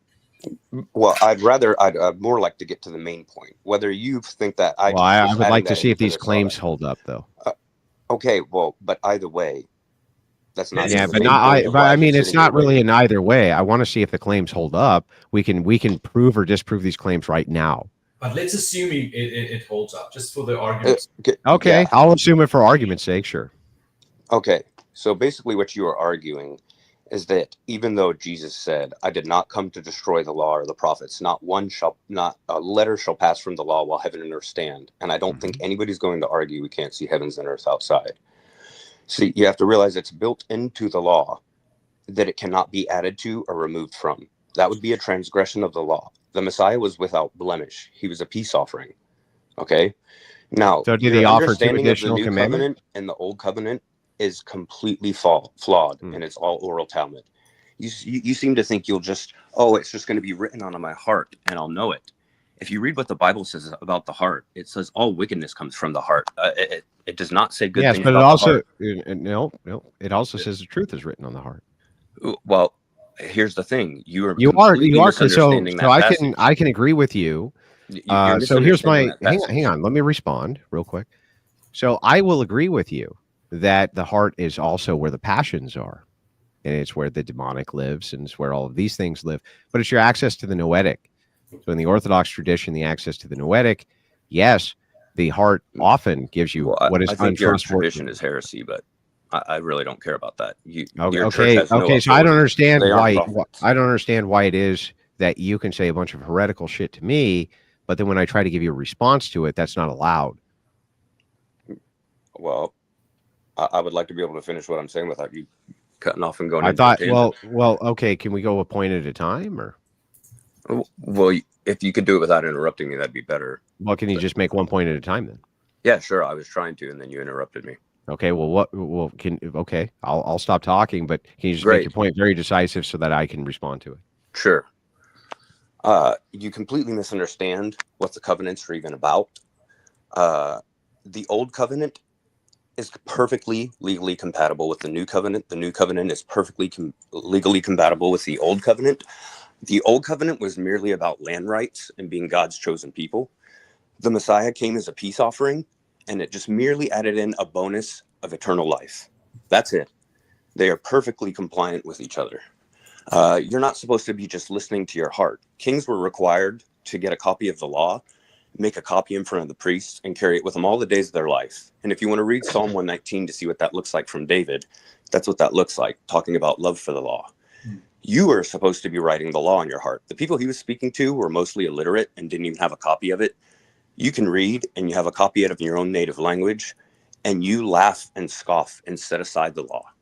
You say it's done away with, but then you reject. Do you the advocate? covenant, but then Do you claim you're in the advocate new that covenant. we murder homosexuals? Yes. Oh, we shouldn't do that retroactively, and we shouldn't take it upon ourselves to do it. But yes, absolutely, that should be law. Okay. Not homosexual men. It's perfectly legal for women to engage in sexual behavior with each other. So women can engage in sex with each other, just not men. He goes. So Andrew, he goes here with Hang on. Can I say something now? Back to the caller. Yeah, sure. Can I just make sure? So, why is it that women can engage in sex with each other, but not men? Well, because that's how law works. It tells you what's illegal, and it's explicitly clear that it is men with men and not women with women. Obviously, because polygyny is allowed. So if I extend this, is the reason that you say this, that if you were, let's say, in a polygynous relationship, that if your two wives were having sex, that would be appropriate, right? No, hold on. I just want to stop. Let him answer. Yeah, I don't care if they do. Yeah, you don't care if they do. I just So want to say, would you potentially then, if you were in a polygynous marriage? I've been polygynous for over a decade. Yeah. Would you have sex with two of your wives at the same time while they were having lesbian sex with each other? Do it all the time. Yeah, I thought so. Okay. I just want to mention this, Andrew, that biblically, sex is the penetration of the penis to the vagina. So you cannot actually engage in sex because they're obviously without the penis. So if a man's giving another man a blowjob, that's not sex. Got it. Well, no, that's death. That's not sex. No, it's death. It involves a penis and penetration. Yeah. What if a man just wants to give another man a blowjob but then doesn't? Well, what if I want to kill somebody as well? Can you answer my question? That would be adultery in your heart. That'd be actually, that wouldn't even be adultery. That would be still in your heart. That would be breaking the law. Okay, and do those people, if they admitted to it, do they get executed? Why? What law says that? I'm asking you. No, of course they wouldn't. Okay, so if they admit that they want to give a man a blowjob and they don't get executed. But if it's not sex and they just give men blowjobs, do we execute them? Yes, it says lie with a man as you would lie with a woman. Yeah, but I mean, I don't understand. That's really curious. So you're saying, I thought that sex was only penetrative. That would be sex, but that's still, there's all types of sexual immorality. So if two bestiality men is forbidden. Wait. Wait a second. If a woman is blowing you while you're married to another woman and not married to her, are you engaged in some type of sex or no? How is a woman blowing me and I'm not married to her? Is she a prostitute or something? If a woman is blowing you, you're immediately married to her? Well, why wouldn't I be? Well, I'm asking you. Yeah. I mean, particularly if she was a virgin, absolutely. No. Well, let's just say that she's just some woman you met at a bar last night, and she goes up to your hotel room and gives you a blowjob. Are you married to her? She would have every legal right to demand marital rights. I don't understand though. I thought that it was only if you had sex with her that would be the time where it was marriage. You're going off on almost an irrelevant tangent. He was just making the point that two women together isn't even. Yeah, I'm asking you a question. Masturbation. If you have sex with a woman, are you married to her? Yes, absolutely. Is a blowjob sex? Sure. Okay, so a blowjob is sex. Sure. Okay. So then I guess my question just becomes, if a blowjob is sex, is masturbation? Is that sex? If somebody masturbates you? Well, I'm asking you about the law. I'm asking you about the law. I don't understand why it is. I don't care about this conversation. Yeah, I know you don't care. I don't care if you don't care. I would like you to answer my questions. What's your question? Yeah, great. So if a woman is masturbating a man, is that sex? That's sexual immorality. That'd be a death penalty. And if she wasn't married, then that would be her husband. Okay, but is it sex? I mean, it wouldn't technically be sex. No, it would be a form of her pleasing him with her hand. But what does that have to do with anything? Well, because I'm trying to figure out the definition of what sex is. So what does that have to do with the new covenant and the old covenant? I'm trying to figure it out. Calm down, dude. Why don't you calm down? Well, just answer. The argument. What am I distracting away from? I can't gish gallop if I'm asking you specific questions. How's that a gish gallop? What does this have to do with the old and new covenant? Yeah. Okay. Do you know what a gish gallop is? Yes, what you're doing right What now. is What it? does this have to do with the Old and the New Covenant? Okay, so I'm trying. All I'm trying to do is define our terms. That's it. I don't understand what sex has to do with the Well, I idea assume that if the you have Messiah did if you not have laws, you break have the laws terms. you If you suggest. have laws, you have terms for the laws. Yes, it's the law Okay, that you're so supposed to then be writing on your heart that you laugh at and yeah. throw in the So trash. if you have laws and you define these laws with terms, right? Then they're going to be specific to the terms of the law, right? Sure, but notice Okay, so then if that's the case, then I should be able to ask you some basic questions about the terms of the law so that I can distinguish what is sex and what is not, right? yeah, I don't throw the law in the trash like you. I actually have tried to write it on my heart, so I can pretty much tell you something's illegal from memory and why. Yes. Okay, great. Got it. So then it's perfectly acceptable for me to ask you to define the terms of what is sex. Why? Because it says it talks about lying together. It talks about sexual immorality. Yeah, why, but what is why what do is you want sex? such a clear definition? Why are you so averse to giving me one? I don't understand the relevancy to it. I Who already cares answered you. if it's not If a woman gave a man a blowjob, they'd be married. If a woman gave a man a hand job, they'd be married. I'm tired of talking about hand jobs, blowjobs. Okay, and sex. if you got into a car and you put the key in the ignition, right, and you turned the key, would you expect that the car would start? If my grandma had wheels, would she be a bicycle? No. Okay, what does this have to do with the Old and the New? Well, see the distinction is that I think you're just trying to distract from the fact that the distinction is that I can answer your questions, but you can't answer mine. I'll tell you what. You can go on your diatribe, and I'll sit here quietly while you go through the diatribe. No, I asked you. When you're ready to answer some questions about the statements that you're putting down, I'll be ready. I've answered you multiple questions. You haven't answered anything. And blowjobs. Yeah, I know. This is the Socratic method, so that I can determine if your logic is consistent. No, it's your way of trying to deflect because you're okay. I'll tell you what. Is it fair to say then that I'll go ahead and answer whatever question you have, but you have to promise that you answer mine? Is that fair? I don't even believe that you would. I've already asked you a question multiple times. And I'm willing to enter into the deal with you right this second, enforced by the moderator. Will you enter into the deal? Sure. Okay, great. So then the deal is, I just want to make sure we've got it on record. You can go ahead and ask me whatever questions you want, and I'll answer them to the best of my ability. But then you have to answer mine. Is that fair? Sure. Okay, great. Go ahead. Explain to me how you are following Christ if the old covenant has built into it that you can't add or remove from the law, that it was prophesied that the Messiah would be blameless, without blemish, and not add to or remove from the law, and that the Messiah himself told you not a letter would be removed from the law.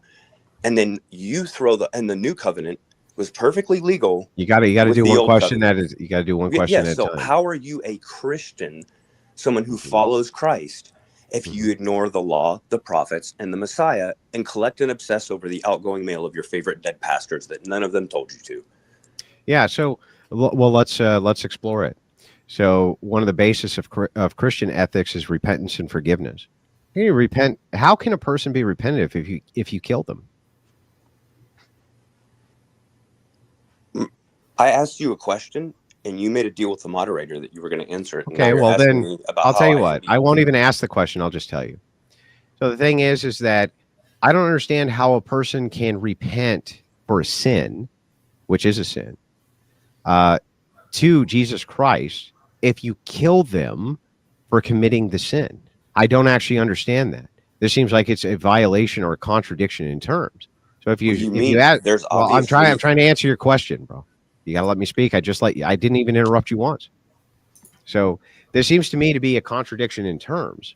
So when you say something to me like, well, how could it be that that you believe in Christ because Christ was there to fulfill old law as well as well, actually, whenever you're ready to let me speak, go ahead.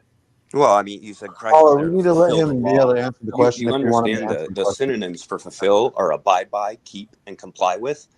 The antonyms I'm willing to use destroy, pass over. So your sophists try to use fulfill. Well, do you know what? Well, I need you to define your term. What is a sophist? You. Yeah. Okay. So you is a sophist, and you don't think that's sophistry? Sure. Yeah. Okay, then. So then you're the sophist. Right. So No, I mean that would be that's actually what sophistry is. If you ignore the law and the prophets that prophesied him, that made him so special, and then ignore him when he says, "Not a letter shall pass from the law," and you're supposed to be writing the covenant on your heart. How are you a Christian when you take it in the trash, throw at it, laugh about it, mock it, and try and argue that somehow? Well, I think, yeah, so I'll answer your question. I think that you have a misperception here. You either would have to bite the bullet that Christ's teachings are in contradiction to themselves, or you would have to argue because, like, for example, if Christ adds 2 additional commandments, which he did, then which commandments do you think he added?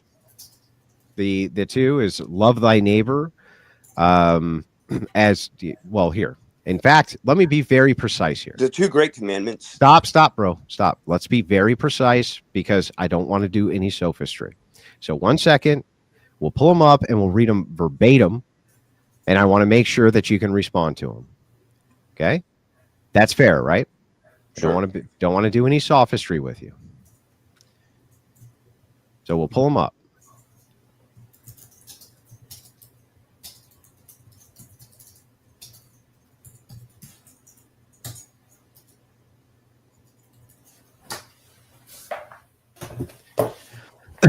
Love one another as he has loved you. Do you agree that that's one?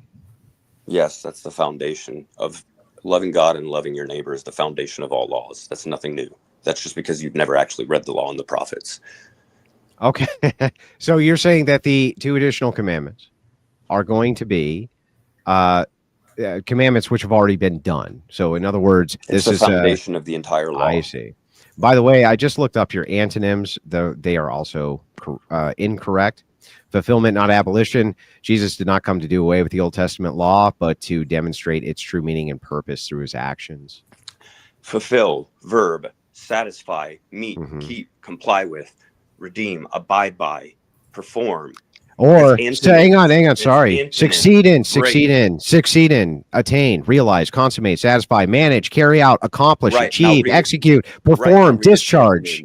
Now read so when we look at the meaning of fulfill, we can see exactly what the meaning is. Fulfillment. No, you're trying to use it to mean 2 different things.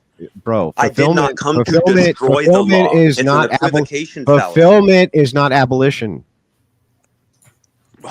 You're making an equivocation fallacy. There's no equivocation. I did not come to destroy the law. The antonyms are break. Fulfillment is not abolition. Is fulfillment abolition or isn't it? Did he come to destroy the law or not? Bro, answer my question. I'll answer yours. Did he? No. No? No. No. So Christ said, I did not come to destroy the law. I came to abolish it. Is fulfillment... fulfillment is not abolition, correct? What is not a letter will be removed from the law while heaven and earth? I don't know why you can't answer this very basic logical question. Fulfillment's not abolition, correct? Dude, this is ridiculous. I don't know what's ridiculous about it. I'm asking you a very basic question. Okay, look at the context it's used. An equivocation fallacy is when you are using one word to mean 2 different things. I did not come to destroy the law, but, not and, but. Meaning the opposite. Great. Is fulfillment? Yeah, great. And then he makes it even clearer. What is the word? Does the word fulfillment? Like yourself by saying, is fulfillment abolition from the law while heaven and earth stand? Are heaven and earth still standing? Well, now you're asking additional questions. Can we stay on the topic? I just it is would like. Topic. It's literally the verse. Bro, I just like an answer to my question. An equivocation fallacy out of it by trying to zoom in on it. Forget that the context is I did. First of all, Caller, can we go back to the 2 commandments that we were at originally? Yeah, I mean that's very simple. Those aren't new. That's the foundation of every commandment. Find a single law in Torah that is not built around loving God or loving your neighbor. Abiding by those 2 commandments, don't you fulfill all 10 commandments? If you are obeying all the law, there is not a single law that is not designed around either loving God or loving your neighbor. If you are obeying those 2 commandments, are you fulfilling all 10 commandments? No. If you obeyed it perfectly, yes. How are they foundational then? But if you wore shatnez and ate pig today, then you did not love God. Because if you love God, you obey his commandments. And he says it about 20 times. You say you're divine command theory, yet you don't know any of the commands. You don't even know where the law is. Orthodox you only know isn't your oral Talmud. Orthodox which, isn't. ironically, is what Jesus specifically rebuked the Pharisees for. And you don't understand. He didn't break the law. They accused him of breaking Talmud. Oh, you wash your hands. And he says, rightly did Isaiah prophesy of you hypocrites. You people honor me with your lips, but your heart is far away from me. You are experts at setting aside the commandments of God to order your tradition. That is all you have done the entire time, is set aside the commandments, and you want to talk about random descriptive Bible stories like somehow you're supposed to extrapolate morality out of them. That is precisely what Jesus rebuked the Pharisees for. And when he went into the temple, am I allowed to ever speak, or is it just you? What's that? Am I allowed to speak, or is it just going to be you? Well, I mean, you won't. I mean, I could just be. If you just want to spurg, like I'd like to respond. You know what? I'll tell you what. When you're done spurging, let me know. Specifically, Jesus went into the temple because they were selling animals for sins for fake sacrifices. He chased them out with a whip, and he messed up their money, and they killed him for it. That is what your church does now. Every rebuke that Jesus ever gave to the Pharisees applies to your church. You don't obey God's commandments. You set them aside, and you're expert in your traditions. And that's why none of you can show why having more than one woman is illegal. You want to talk about creation stories, or you want to say, oh, polygyny ended bad. That's how you frame it. Abraham was the most blessed man in the world. Abraham and Jacob. Jacob has the high honor of his son's names written on the 12 gates of heaven. And you want to say, oh, it was bad. The two most blessed families in the world. How did the first monogamous marriage go? They ate, sin, fucked, got cursed, and their sons murdered each other? It's stupid arguments. That's why you guys have to make hour-long videos debating about it. The law tells you what's illegal. If it was illegal, it would take 60 seconds. Why is it illegal for a woman to have more than one man? It's adultery. It's a death penalty. End of story. Okay. Wouldn't that be just simply safe to say then, well, okay, it says in Romans to obey the laws of the land say that you can't have more than one wife, so then end the story, right? Who says Romans has doctrinal authority? All doctrinal authority ended with Christ. You have to be a prophet and have prophetic authority to even speak for God and interpret and apply the law. And that still doesn't give you authority to add or remove from it. Are you a prophet then? No. Then shut up. No, I'm told to love my neighbor by correcting them when they're teaching. Well, but you're not a prophet. Yeah, I thought you just said you couldn't correct unless you're a prophet. I'm not illiterate like you. Yeah, I thought you just said you can't correct unless you're a prophet. And everybody in then how do you correct if you're not a prophet? I don't understand. Am I ever allowed to speak? I'm just a random guy, but the difference between me and you. So no, I guess no. I'll tell people I guess I'm not allowed to go into the chat. In the chat, to go and look up everything I said, be like the noble Bereans. Find a single error in a single thing I said. You don't even know what the covenant is. You don't know anything about it. And you're going to tell people, are you a prophet? Appeal to authority. You're going to appeal to your fake authority. Can you just answer my question? Are you a prophet? No. Didn't you just say that nobody has any business correcting anybody unless they're a prophet? No, I said only prophets can interpret and apply the law. Oh, okay. And are you a prophet? No. Are you interpreting the law? No. Oh, okay. Well, then there's really actually no reason for me to believe you and what you think the law says if you can't interpret it. Yeah, but the difference between me and you is people can go look in the scripture and see what I'm saying. But they would just be they would be at the same they would have the same problem you do. Unless they're prophets, they also could not interpret the law. No, they can read it though. Yeah, but interpret and apply means the. Well, what's interpretation? I don't understand what interpret means. And apply, I mean interpret and apply with God speaks authority. Okay, can you calm down and let me ask you a couple of questions now? No, I just let you spurg for hours. I let you just spurg forever. Yeah, and I can't get a word in edgewise. I've been very respectful to you. So let me just ask you this: if nobody is a prophet, right? Nobody can interpret the law. If you say go and read the law, who would the interpreter be? You can read it. Okay, that's the end of it. That's the end of the argument. If there can't be, so let me show you the circularity in your argument. Andrew, nobody but a prophet can interpret the law. If you go and read the law, who's the interpreter? Stop talking, bro. It's my turn. But if you go and you interpret the law, right? You yourself can't actually you can't interpret it because you're not a prophet. So read the law. Hang on. Stop talking, bro. It's my turn. I'm showing you the circularity in your argument. I just let you spurg forever. So you're not a prophet. You can't interpret the law. go read the law. Who's the interpreter? You can't interpret the law because you're not a prophet, et cetera, and round we go. You, sir, are what I like to call a fucking moron. I don't know why in the world you would ever think in a million years that you could get such fallacious and nonsensical argumentation past me, but that actually makes no sense. It makes zero sense. No, it makes perfect sense. Okay. What you're misunderstanding is, and this is last question. What you're completely misunderstanding is interpreting and applying with authority. I'm not claiming authority. Your church is claiming authority. Are they prophets? What prophecies have If you're they not had claiming any authority, why should I listen to you? Why should you listen to the church? I'm not telling you. Well, why should anybody listen to anybody? Read it. So who can interpret it? Who can interpret it? You, if you have eyes to see. Well, wait, I thought you couldn't interpret it unless you're a prophet. No, with authority. Do you understand? Well, who has authority? Who has authority?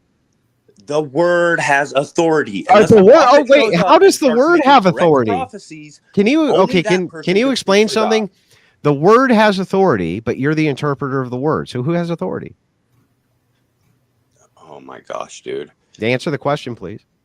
You read it for yourself. Jesus who has literally the says, authority? "Call no man your teacher, call no man your rabbi." Who has the authority to interpret it? Well, who has the authority to interpret it? I don't know. As your don't know? argument and appeal to ignorance. No, seriously, Who has authority to interpret it? That guy over there. No. I'm saying Jim it was sarcastic. It was sarcastic because your argument is you're so fucking dumb you can't read.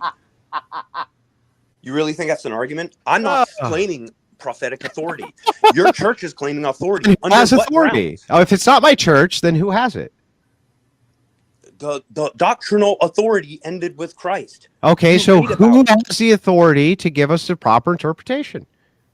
You read it yourself. So then you are the ultimate authority. So then you're a prophet. No. Well, then your argument makes sense, stupid. You know what is a prophet? You understand? No, you're laughing because you're scripturally illiterate. I mean, it seems to. Did I ever once claim to speak for God? Did I ever once claim to have authority and speak for God? Well, then who speaks for God? Did I ever claim to speak for God? Well, I'm just asking you who does. The law. Only prophets.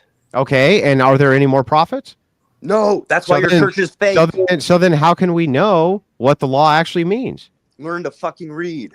Well, wait, so then that would make you the interpreter, right? No, interpret and apply it to other people with authority. If you read something, prophet, listen. Okay, I'm listening. I'm not a prophet. That's why I'm telling people to go look and read for themselves. If I was a prophet. But how could they interpret it? If I was a prophet, that would but how do they know if they're right? Which would give me authority to where I could say, I am your authority. This is what it says. Okay, I understand what you're saying, but I don't understand. Help me out here. Claims that, not help me out here. You read the law. You're the interpreter. How do you know you have the law correct? Because God loves me. Oh, so then everybody who makes a claim that God loves them, whatever they read out of the law is true.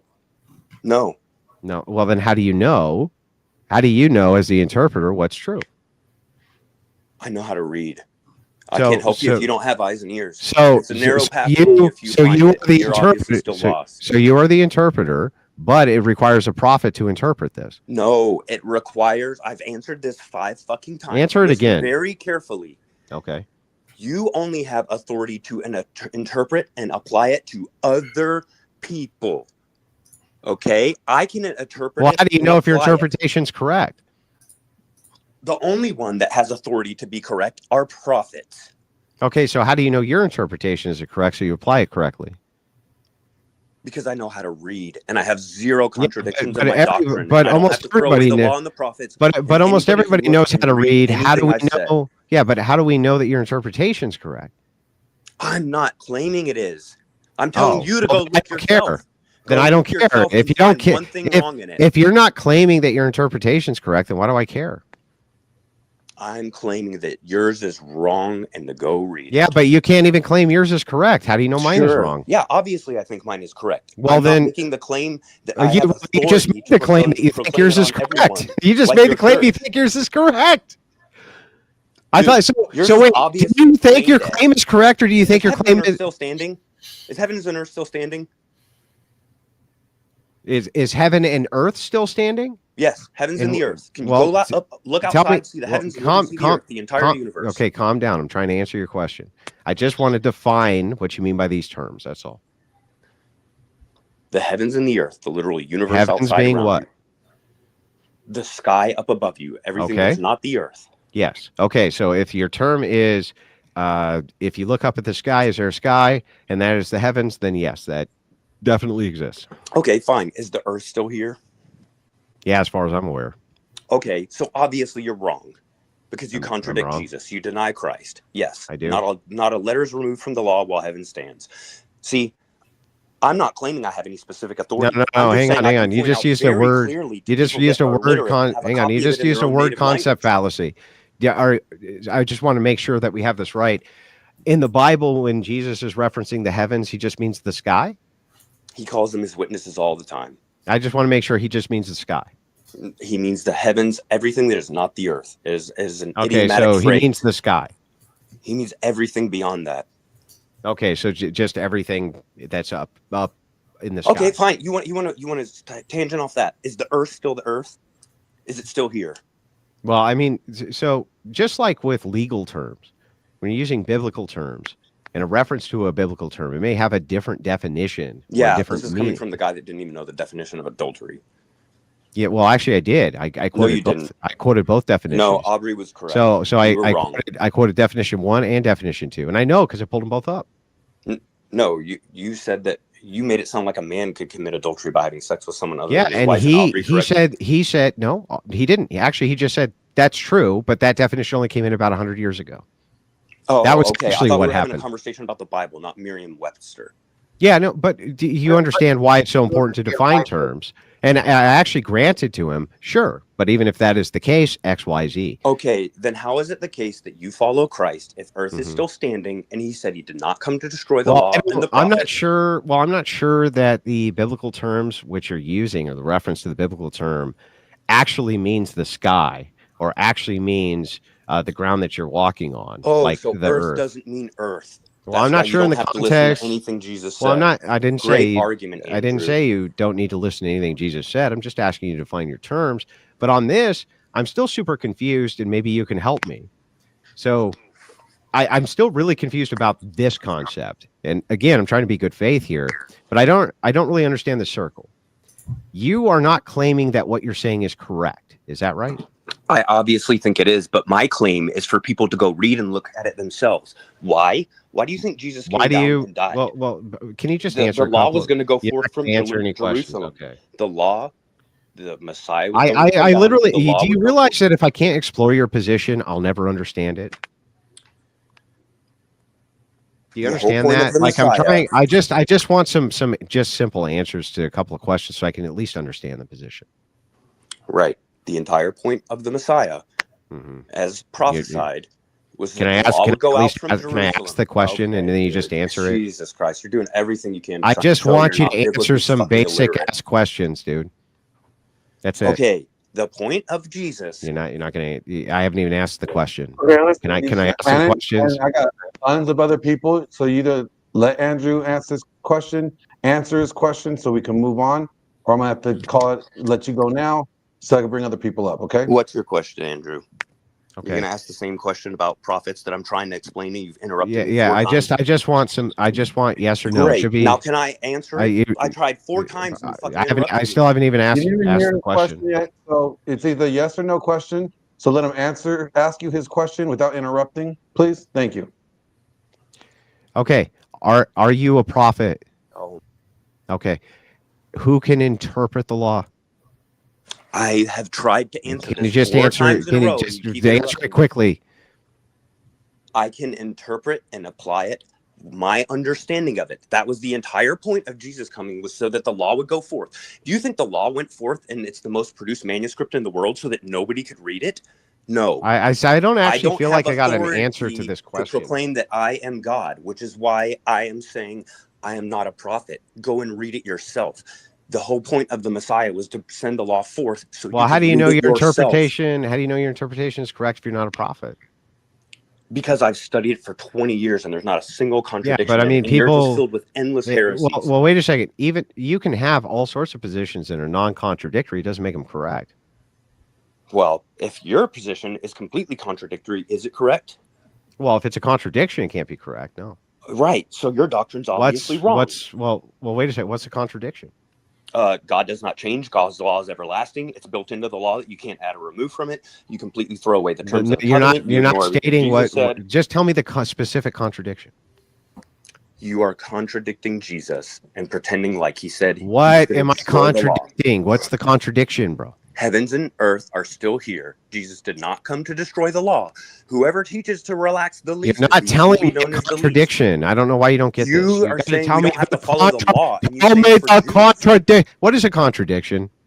You saying you are a Christian and then ignoring everything Christ says. Okay, that would be a contradiction. I agree with that. But can you tell me the actual thing in the doctrine which is contradictory? Yes. Then tell it to me. Follow the law. You're lawless. Okay, so I just want to make sure I got this correct. I need to follow Levitical law.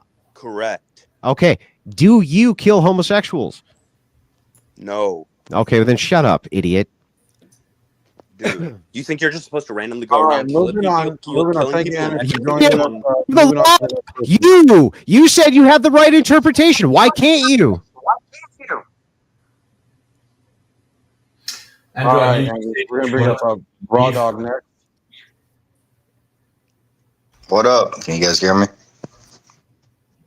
Yes, Raw Dog. Hey, I agree with Andrew, and after the last few callers, I think I'm going to sound like I'm a retired vet from the Army, and I'm just a steering wheel holder that drives a semi. So I'm probably going to sound really stupid compared to everybody else. Anyway. What was your MOS? 19 kilo. Really? Yep. I blew shit up for a living. Fort Sill, huh? No, hell no. No? You didn't go to Fort Sill? Nope. I was at Knox. I was in Germany. I was at Riley. I was at Louisiana. Really? I was down there. Yeah, I was down there during Katrina. And I did 3 tours over in Iraq. Matter of fact, I met my wife during my 3rd tour in Iraq. So he was in the Illinois National Guard. Well, okay then. But so I agree with you, Andrew. I am a Christian. Everything else. I did have a question though. Where did they send you? Where did they send you to basic? It was OSIT training. It was Fort Knox. Yeah. It's all OSAT anymore. Well, I mean, it wasn't Fort Knox at least.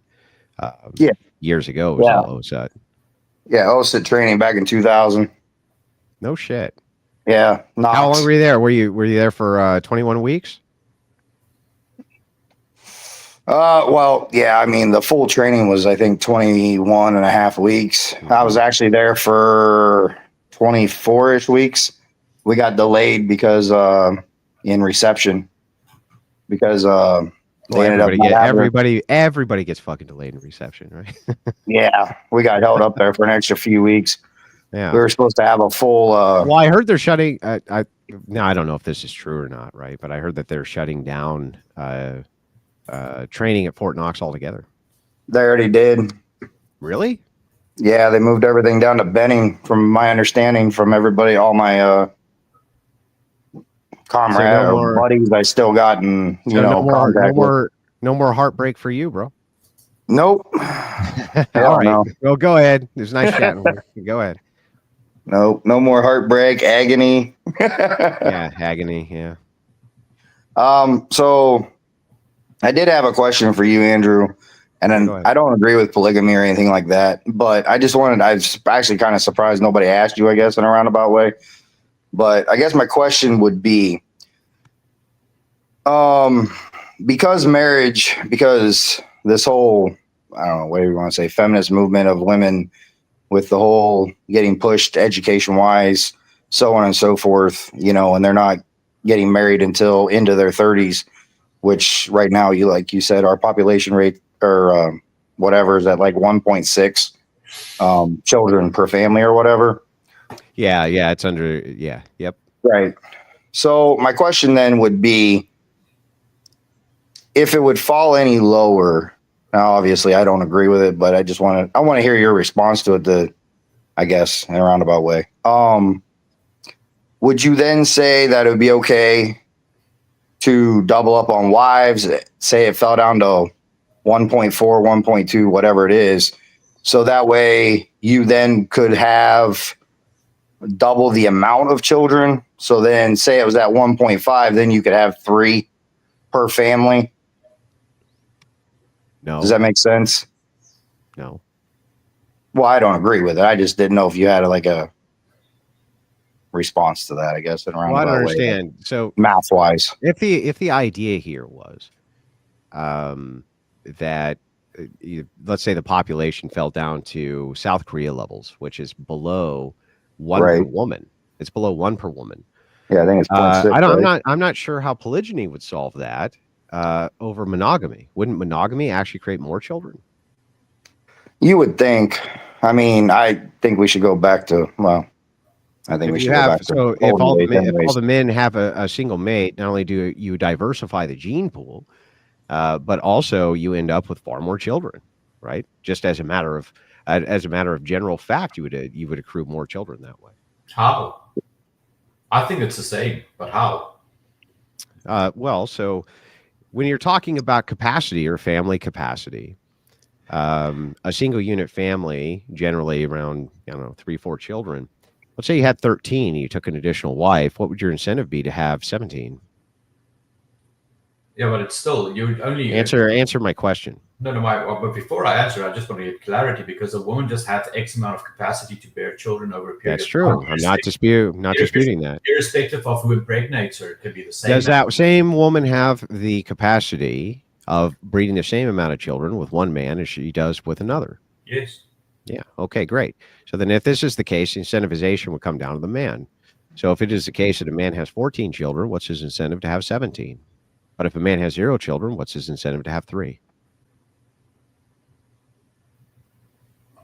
I don't know. It probably depends. Well, it's very simple, right? So if the man has no children, has more incentive to have children, right? And the man who has 14 children has less incentive to have more children. So the idea here essentially is that through a monogamous relationship, the incentivization is with the man with no children to have more children, the man with more children to have not as many, because he already has plenty. So that's why you generally would end up with more of a population if you allowed for 1 woman per man. It's a matter of incentives. I think it's got to do with the amount of woman, about the woman. It's nothing to do with the man, to be very honest. I don't understand. Yes, it does have to do with the man. Last I checked, a penis must ejaculate into a vagina for there to be a child. No, that's without saying. So if a man at 14 children wanted to get a vasectomy, almost nobody would even blame him for doing that. Whereas a man with 0 children probably have far less incentive to have a vasectomy or practice some sort of safe sex. He would want to have children. No, but I mean, if a woman has, if a woman, irrespective of if she finds herself in a monogamous or polygynous relationship, it's immaterial, because if she wants 3 or 4 children, then the man has to give them to her. Well, exactly, but it's yes. So then the incentives come down to the man. So you're making a separate argument than me. You're arguing about capacity. So if you're just talking in pure capacity, could one man impregnate 1,000 women over and over and over again and to infinity? I suppose he could screw 3 chicks a day for the rest of his life, and possibly the capacity would be fulfilled. But I'm talking about incentive. So if we're talking about incentive, if you have 0 children, you probably want to have children. If you have multiple children, your incentive to have additional children significantly decreases. So in other words, why is it that if you were a man, you had 9 children, you got a vasectomy, you could still fuck all your wives? Wouldn't you do that? I don't think it's material, to be very honest. Oh, there's definitely a material aspect of it. Think about it. If you have two wives, one already had 2 children, the other one hasn't had children. She still just, even if that woman was... Yeah, she would probably want to marry a man who wanted to give her children, and the type of man who would probably want to marry her would want to give her children, right? And if that man had, I don't know, like 9 children already, what's his additional incentive to give her children? give the unmarried or the married, the woman that hasn't had birth children. Yeah, the additional woman that he marries, what would his incentive be to take care of 4 more children if he already has 9? I don't know. It depends on the age of the children, I guess, if they've already left home. Okay, well, let's assume that some of them have and some of them haven't. It's a long time to be rearing children.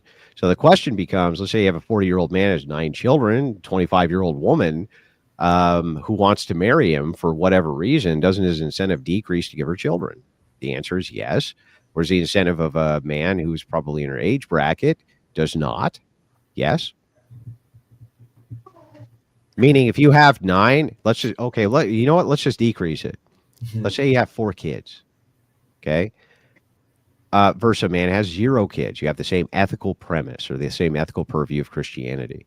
So a man who has 4 children have more incentive to have children, or the man with no children have more incentive to have children.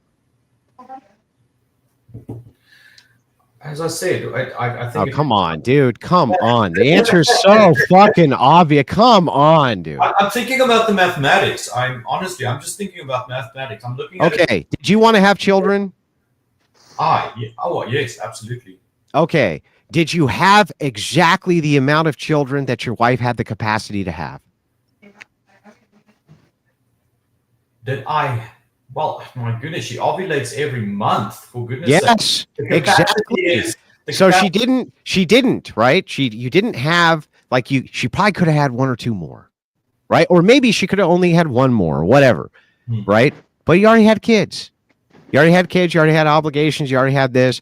Maybe you pulled out, right? Maybe you pulled out sometimes, or maybe you practiced some birth control methods, right? Maybe she was on some birth control, or maybe you wore a condom or something like this, right? Did that ever happen? Be honest. Did that ever happen? Did you ever practice any birth control because you didn't want to have a kid at the time?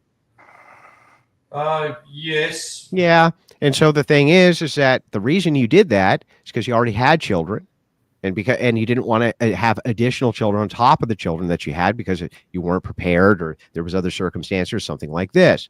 However, if you had 0 children, your incentive would greatly increase to have children. Yeah. I suppose. Yeah. So then that's it. It's just as I said, but you're looking at it out of an incentive point of view, and I'm looking at it out of a statistical point of view. So I'm looking at it through both. I'm looking at it through both statistical point of view and from the point of view of the ethicist. So either way, you come to the same result. The way the ethicist is, you want to have as many children as you have capacity for. You and I would agree that it's ethical to have children in a way that you can still take care of them. You need to be able to take care of your kids, right? So that's ethical. The other hand, that's going to tie into statistics. If you only have as many kids as you can ethically take care of, you have a capacity which is reached at a certain threshold. So if this is the case, then men who have no children have more of an incentive to have children than men who already have children. Yes or no? Well, I mean, yes or no? Come on, dude. There's no way you can possibly give me an argument against this. I'm thinking because I know women can have up until a certain age can have bear children, and I know men can father children at the age of 80. So, I'm not talking about can. I'm not saying that you. So right now, you could walk out of your home. I mean, I'm just going to make a couple of assumptions here. I'll be cold. You can walk out of your house and just start walking down the street and fucking chicks and knocking them up. Nobody's saying that that's not logically possible. Of course, you could do that. But we're talking about the incentivization for having children. The more children you have, the less incentive you have to have more children. It's that simple. And this is from both an ethical standpoint and a statistical standpoint for capacity. Yeah. I don't see a way around it. Yeah, I suppose. Yeah. Okay. I had a quick question then for Aubrey. A couple things real quick. So do you believe that every man should be able to marry and have a wife? Do I believe every man should marry and have a wife? Well, should have the possibility of it, or should have the opportunity for it. And I believe some men should just never marry. Okay. Do you believe that some women should never marry then? Well, yes, I believe so too. Okay. So in the United States, it's 97 men to every 100 women, which is about a 1-to-1 ratio. Yeah. So within the United States, if we did have polygamy and not, the way we have it, like as Christians, then not every man would have the opportunity to find a wife if there's a 1-to-1 ratio. That's correct. Okay. The other thing too is Matthew 19, 4 through 6. Rhoda, Sorry. I just apologize. I just want to make a comment there. Well, this is not considering sodomites. This does not consider the high incarceration of men. This is not considering that men do stupid stuff and die early in their lives. Well, I get that. I'm just going off of basic straight numbers, obviously. Like I said, I'm a retired Army vet and I'm a fat truck driver, man. I'm not like, you guys are the best. You know what I'm saying? I'm not smart as some of these guys that come on here that, read a million books and all that other shit. I ain't got time for that. I'm staring out a windshield all day. Okay, so Matthew? So Matthew 19, 4 through 6. Yeah. Basically, to sum it up, Jesus basically said,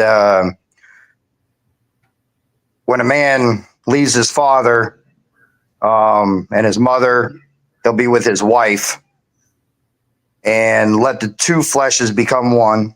Mm-hmm. And let no one separate them. They will no longer be two, they will be one. Yes. Okay. So if you bring somebody else into that relationship, you're letting that another person or another one then separate what God or what your marriage, your covenant marriage has become one flesh. Now you're letting another one come into that relationship and separate it. Okay, so here we see that this is the typical polyamorous argument, that you have numerous people to one marriage or one covenant, or you get these strange, depraved promotions. What you're actually having here is that a covenant is established between one man and one woman, but there's nothing that limits a man of having another one man, one woman covenant. So in other words, you have, for every relationship that you have with a woman, you have a covenant. So nobody actually interjects into that relationship, because you rightly pointed out, but just for the record, that passage refers to divorce and not marriage. No, it refers to marriage. No, read from 19. The question was Matthew 19, 4 through 6, I'm pretty sure. Exactly. So Pharisees came unto him and they tempted him and they asked him about divorce. They never asked him about marriage. Read the whole passage. It's actually in the King James, it's actually, there's a heading concerning divorce, if I can remember correctly. Well, caller, you're good. Maybe we can barrel through the other callers coming through. Yep. I'm done. I appreciate it. But it was a pleasure meeting you. Cool pick, by the way. Yeah, thanks. That was 06. That was our Christmas card back home. Oh, well, did you have fun? Did I have fun? Yeah, did you have fun in the Army? Oh yeah, hell yeah! Fuck, I'd do it back and do it again. Well, we can get into a different chat about military nowadays. Well, you take care of yourself, man. You have a good one. All right, you too. Good time. Glad meeting you finally. Yeah, you too. I always super chat to you, but I know I never got a chance to talk to you. But well, we just had the chance. It was a pleasure meeting you. Yep, pleasure meeting you. Thanks, Len. What is our ETA for this evening? evening? Thank you, Dog. You're gonna bring up Vaughn up. Here we go, Vaughn. What is our ETA for this evening? Yo. How's everybody doing tonight? Aubrey, we're going to be wrapping up here shortly. We got like 5 callers left, and that's it. We'll be closing after these 5, and then we'll be wrapping up. Thank you, sir. So, yeah, I won't be long. Can you hear me? Yes, Glenn. Vaughn, thank you. All right, so I want to start off by saying a couple things. Monogamy only is for losers, fat, lazy losers who can't get in the gym. and are addicted to porn. That's the first thing. Secondly, Andrew Wilson, I believe you are a fake Christian. I don't think you actually pray to the same God. And lastly, to your point, man, I don't think you have better solutions to the movement behind the idea that polygyny was never done away with. How does an ugly motherfucker like you talk shit about anybody else's looks ever? You say monogamous people are these like heinous people, don't go to the gym. You're one of the ugliest, heinous men I've ever seen. I don't think you have room to ever tell anybody anything about what it constitutes a loser or not. You literally look like your face was stomped in. I don't know how the fuck you're ever talking shit about anybody, bro. You are one of the ugliest Neanderthal-looking motherfuckers I've ever seen in my life. You should probably just never speak again on this topic. Listen to Andrew Wilson, bro. You come on, bro. You show me a picture of a single hot chick you've ever talked to in your life. He's one of the ugliest, heinous people ever. You want to talk about how like in a looks contest, bro. It's no I am so much objectively better looking than you. Even though I'm fat, I'm still better looking than you objectively. How could you ever say a word ever? So, all right, since you want to agree, because it's like I was just being. Oh, come on, you're having fun. You're having fun. Stop lying. You're having fun. No, the fact that you know, look at him. Look at him. He can't. You wanted to end on a good note, and you just over here trying to say he ain't a real Christian or he don't actually, like, come on, man. It's contradictory. All right. Well, here, let's engage with your actual arguments. Now that we're both done roasting each other. What's the actual argument, bro? What's the actual argument? So basically, yeah, man. Honestly, if you look at the way the world operates, it's not hard to see that we have a real problem with just morals in general. Like all of that, when you're talking about, sexual immoralities as it relates to. Yeah, I agree. That there's an immorality issue. It's I'd all be the first one to say that. Homosexuality. If we talk about the other forms of sexual immorality, that comes from homosexuality. It doesn't necessarily come from this idea that we're just a lawless nation, and it just has a multitude of different issues going on with it. It's not just polygyny, and I feel like polygyny. I didn't say it, but I didn't say it was. So when I think of the ethical purview of, like, let's say sexual sin in this case. Many different types of sin. You agree with me. But let's just say sexual sin. There's a multitude of factors which would go into that. I would say prostitution, OnlyFans work, degeneracy, promiscuity in men and women. The list goes on and on and on. There's a multitude of distinct degenerative sexual sins which people engage in. I would hardly lay it at the feet of polygyny. Right. And I just think that polygyny would be an addiction too. We're not arguing against monogamy. However, monogamy only is arguing against polygyny, and y'all talked about patriarchy. Yeah, but this is the same argument that homosexuals use. They say, well, we're not arguing against heterosexuality. Heterosexuals are arguing against homosexuality. But you would have to agree then, if that is the case, that we're actually arguing about normativity. So if we're arguing about normativity, we're arguing about the type of society we want to be in.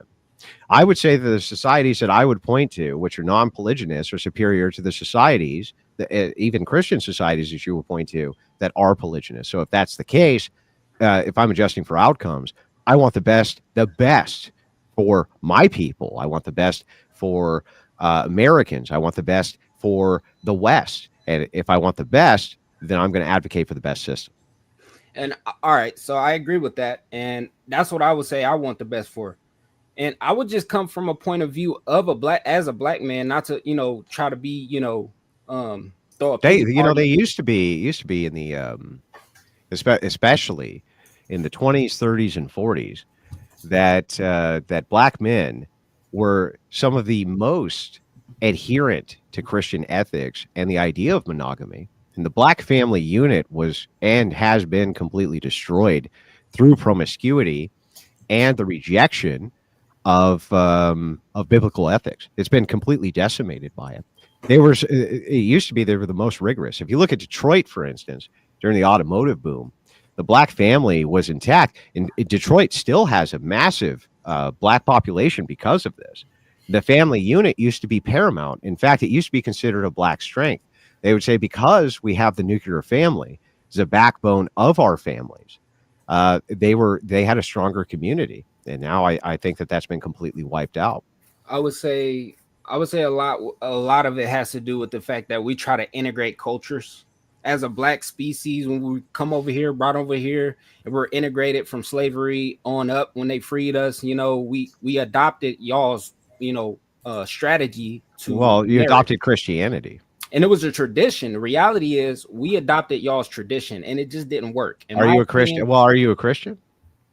I am a believer in Christ. So then you adopted. Why did you adopt it? Adopt polygyny? No, why did you adopt Christ? Because there was nothing that Christ said against polygyny or biblical marriage. So you only adopted Christ because that it can bring to a family. So you adopted Christ as an affirmation bias because Christ didn't say anything against polygyny. So if let's say Christ before everything. So before polygyny, you still followed Christ. Yeah, before coming to the knowledge, yes. Okay. If that is the case, why?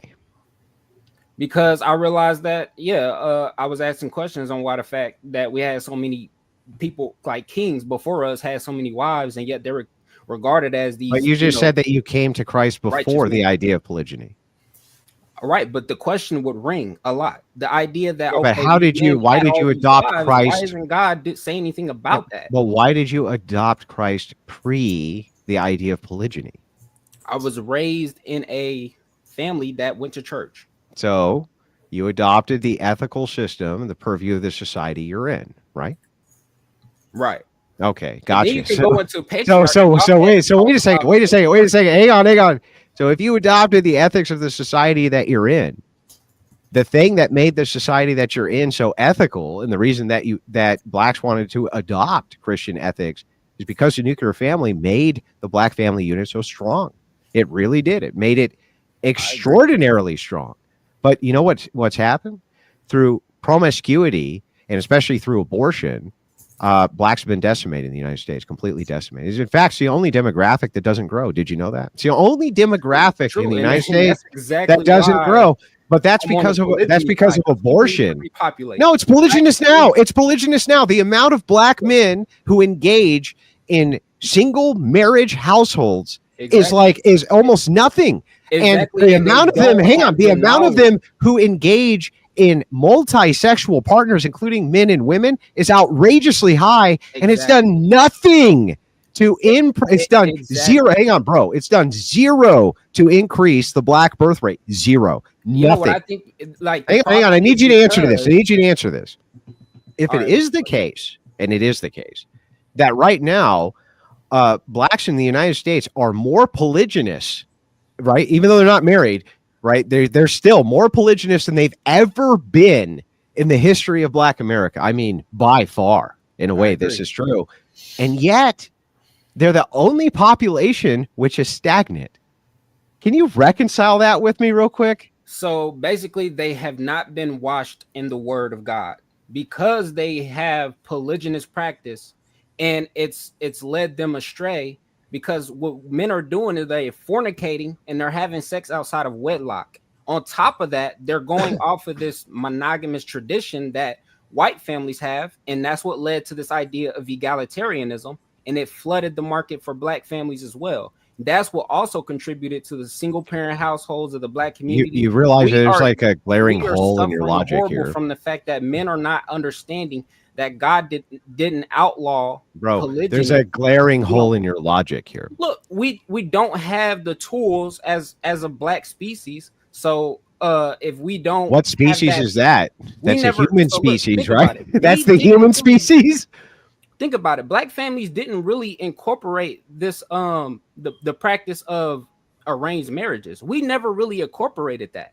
We just were taking traditional strategies from y'all and trying to do what we want with it. First of all, no, tribal society in Africa very much revolved around arranged marriages, very much so. don't All the we way have all the way arranged down from marriages? tribal warlords, right? All the way down from tribal warlords to when there was kings of certain portions of the entire continent of Africa, especially in sub-Sahara. Arranged marriage was the order of the day. So one, that's not true. And forced marriage. And people, what's that? And forced marriage. And forced marriage, but that's, I mean, you could even argue, I guess, that arranged marriage is forced marriage. But that aside, I don't even think it's relevant. The idea here, though, that Africans did not engage in the idea of setting up marriages is insane. Of course they did. And when you look at black slaves, this was the same thing. There was still arranged marriage even then, except in that case, it was part of basically a breeding program, unfortunately. But that is what happened. What gave, I think, the great strength to Black America that they had in the early 1900s, especially, and then in the late 1800s, was the fact that they had embraced monogamy and Christian ethics so adamantly. And you can actually see the distinction in the types of cities and things like this that Blacks lived in at the time that have now gone to complete hell in a handbasket. And it's like right now they're living more polygynously than ever. Right, the more sexual partners than you can have, and you say, well, it's because they're not washed in Christ, and it's like, but even if it were the case that that's the problem. If they thought that being washed in Christ meant just having a single partner, why wouldn't they do that? The point is, why wouldn't they do that? Was because they're kicked out of the churches, even. They have their own churches. What do you mean? When they have their own churches, bro. Like, okay, so they go into church and they try to go in there, think it's like God's going to forgive them for their fornication habits, and that's just not true. So when they get kicked out of churches, what churches are Blacks getting kicked out of? They go into poverty, and they get so used to gang violence, and they get incorporated into that mess, and that's what it leads to, just fornication. Listen, First of all, there's tons and tons of black men. There's tons and tons of black men right now. You can go into the Crucible audience right now, and there's tons of black men who follow Christian ethics to the letter. They have a strong family unit. The strong family unit that they have is based around the nuclear family, right? And they have a strong family. The idea that promiscuity in the black community has been in some way helpful to it is the opposite. I mean, it's literally counterintuitive. Promiscuity has assisted in the destruction of it. And the fact of the matter is that right now you have tons and tons of black men who have multiple children with many different women, often refuse to take care of those children in any capacity, right? How is this helpful to the how's this helpful to the community at all? It's not. So, whereas if I were to make the prescription, let me just ask you this. If I were to make the prescription the opposite, so the best way for Black America to get back on its feet would be to enter into a one-man, one-woman sanctified sacramental union, right? Where the man went to work, the woman stayed home, and he took care of his children. Tell me right now that would not significantly strengthen Black America. I would tell you right now that I just want to hear. I need you. The black family, because what you have when you have the extra families or you have the extra babies is the man not communicating with the woman, and then the woman will leave, take all his damn money, take half his shit, and what's he left with? He's left with the struggle, and the struggle is worse for black men. How I don't understand how, if you entered into a monogamous relationship with one female, okay, and you had multiple children with her, she stayed at home with the children while the black man worked. How in the world could that possibly be harmful to Black America? How? It wouldn't. It wouldn't. It wouldn't help. But hang on. How would it not help? How would it not help? It would help more than anything. The one aspect that would help is the idea of family and marriage. That would help. Yes. Also, what would help is removing condemnation from a man communicating that he's able to love multiple partners.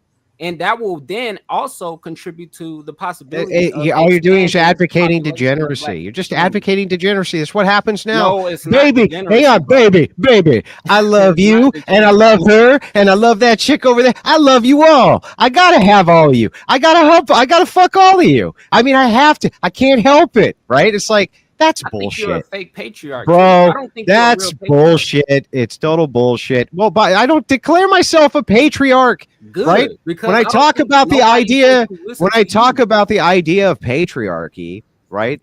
I'm talking about it from the standpoint of intellectualism, right? Who am I the fucking patriarch of other than my family? I have no idea. It has nothing to do, no bearing on the argument at all. You say I'm a fake Christian, while at the same time you advocate for black promiscuity. It's totally antithetical to Christian ethics. Yes, it's totally antithetical to Christian ethics. All you want to do is fuck a bunch of hoes. That's it, right? What are you going? Hey, so let me ask you. Just answer the question. Is that what you want? You want to fuck a bunch of chicks, and you want Jesus to say it's okay. If You want to God sprinkle a decides little to bless Jesus on the families, they do degeneracy, that, right? Just If say, God just decides to bro. bless men, Can we just who be take honest? multiple wives, Can we just be honest with Are each you other? gonna do You anything about just want to sprinkle a little Jesus on the degeneracy, Are right? you going to do anything about it if God blesses families like that? Are you going to do anything about it? No, God If they're blesses flourishing. What are you going Bro, to do? You people- can't do anything because they're doing I don't. God's I would law. listen. You I wouldn't can't do even. anything I about wouldn't it. even. I wouldn't even There's want to. nothing But you can do about here's the anything. thing. Here's the thing. Right. All you got to do is point me to a society where God's blessing them due to their polygyny. Go ahead. Repeat that. What'd you say? All you got to do is point me to a society where God's blessing them due to their polygyny. Go ahead. You said society. Yeah. Well, the society that If God's you're blessing talking the families that are polygynous, then the societies which promote polygyny should be flourishing. Show them to me.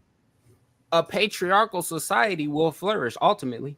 Okay. Can you show me one of these polygynous societies which is You've flourishing? accepted the fact that you can't necessarily prove that a man that's a patriarch and decides that that's what he wants to do is have multiple women can't be successful in doing that. Like, Can you you've show accepted me that. a single polygynous society that God is blessing? Go ahead. You said what? A single hasn't been? polygynous society. Right this second, there's many polygynous societies. Many. Most of them, in fact, in Africa. Can you show me which ones are being blessed? Would you like me to pull up the map for you? Here, I'll pull up the map. I'm going to make this super easy for you. Hang on. I was I'm here gonna from pull- the start. You probably Okay, don't know how to great. Then do you that. saw the map. Which of those African nations which are steeped in polygyny? And here, let me pull up my list. Very good. There it is. So here you can see in green all of those African nations, and then you see down here, right, as well.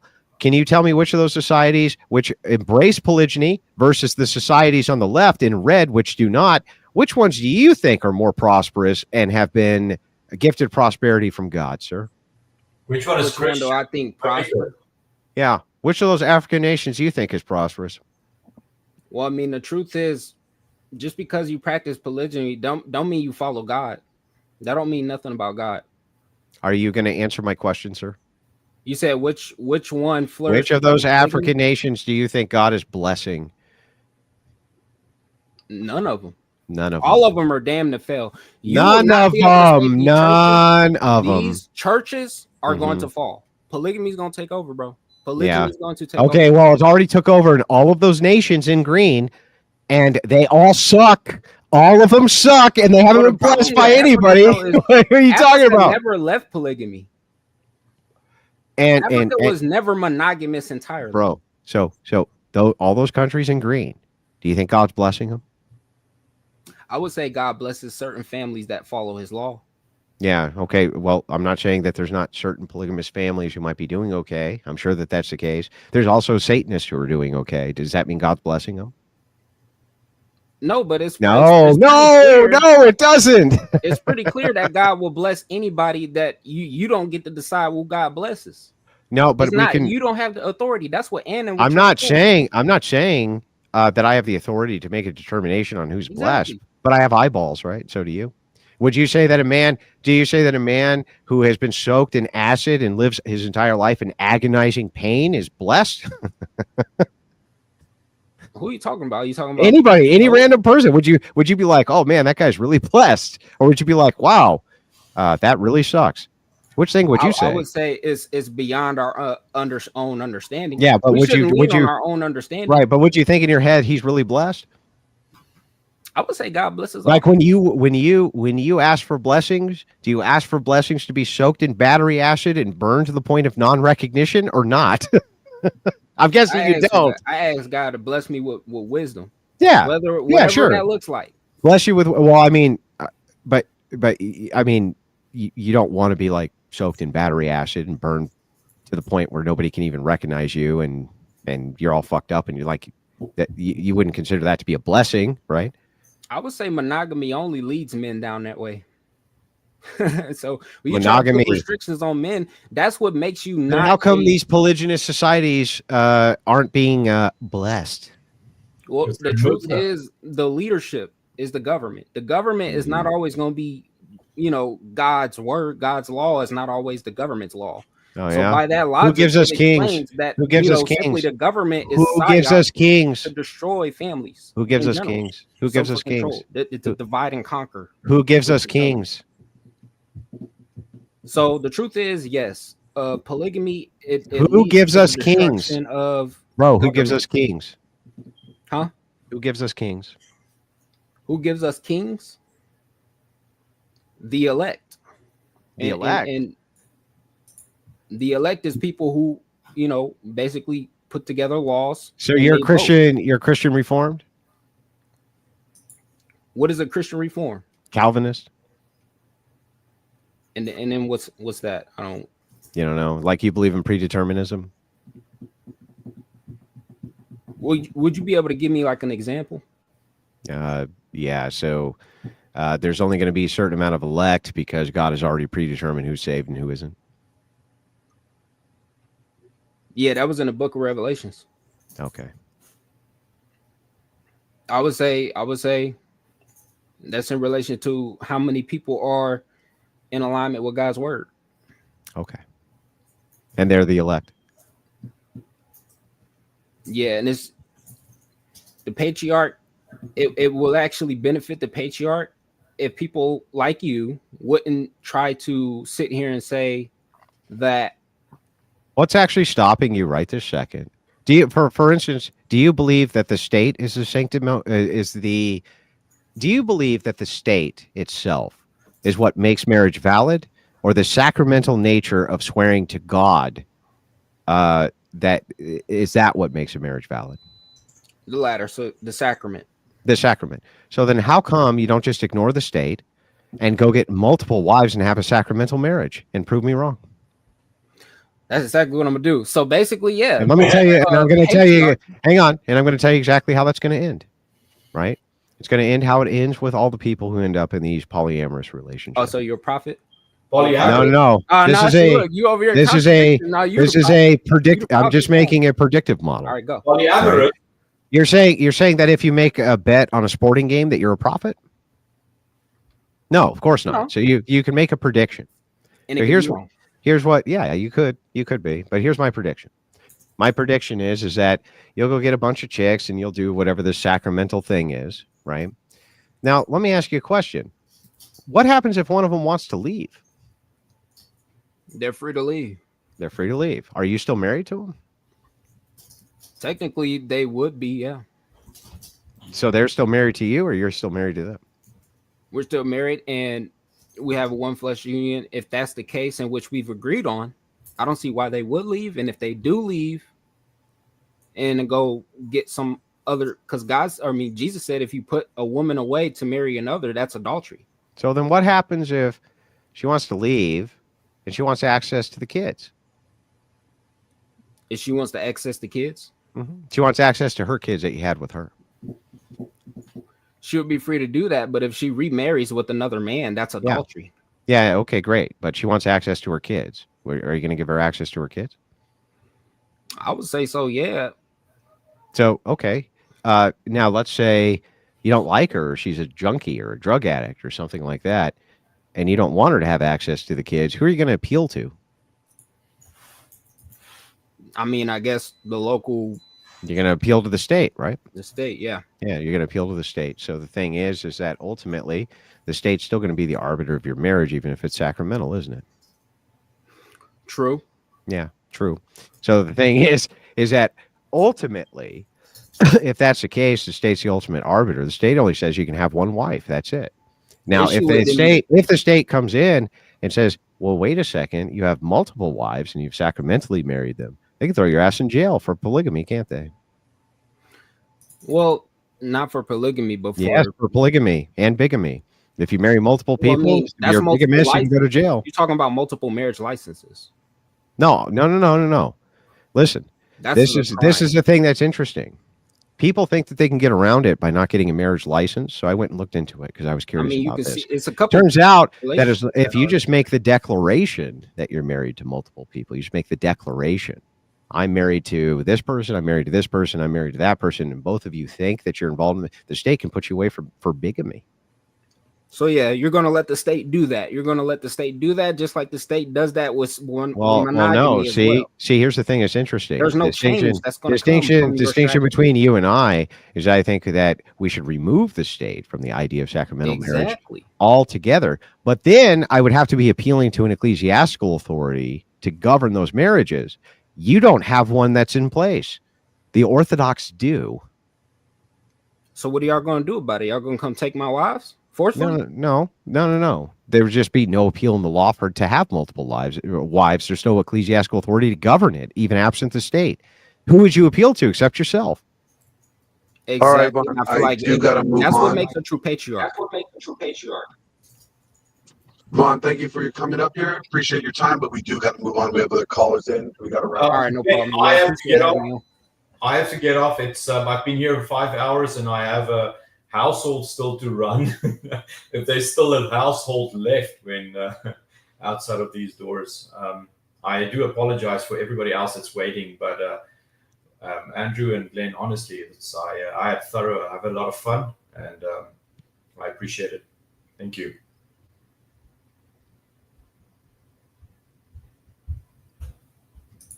You're very welcome, and thank you for coming on. I appreciated the second half of the spirited debate. Yeah, well, that was good. That was good. Nevertheless, well, for me, fighting with people online for hours and hours is nothing new. So it's not detrimental to me, but I do understand that you have to take care of your family, and Godspeed to you. Thank you very much. Well, whatever the God is that you pray to, and whatever the religion is that you have, the bizarre shit. But anyway, I still wish you luck. We'll bring you over. We'll bring you over to the dark side. We will. We'll get you over here. Thank you, Andrew. Thank you, Glenn. And guys, have a wonderful evening. For all your viewers and those in the comment section, enjoy your evening. Take care.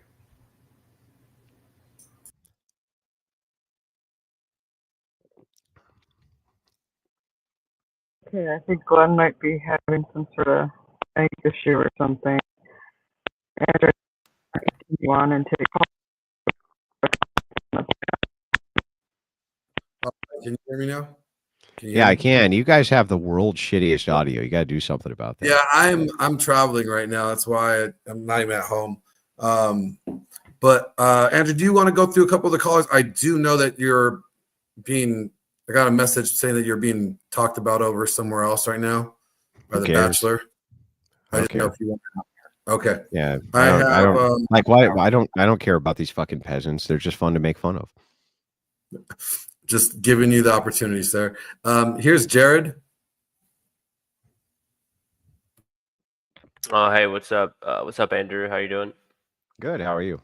Good. Thanks for asking. I was actually wanting to ask a question to the guy that was up here before. I just found myself still stuck here. I wasn't really entirely sure what his beliefs was. I was in here for the last half, but I wasn't able to tone down his position on what he believes in. So maybe you could fill me in on what he believes in. I don't know. Yeah, I don't think it's conducive to try to dive into another person's position when they're not here to defend it. Right. So he was here to defend it, but in all fairness to him, this was like 5 hours that this guy was here, and he wasn't expecting that by any metric. So I think it's fair to let him go. Gotcha. Yeah, I just didn't know. I heard the last half. I heard somebody say something about Mormonism, and then I asked him, and he said no. And then somebody said that he had Hebrew roots. I just wasn't ever sure on his position. So maybe next time I'll see him on here or something. Yeah. But thanks for everything that you and Glenn do. I know you guys have a lot of veteran supporters, such as myself. You guys think that you guys. Well, unless they're window licking Marines, and then I don't want them. I want them I'm to fuck Navy. out of here. I want them I'm to fuck Navy, out. Well, you're even so- worse than them. The Well, Marines no, are the men. no, Marines are the Marines men's are the department of the department. Navy. What are you talking about? The men's fucking Navy, department. yeah. Yeah, the men's department. They're the men's department. Oh, shut the fuck up. The men's department of the Navy. All right. Well, it was good. It was good chatting with you, though, bro. Yeah, thanks, Andrew. Have a good one. All right, Jared, take it easy. That motherfucker. All right, moving on. He says that Moving motherfucker. on. That motherfucker. Hey, that's mean. That's mean. What's up, Darian? How you doing? Hey, what's up, Andrew? Hey, Glenn, I thought when you said Jose was the last one, I thought I was going to be able to get on. So, Andrew, hey, man, how's it going? Good. How are you? Hey, I'm pretty good. So I wanted to ask you a few questions. I don't know how much time I have here. I know You got time? Okay, perfect. So first and foremost, now I'm not arguing this point. I do believe in biblical polygyny, though. And I just, How come? How come? Yeah. Well, ultimately, I believe that it is the most righteous and most conservative form of patriarchy. Can I ask you a question? Sure. Just and can I ask you to just in an unfettered way, in a raw way, don't bullshit me and just look me in the eye when you give me the answer. Mhm. Do you just really want to fuck a lot of chicks? And this is a good way to do that. So I'll tell you no. And I was going to ask you first and foremost, and I answer your question. I was going to tell you that this is not from a debate point. I don't want to be right. This is purely from understanding. And I know that you're a very good debater. I watch you all the time, but I'd ask that you'd approach this with understanding as well. But I already know that. Go ahead. So I'll say no, because me personally, I was in a marriage and I came to this truth and I brought it up as righteously as I could. And in the moment, I'm currently going through issues within my marriage and I sacrificed that, something that I did not want to do. It hurt me. It sucked for me. And if it was something, I can tell you truthfully, like you said, to look you in your eyes, man to man, if it was something solely about lust or wanting the unrighteous desire of lust, I should say, or a carnal desire to just want sex, I would have just done it on the side where no one would have ever known about it. Yeah, but that would be sinful, right? Isn't it easier to say, well, I am removing myself from sin by just making the interpretation that having sex with multiple women, as long as I claim that I'm married to them, it's like having your cake and eating it too, right? Well, I'm assuming that when you said, is it just about wanting to have sex with multiple women? I'm assuming that that is ethically unmoral. It is. So there's no way that I can do something righteously that is by nature ethically unmoral. Ethically immoral? Yes, ethically immoral. Sorry. Yeah, it wouldn't be righteous for you to lust after multiple women, and it wouldn't be righteous for you to marry multiple women. So that's where I disagree. But so in order for you understood my argument by saying, this is the way to do it sinfully.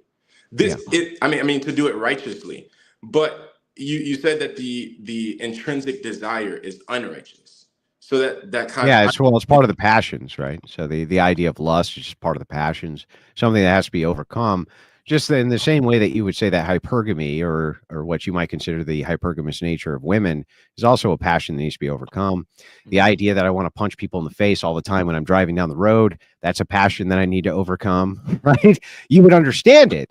You would understand it. Like you'd be like, man, that guy's a dick. You know, and if I went over and decked him in the mouth, you'd be like, that guy had it coming. But it's a passion that needs to be overcome. In the same way you could say, well, I understand why a woman would be hypergamous. That doesn't mean that it's not a passion that needs to be overcome, because it is. So I agree with you. I really do. But I have a slight different, I veer off just a little bit with my moral beliefs. So I'd say that first and foremost, we need to overcome these desires by doing them righteously. So you don't overcome your sexual desires by never having sex. Well, some people do. But that's not required for all people. You would say that it has to be done within marriage, and I would say that as well. Now, I believe that. Yeah, but I think that you can do lustful things within the marriage that are wrong too. Yeah, I agree. But biblical, but for me. I mean, with your own wife, you can do lustful things which are wrong. Yes, Yeah. But that's only defined by Bible, correct? So do you believe that what defines, well, we all know that God establishes morals, right? From a Christian purview. Yep. God establishes morals, correct? Yes. And so everything that he finds good is by definition good, and everything that he finds bad is by definition bad, correct? Well, evil, I don't believe that evil has an ontology. So I think that we use a reference point for evil to say it's not of God. And so anything that's not of God would be considered evil or bad. So that's how I would define it ontologically. I wouldn't say that evil has an ontology. I would only say that goodness has an ontology. So you're kind of pulling your moral backing from scripture, but also sources outside of scripture. No, it's all scripture. Could you explain? Do all good things come from God? Completely. Then anything that's not of God is not good. Well, I believe that. But we know that goodness comes from God, so it has an ontology, has a sense of being. But if it's not of God, it's bad. There's no ontology. There's no sense of being for it. Well, I'm not sure about those exact terms, but can I say this? Mm-hmm. I think that people misinterpret that because of their lack of nature when it comes to the biblical understanding, because that is true, while also the Bible says that God creates both good and evil.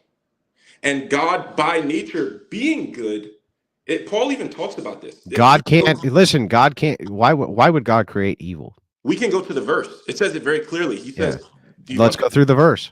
Okay, let's do it. Can I have time Let's to do it? It says that God uses evil for good. Well, that's another verse, but it says, he specifically says. Okay, then pull it up. Yeah.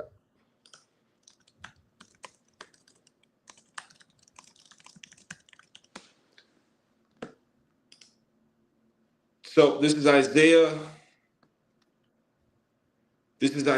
45, verse 7. Just reading from a quick translation here. He says, I form the light and create darkness. I make peace and create evil. I, the Lord, do all these things. Yeah, so read the passage right before. Sure. How far? I mean, just one verse is good up, or? Yeah, so that they may know. I'll go to 5.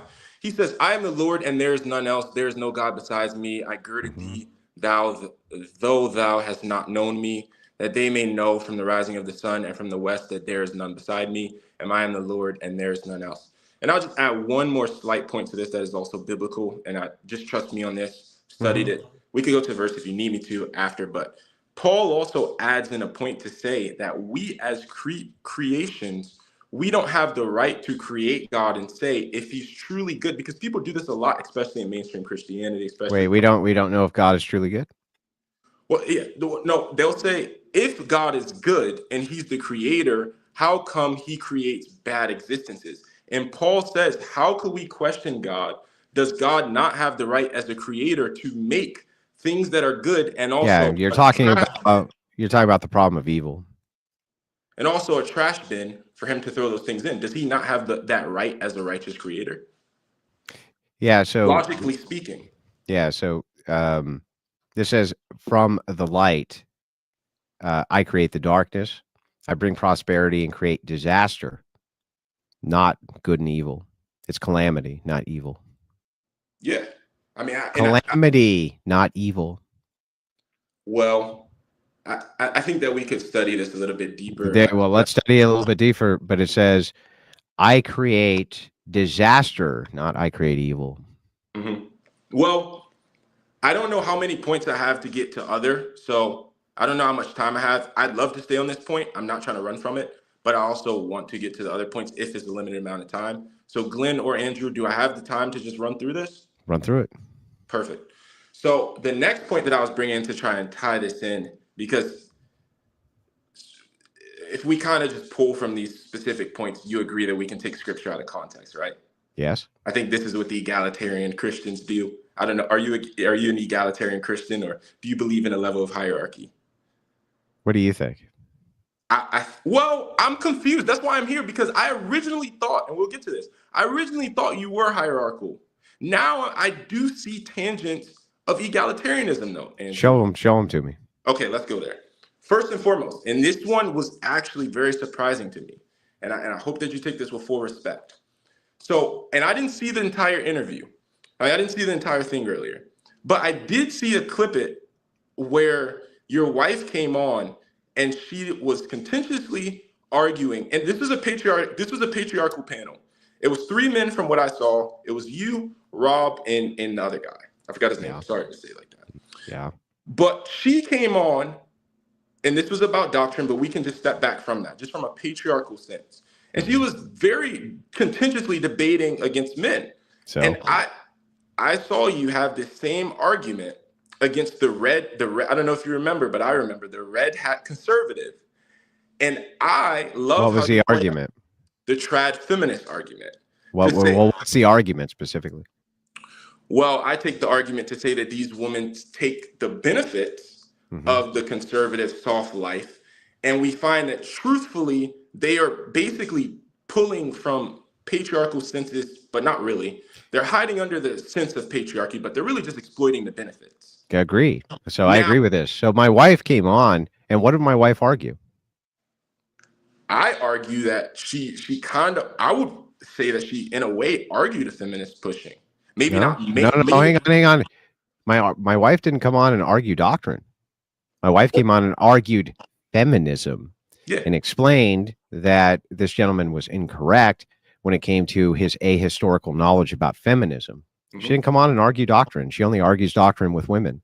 And when she argues doctrine at all with men, there's either clergy present or me, her husband, present, so that I can correct her, which is exactly what it's supposed to be. Yeah. Now, I did respect Was I present? Yes, I did respect that level of headship. Now, but like I said, it wasn't totally off for me, but it was just a little bit of a regression. Here's why. Because what I'm arguing is that in a way, and the woman that you did chastise, and I'm not pointing you out for this, I'm just kind of comparing it now to what I thought. With the red hat, the conservative girl. Oh, yeah. You're talking about that broad who was talking about authority. Yeah. And women voting. Yeah. I'm with you. And this is a big thing now, and I'm very against this, Andrew, because, and I find that you have to be very extreme. There's either hot or cold. I'm sorry. And the thing is, I find that specifically her, it was an easier case to point out because she was very feminist. She was very feministic by nature. She just really wants to what about my wife's arguments would you consider to be feminist by nature? Well, the first step of feminism is what? It would be the dismantling of patriarchal systems, which would be an egalitarianism that's put men and women on the same platform, correct? Yeah, no, not on the same platform. I'm sorry, not the same platform as far as speaking, but on the same level of hierarchy or authority. Yeah, it would be the idea here would be that men wouldn't have the necessary authority in order to enact their will, but a person arguing with a woman for whatever various reason, it'd be an enaction of patriarchy, not a usurping of patriarchy. If men are willing to enter into discourse with women, that would be at the behest of the patriarchy. Yeah, well, it wasn't necessarily about the speaking. One, I would say though, it was about the tone. I do think when it is patriarchy, and I think even you addressed the woman, you did say in a patriarchal sense, if you truly believed in the patriarchy, you would understand that you are a woman and you would address me as a patriarch, even if you disagree. Do you agree that? Yeah. No. So you have to remember that we're talking about two different things. So I was doing an internal critique. This woman's position was that men should be adhered to and respected and this type of thing, right? And so I'm doing an internal critique and saying, well, if that is the case, how come you're speaking to a man right now and not doing that exact same thing? In this particular instance with Rachel didn't actually say anything which was wrong to that guy. She just pointed out his ahistorical facts. If the most that you have is that her tone wasn't correct, then I would say that's a weakness from your aspect and his, right? If you get triggered by a tone of a woman, I have women who are disrespectful to me day in and day out. I tend not to get triggered by their tone, but just to match their energy, right? Well, I didn't get triggered. I just want to say that does. I'm not saying you did. I'm not saying you did.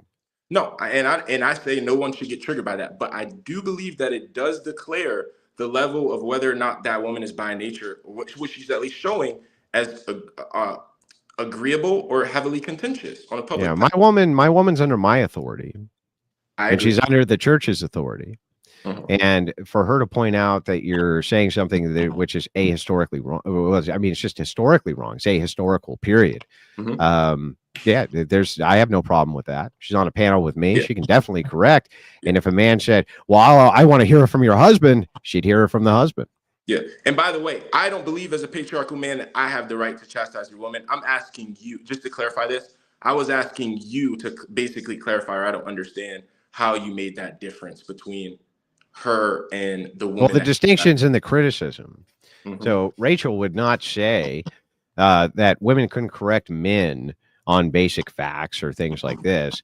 She would say when it came to actually preaching doctrine or things like this, that women aren't authorized to teach those things. And she's right. They're not. They're absolutely just not authorized to teach any of those things. And so she doesn't. When she has, for instance, streams where she's talking about Christianity, she has men who are in authority, church authority especially, or have ministries come on and discuss those things. She's not a preacher and she has no ministry and she's never going to. Yeah.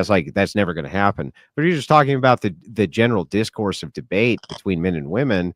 There's nothing wrong with that. It's completely appropriate. We're not talking about at that point anything which is gospel related. We're talking about societal and social issues. Yeah. I was just wondering on that because I guess I understand where you're coming from. Like, so, I don't mind that there's tons of women who want to have debates about the nature of patriarchy and the nature of social issues. Yeah. I think that that's healthy and good, even if they're debating with men. I just think that it's antithetical to Christianity for women to teach. That is antithetical. No, I agree. I just think on a highly patriarchal level, it is important in how the women do it when we're held to a higher standard. So I'm just, I agree with you on a lot of things. And I just know that if in the way that I would want I was wondering where you were coming from because I understand how that sounds a lot like tone policing, and that sounds very feminine for a patriarch to even do. I do got to move on to the next caller. I have another point. Okay. Make it quick. Make it quick. Oh, okay, cool. So I just wanted to, I think that you were confusing, and I just want to clarify that was not tone policing. But I do think that you were confusing the cause and the effect of the 20s through 30s feminism. I'm just using that as a general term of the industrialization. I think you're coming in and you're saying, hey, this is the problem which lowered the divorce rates. And I think what Rob raised them. Yeah, and I think what Rob was not able to explain, but what he was trying to say, I don't want to speak for him, but and this isn't my full point, but just to give a level of context, I think that what they're saying is that as we move away from patriarchy, which that was an effect of moving away from patriarchy. It was not the beginning. We had already been establishing levels of egalitarianism, such as monogamy only, that puts men and women on an equal playing field. It doesn't. It puts them closer to egalitarianism. Nope. Within polygyny, there's a very in fact, it gives men ultimate authority.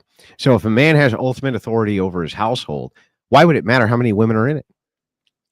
If a man has ultimate authority over his household, why would it matter how many women are in it? Why would it matter? Well, it doesn't in that specific household. It doesn't. That's the key, right? And so, no, it does not take away necessarily from patriarchy because you have monogamy. That makes no sense. That's what the previous guy who was debating with me tried to initially make the case of, and he got wrecked on it the same way. Okay. How could it in any way usurp your authority if you are in charge of your household, regardless of how many women are in it? If you have one woman who's in it versus 5, if you had authority over 5 women versus 1, you're still in charge of your household.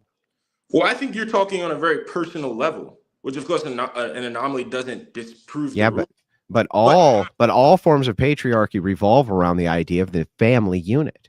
The family unit is the extension of the ultimate patriarchy. So at the head, we only have one God. Yes. One with a triune nature. He is the head, right, of the man. The man in fact, marriage represents this. Man is the head, woman as the body. And so if that is a representation, right, the nuclear family actually shows the best representation of this. In this case, the man acts in the stead of Jesus Christ, the head, the woman as the body, right? The children as the extension of the body. Now, how does Scripture accurately represent the body? It as one holistic believer, composed of believers, one body composed of believers. And that would be the same thing that's represented in a polygynous. No, that wouldn't be. No, that would be multiple bodies. So if we only have, let me ask you, how many churches are there? There's 7.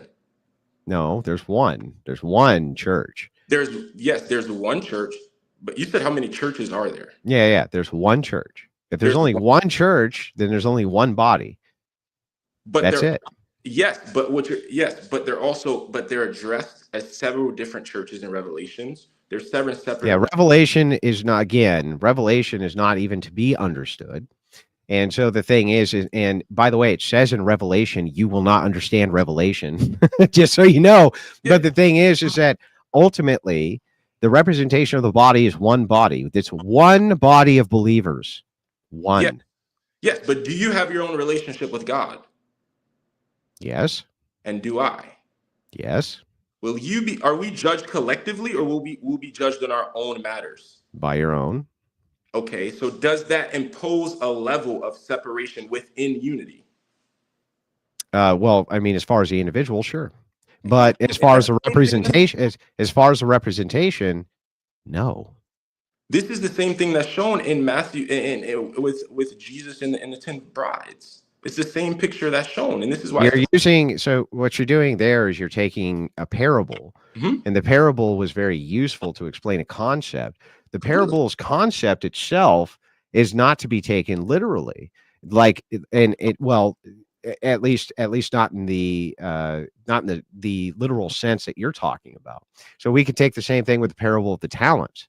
Though it is true that the currency of the time was called talents, we can actually apply it to talents, and that would make sense in the form of that parable.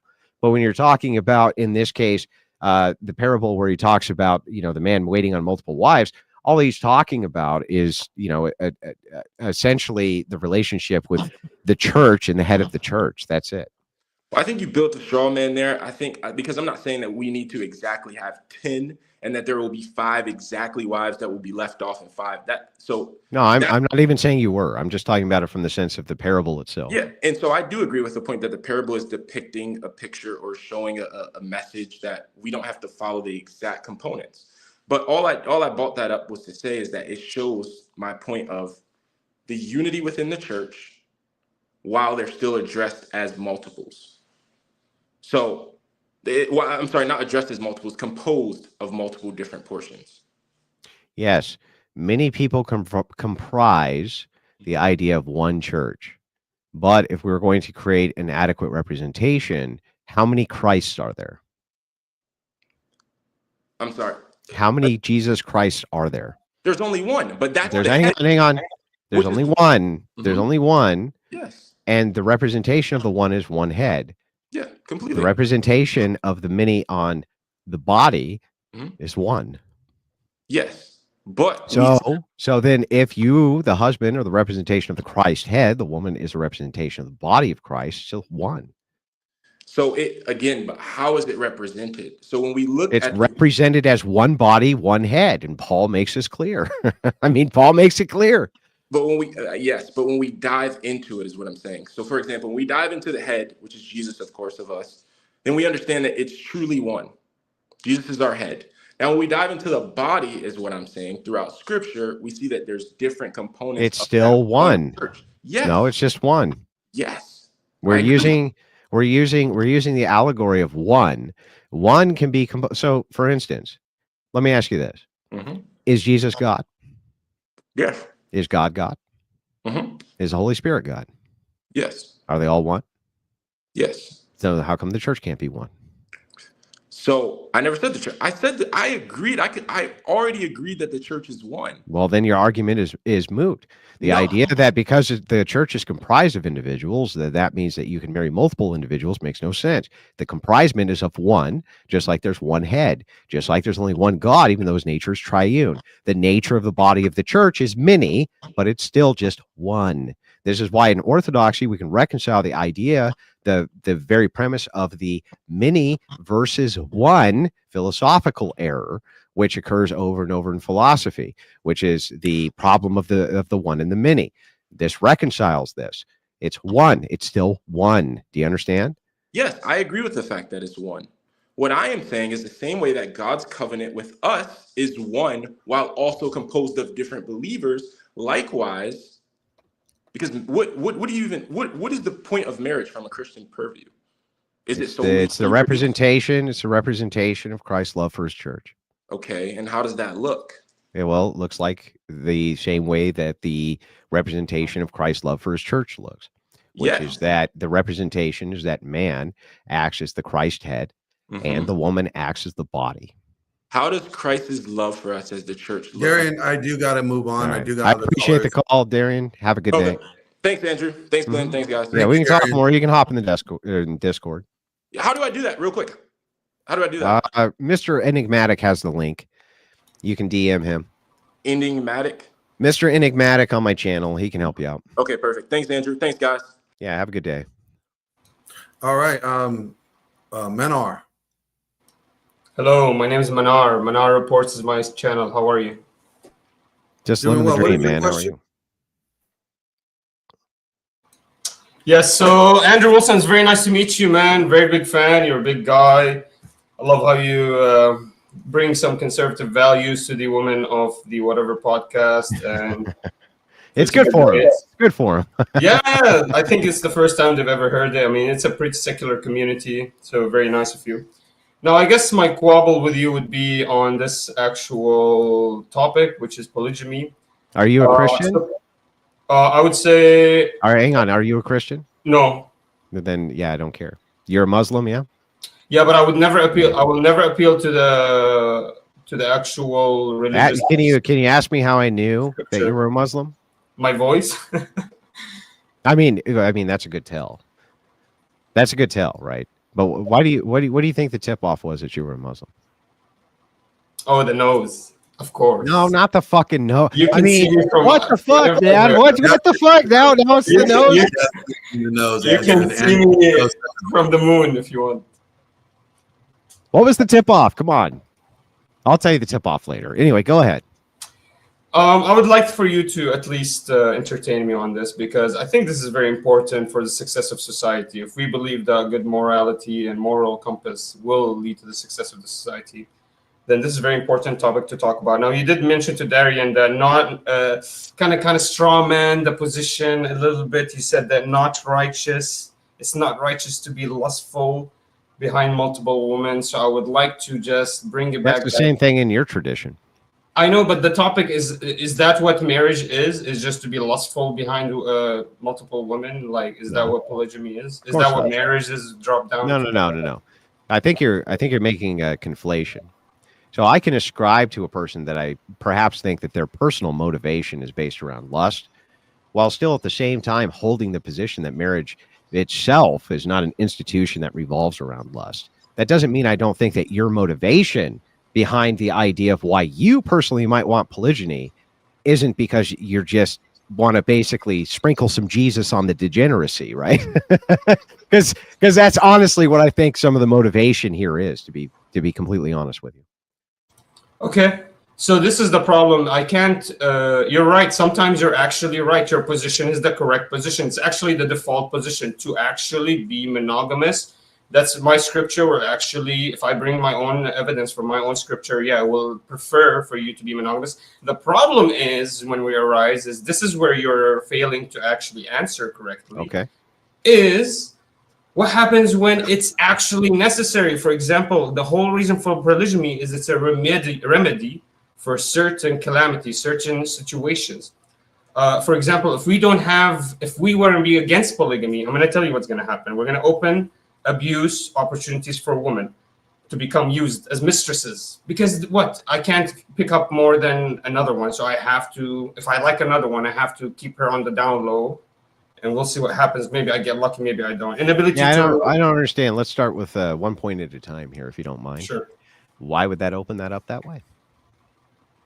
Because, for example, if there's why can't you just fuck your own wife? Why can't you just fuck your own wife, bro? Well, I'll give you an example. So I've been with my wife for 20 years. She's 40 now. Her power diminished a little bit, and she wasn't. Do you like? I mean, like, not to be too graphic, but do you like plowing your wife? Yeah, absolutely. Well, then what's the problem? but would you agree with me that there are certain? This is the issue. You're right. Default position is actually you do not grab more than one. But thank God, religion allows Thank Well, God your we religion allow does. for more than one. Because imagine what would happen if we didn't. What would your actual solution be, for example, in a situation where the woman is really old, she can't give you any more kids, but you only have one and you can't, and he died, and now you can't continue. Now you have to divorce the woman in order for you to continue. No, you don't have to. No, you don't have to. Here's the thing. The idea that because you could have some outlier situations in which, for instance, you get married older. Let's say you get married in 35 and your wife can only have one child, and tragically that child dies. It's a horrible thing. You're not entitled to then break your vow to your wife and then go off and make new children because you just really, really want them. That would be antithetical to the very ethical system in which you're following. All you're telling me is that you're too weak to hold to your vow. That makes no sense to me. Are you saying then, if my wife tragically was injured in a traffic accident and her entire pelvic region was completely pulverized, that would be horrible, and I was her caretaker and I couldn't have sex with her anymore, my obligation would not then be to divorce her so that I could satiate my physical needs. My duty would be to continue to care for my wife until she was dead without ever stepping out on her marriage. That's the vow. See, that's the problem, is if you actually force everyone to take that vow, Then you actually life is create great. calamity for the society. Because if we can link, I'll tell you why. If we can link the number of human beings that exist in that society with the strength of that society, which is a corollary relation, of course, the more people you have, the stronger your society. Then it would be an obligation upon you actually to prosper. Makes no and sense. create more We already had the society in which it would be frowned upon for you to step out of such a relationship. It was only 100 years ago. And again, let me give you the stats. 90% of women married as virgins. The divorce rate was minute to the point of almost being non-existent. Okay. And on top of that, we had a birth rate of 7+ per woman. So the situations that you're talking about were outliers. Are there people who run into calamity and misfortune and have to adhere to their vows, even though it's really hard for them? Yes. There's probably many situations I could murder my way out of. That doesn't make it righteous. But that's the idea, is murder is always wrong. Default position is an immoral position until it's necessary. Then it's restricted and regulated. That's what religion came to do. Murder is never permitted ever. The idea here is that murder is never permitted. You can kill. That is not murder. There's a distinct and justifiable difference between the two.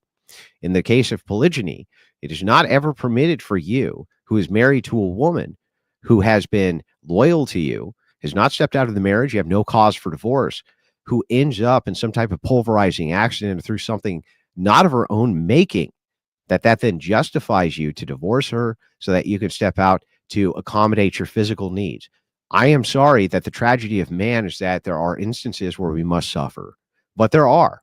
Do I agree in such a situation that a man would suffer greatly? Yeah, he would. I agree that his wife would be suffering greatly too. I even agree that his wife might be so kind that she comes to him and says, honey, please, I wish you would just go fuck another chick just so that, you didn't feel completely, alone in your feelings. And I know that you're pent up, and I think and he still should say no, because the truth is that the narrow path's a hard path. The righteous path is the hard path. The doing the right things, the hard thing. Doing the right things, the hard thing. I get it. But Andrew, what you're advocating for, basically, if the covenant of marriage is a relationship covenant, it's not a duty-bound covenant. For example, for your society, it's a relationship covenant. That means you can't even get married after she dies. That means No, you can get married after she dies. How? Why? Because in this case we have clear parameters. But it has no bearing about the consequence it gives to your society. I'm trying to answer your question. Yes, for one thing, it does have a bearing on the consequence for society, but also the second aspect here is that if your wife dies, we have clear permission within the confines of the faith to remarry. I don't know where you got the idea. We don't. Okay, then that means you should also be accepting of polygamy before her death. Why? For example, why are you allowed, if it's because it would be a compromise of duty? Why are you allowed to marry after her death? What's the actual scripture that says that you're allowed that afterwards? Because that doesn't make sense. It doesn't correlate from that, because you're not relying on your feelings. You're not relying on your special needs. You're supposed to take it one for the team and stay suffering, because this is a covenant relationship that you've committed in front of God. And so this is the problem with your arguments. We take it that far, we can't even divorce the dead. Like, we're not allowed that. So am I wrong? Yeah, yeah, it actually makes no sense. So here, let me give you an example. Let's just take, you would agree with me in the 10 Commandments, you have to honor your mother and your father? Sure. Okay, if they're dead, how do you honor them? You can still honor them by name, by duty, by for example, taking care of the things they used to take care of, going to do the same things that they were responsible of doing, being responsible of the same duties that they were responsible of. But you're saying that your duties have shifted. So the idea here is that the duty when they're alive to honor them is going to be different than the duties you have when they're dead, yeah? Okay. So that's your position. Is that correct? Okay, yeah, you're right. Sure. I see that. And would that not be the same case then in your duties with a wife who is alive versus a wife who is dead? Well, then for you to convince, I agree with you. I just want to know. You're right, sure. Yeah. Okay, so I guess it's not a covenant forever. So you've explained why it doesn't exist forever, and if she does die, you would be able to remarry, for example. The question, I guess, for you to make my head, calm and I can go to sleep at night, give me a good reason. Like, basically what you're advocating for is, if the society is crumbling around me, and we just went through a big war, and we have like 80-20 women, 80 women to 20% of all men, we're supposed to make these women die off. This is our obligation, our duty to our commander. Maybe this is a straw man, but I haven't taken it that far. It's actually a good argument. And let me steel man the argument, because I love this one, in fact. The argument is, what happens if 80% of your population gets decimated? You only have 20% of men. What happens to all the women? That's what you're asking, right? Yeah. You have 20% men, 80% women. It's a huge warfare calamity. But here's the thing: this has happened. So if you look at post-war France, the amount of young men, right, who were decimated between the two global wars were somewhere upwards of 60 to 70%.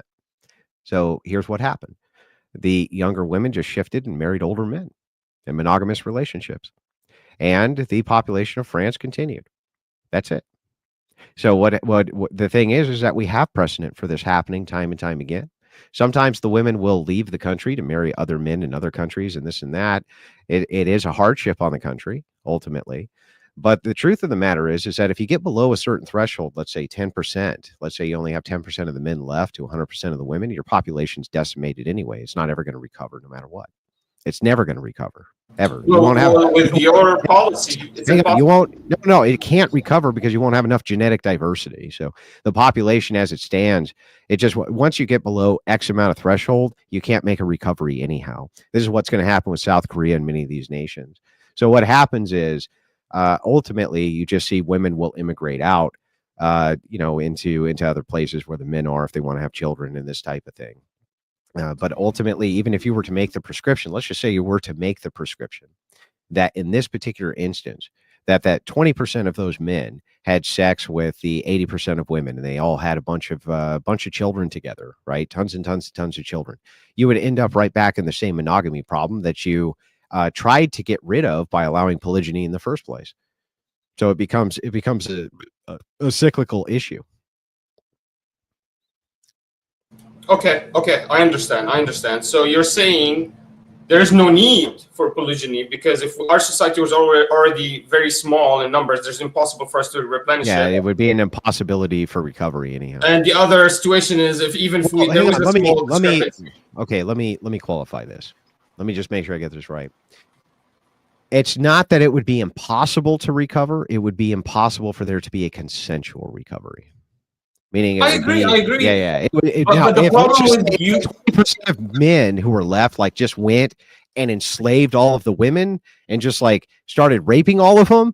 Then yeah, I mean, I guess in that instance you could possibly have a recovery, but based on the idea of a consensual marriage or something like this, if your population threshold gets below like 30% men, you're never going to recover from that. So I guess is the argument that there is no solution to these calamities that come to society. There is no solution to somebody that's extremely lustful. There is no solution to the widow that's been needs to be remarried. No, the solution is Jesus Christ and the love of Jesus Christ and the idea of the movement towards duty and the overcoming of passions. Always when we talk about duty, we forget the mastery of the passions. So when we're talking about the mastery of the passions, when you say, well, what about men who have this lust? Why don't you fucking master your lust? What about these men who have overt anger problems? The first thing you would tell them is, well, you need to work on your anger. But for some reason, when it comes to lust, you say there needs to be some necessary fallback for them to control that. It's like that would be antithetical to the very ethical system in which we are trying to produce. I'll tell you why. Because it's like this guy is hungry, and if all he sees is McDonald's, of course he's gonna get sick. We need to give him better options, and if we don't give him better options, it's forced upon him. Like basically, you know what I mean? Like, then if 70, so let me ask you a question: if 90% of men, if there was a disease that ravaged 90% of men and turned them into psychopaths, right? Turned 90% of them into immoral, like they would just do whatever they wanted to. Okay. In this case, the second they saw a woman, they had to grape her. Like that was what the disease was. Would you advocate that we put those men down? So of course. But I'm not a medical. Wait a second. That's really weird. You would advocate that we put those men down, right? Because this was now something that they could not control. But the thing is that by you saying that we shouldn't just put all men down, you're actually telling me, Andrew, they can control that. Okay, Andrew, I get it, but you have to come up with something better. You can't just tell me the society is gonna fall apart. This society, here, let me tell you something better. Duty, we're bound by it. You got a nice wife at home? Yeah. Yeah, good. And does she give you a nice warm bed? She's pretty, man. She's Mexican girl. Then here's what you need to do. You need to eat your fucking Mexican girl's tacos and burritos and fuck her brains out and be content with what you have in life, right? Because most men won't even have one. And the advocacy for polygyny in the modern sense of degeneracy is counterintuitive to the things that you want and I want.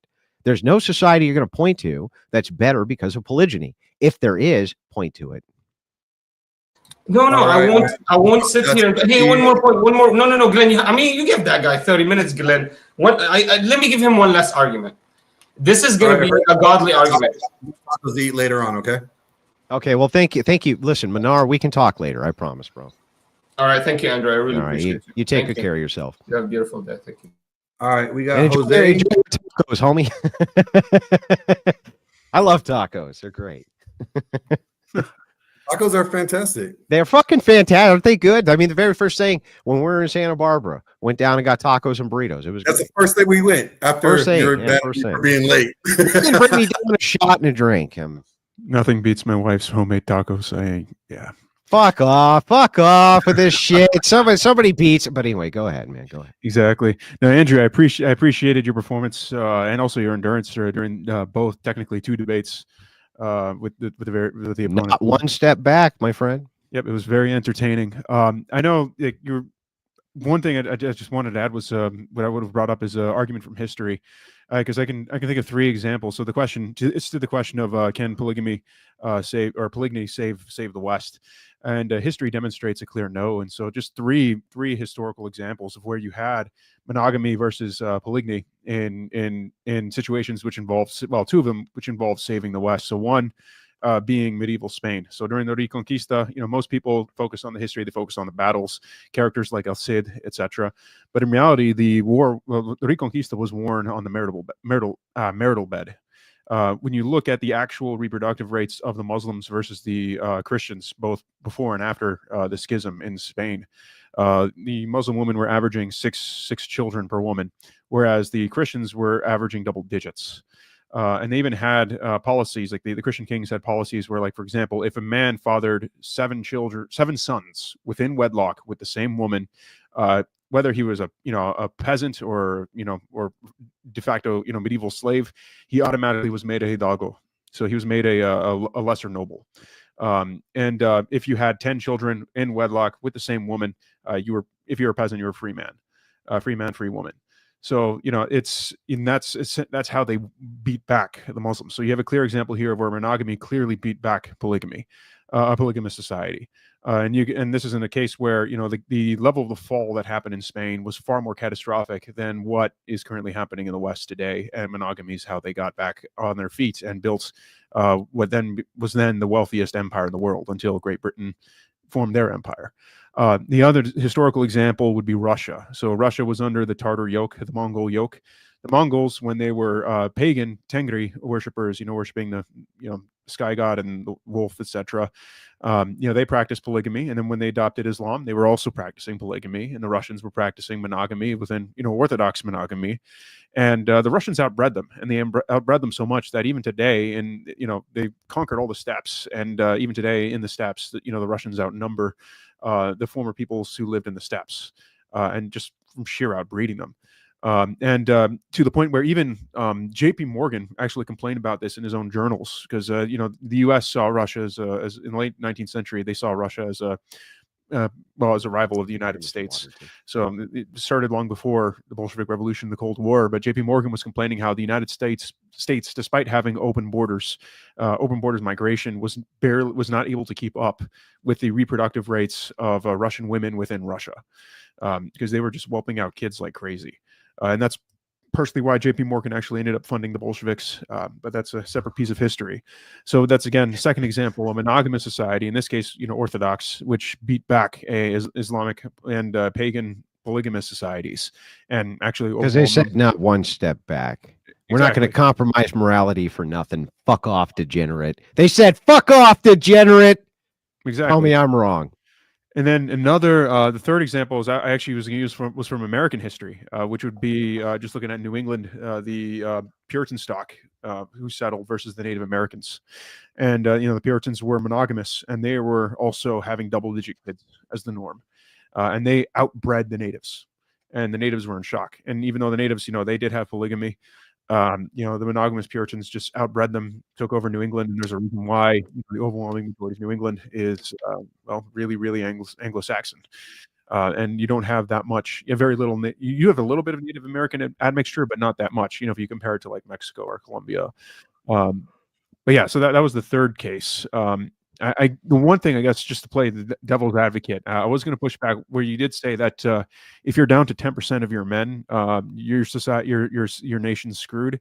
So there is one example in Christian history, and specifically Roman Catholic Hispanic history. So you had the War of the Triple Alliance in the latter half of the 19th century, which was the bloodiest war of the Americas post the independence wars. Of the former Spanish colonies. So essentially Argentina, Brazil, and was it Uruguay, all teamed up on Paraguay. And essentially by the end of the war, Paraguay was lost more than 90% of their men. And also a bunch of the civilian, women population died as well. But at the end of that war, Paraguay had one man for every 10 women. And the local bishops did actually do a dispensation where they had essentially de facto concubinage. They did not call it a sacrament. They did not call it marriage, but they did have de facto concubinage, where essentially each man had to take on 10 women. But that involved also raising the orphans of the and that was denounced, by the way. And I'm looking at it right now. It was completely denounced, and many of these women were actually sent to the neighboring nations. In this case, I'm looking at them right now. Hang on, let me pull them up. Mm-hmm. This is an interesting little factoid, and I will accommodate it in future debates. But it looks like Argentina and Uruguay, after they entered the war with Paraguay in 1865, they actually sent many of these women off to Argentina, interestingly enough. So this was denounced later. That's one. And two, we're actually not sure on the statistics of how well this worked to repopulate the homeland. Correct. So yeah, no, I just want to bring that up just to see how you handle that. So it's but no, that's all that I had to bring up from the history side. It's monogamy just wins, and the fact is, you look at the downside of polygamy in terms of, like, saving the West. So the problem with polygamy, as you pointed out with the map of the polygamous map of the world, that map matches. It goes nearly 1-to-1 with the incest throughout the world. So, Yep. And this is why I kept on trying to bring up the first cousin argument, but nobody wanted to engage. It wasn't very fun for them. But I appreciate the call in, sir. It's very kind of you. And you have yourself a wonderful night. Nice mic, by the way. I have one similar to that. Thank you. Have a good evening. Yeah, you too. By the way, ladies and gentlemen who are listening right now, it's very kind of Glenn Lawrence to put this entire debate together. Why don't you guys come over and send in a ton of super chats so that he feels the love? When people support the Crucible, we want to always support them back. I appreciate that, Andrew. All right, our last caller of the evening is Chris Harley. Thank you, Jose, for joining us. We'll talk to you later, sir. Good evening, Chris. Hello.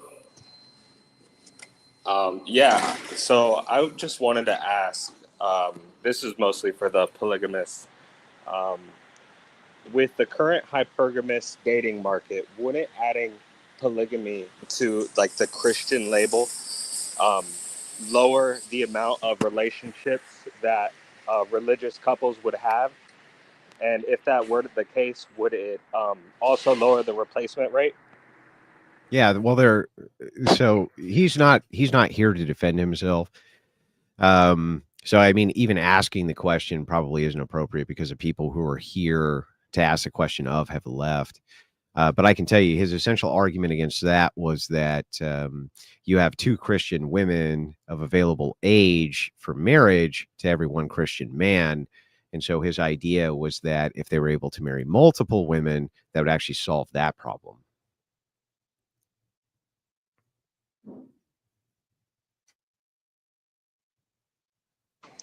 All right, yeah, I mean, thank you. That was basically my only question. I just wanted to know how adding in another threshold breaker for what these women would not want in a relationship would actually help our society in any way. Well, I mean, it wouldn't, but I have good reasons for why I don't think it would. So, but anyway, thanks, Chris. I appreciate it. Thank you. Have a good one. Awesome. Thank you, Chris. Andrew, do you want to do super chats now? Well, I mean, I don't have time. But I mean, you're welcome. Anything that's on your stream that you want to read, go ahead. All right. I got a few here. This is from the outside of the container. Dear Andrew, every Christian wife has 2 husbands, Jesus, the bridegroom, and her mortal husband, human husband. So why can't a Christian man have 2 wives? Yeah. So women are not literally married to Jesus. That's an insane take. And then, Andrew, why are you supporting? No, don't read that, bro. Don't read that. Move on. They just put up a picture of my dead son to mess with me. Yeah, I didn't see. I'm sorry, Andrew. Chrono comes in with $5 super chat. Call me the new Jesus. If anything, this cock Rob says makes sense. L for humanity across the board. All right, Chrono, thank you. Jerking the meat. What kind of father would give his daughter to a harem? Would you want her to have a loving husband or be in someone size piece? And Mrs. Wilson comes in with a $50 super chat.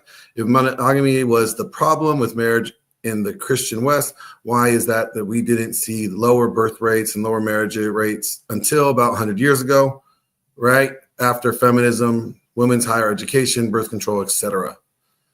The one thing that polygyny doesn't answer is that it doesn't answer the laws. So let's say we had polygyny, women still could divorce under no fault. So you just have 2 wives divorced you under no fault, and you have to pay alimony to both of them.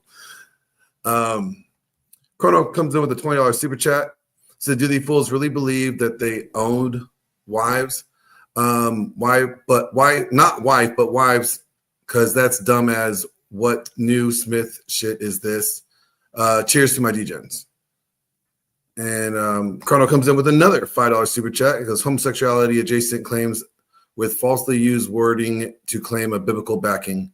Even a heathen knows this much. See, Chrono is a good heathen that knows the Bible pretty well, although he's still a heathen. We're working on him. Chrono comes in with another $5 super chat. Rob, please answer questions with when prompted, and do not be a typical 304 avoiding the faulty claims you represent. Mark comes in with a $5 super chat. Goes, Rob sounds like King Henry VIII when he broke away from the Catholic Church and created the Church of England to fulfill his own desires. Nice euphemism. Chrono comes in with a $50 super chat. Oh, let me mess it up here real quick.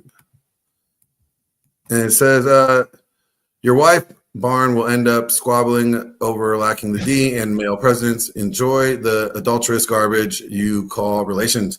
Failing in the lives of the common standards anyone could agree with in modern use, but continually to justify it with historical claims.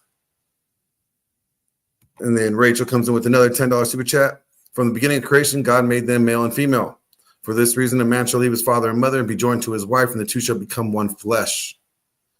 From the beginning to the end, we've seen that story throughout the Bible. There's no reason to question it. That's the original design and the true desire of God between marriage. Chrono, Glenn, have a piddle break.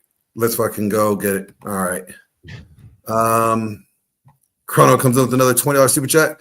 Glenn, you better buy Andrew a beer for this, if not more. You still owe me a liver, and I will consider the debt that you ill paid. Okay. Chrono, you're never going to get the liver. I will give Andrew a steak dinner. He definitely deserves it after this one. 2 debates back to back. It's your time. It's your time. You don't owe me anything. It's your time. I came on to debate.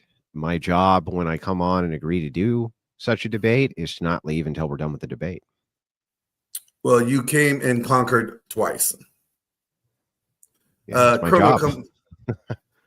You do it very well. Chrono comes in with a $10 super chat. You continue to make claims of life in the past. How does it relate to current times? Pork, shellfish, and such are less shunned, and wives are. Can you explain why? Just admit poly is dirty cooming. It is cooming. It's definitely based around cooming. A lot of cooming. Chrono comes in with another $5 super chat. Can someone please cite the passage for pleasing one's wife? My guy, I'm sorry to tell you, if it's wives, they ain't satisfied unless that's your job. And another $10 super chat from Chrono. Adulterous behavior is purely intimate actions with another wife that would allow untold degeneracy, including PDF type and animals for the same. Just stop it. Get some help. Get some help. Chrono, force Glenn to consume fishy tacos or get Andrew a steak fund to go with the owed beer now. Not even sorry, are we not, men? All right. And then the Vengeful Truther says, let's fucking go, chat. Get those donos in. Get those donos in. And nobody with a $20 super chat says, Augustine of Hippo and Ambrose of Milan attested to Jesus saying, those without sin cast the first stone.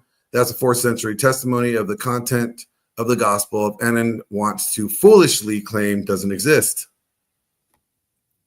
Jake from Project VO Pod, $5 super chat. Shout out to Glenn. Thanks for introducing this to the channel. Very interesting, bro. Awesome stream. Thank you, sir. And Raw Dog comes in with the $5 super chat. Thanks, Glenn.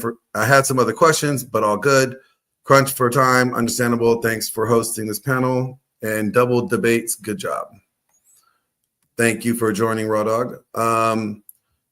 Heartbender comes in. Glenn W. Thank you, sir. And KKB comes in with the $50 super chat. It says, thanks for supporting this debate. We commend you, sir.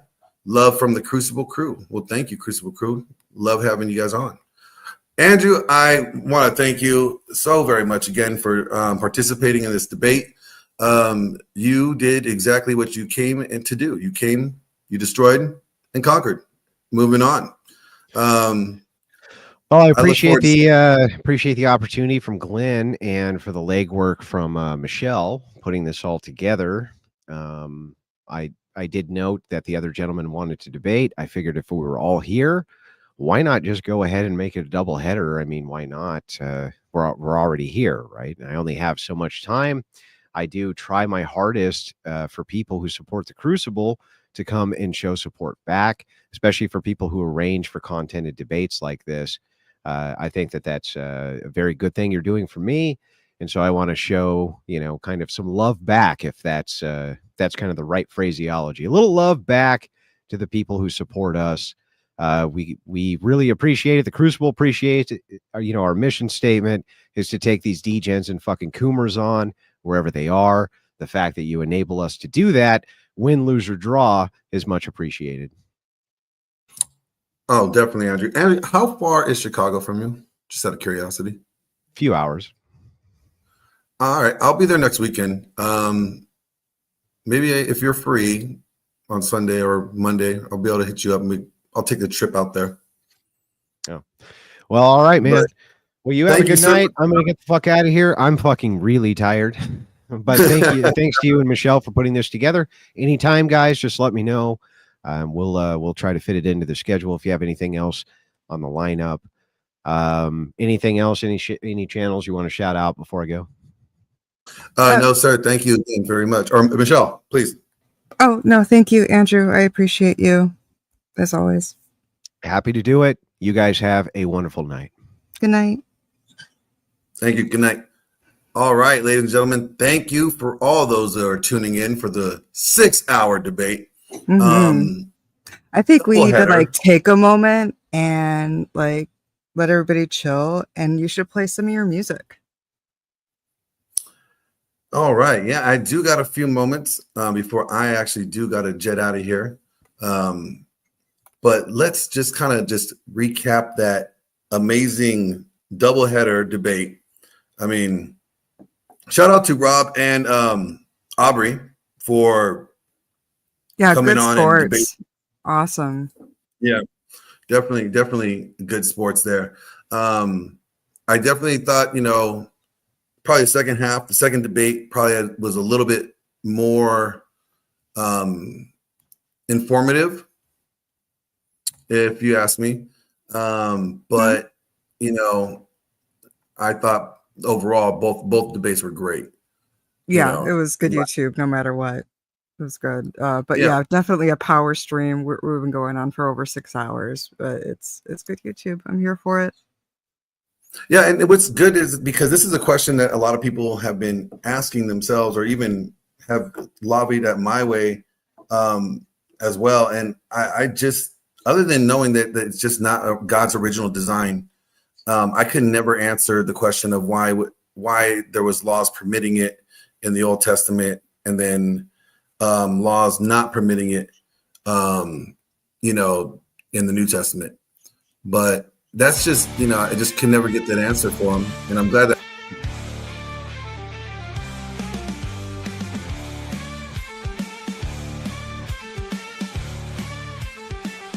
That wasn't me. Was that you? The music? Oh, that was me. Yeah. That was me. Okay. Yeah. It just came in super loud. Yeah, I had to turn it down. But we're going to go ahead and, any last comments, any last questions from the chat? I am sorry that my camera is not working at the moment.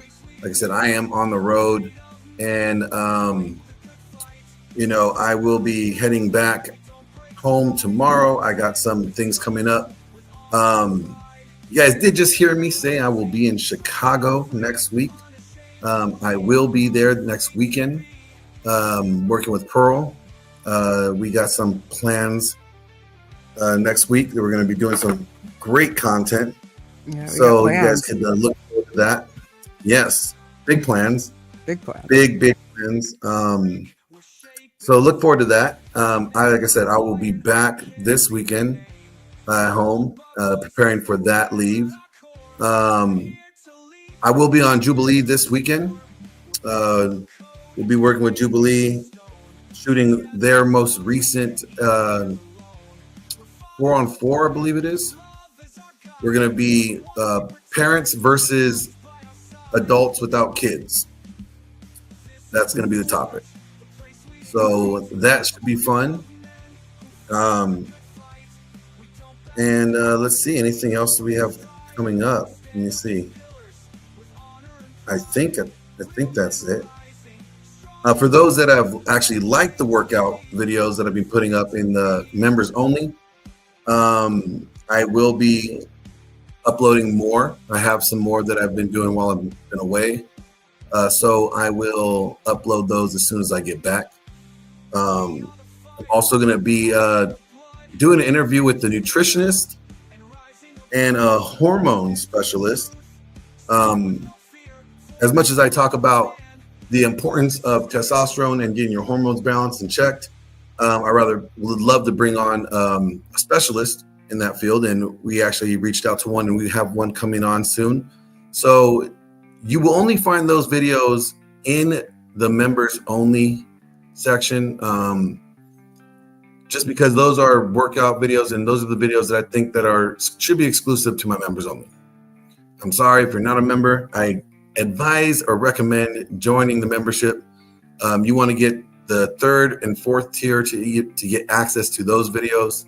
So if you're not a member of those videos or those tiers, I would recommend you doing so if you want to see them. Other than that, I saw a few other super chats here. We'll hit those before we take off. I want to say that the spurging was, kept pretty good. I mean, Angry Casper definitely was doing his job, spurging very well. For sure. Just like we like it. Chrono was being Chrono. Yep.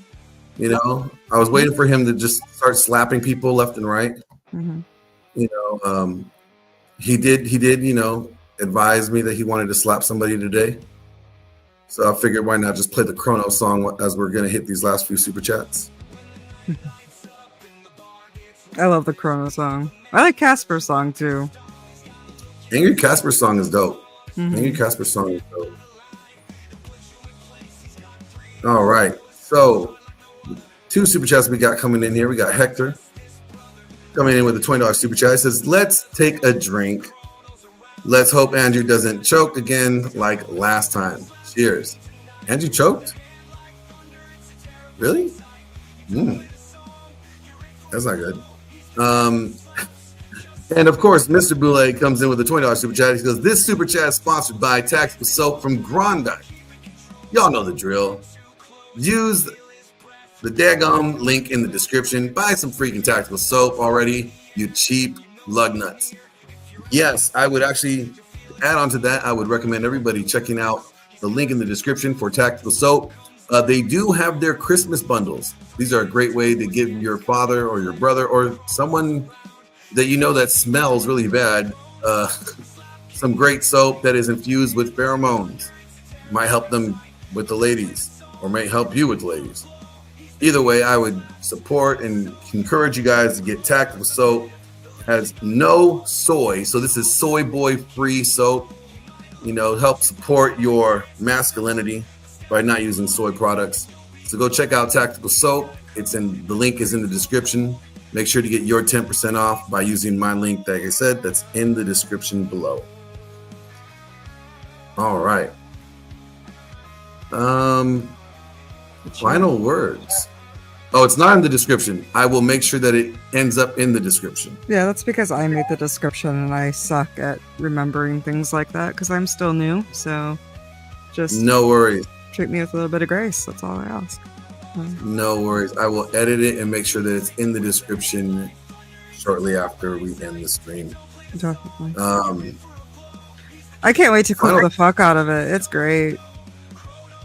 Oh man. What was it? Because God Loves Me was probably God Loves Me. That was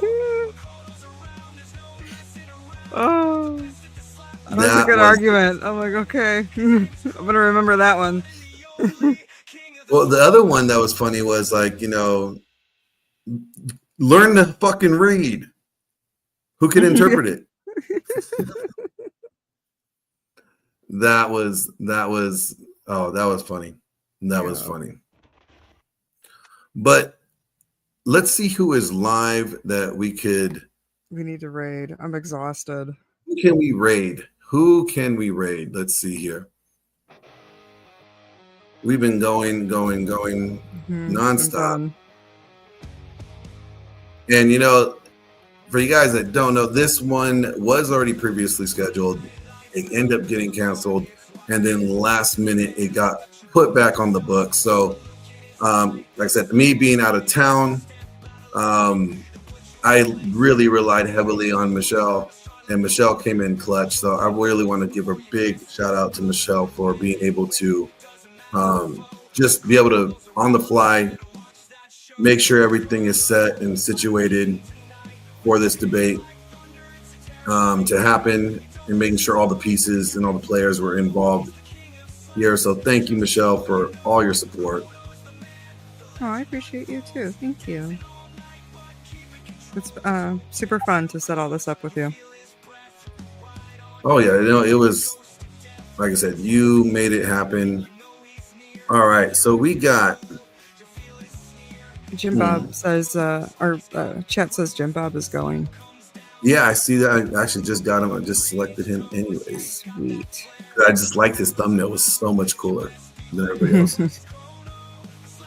Well, ladies and gentlemen, I hope you enjoy the rest of your evening. Thank you all from here at Glenn's Lawrence Production of Men. Until next time, peace. Night.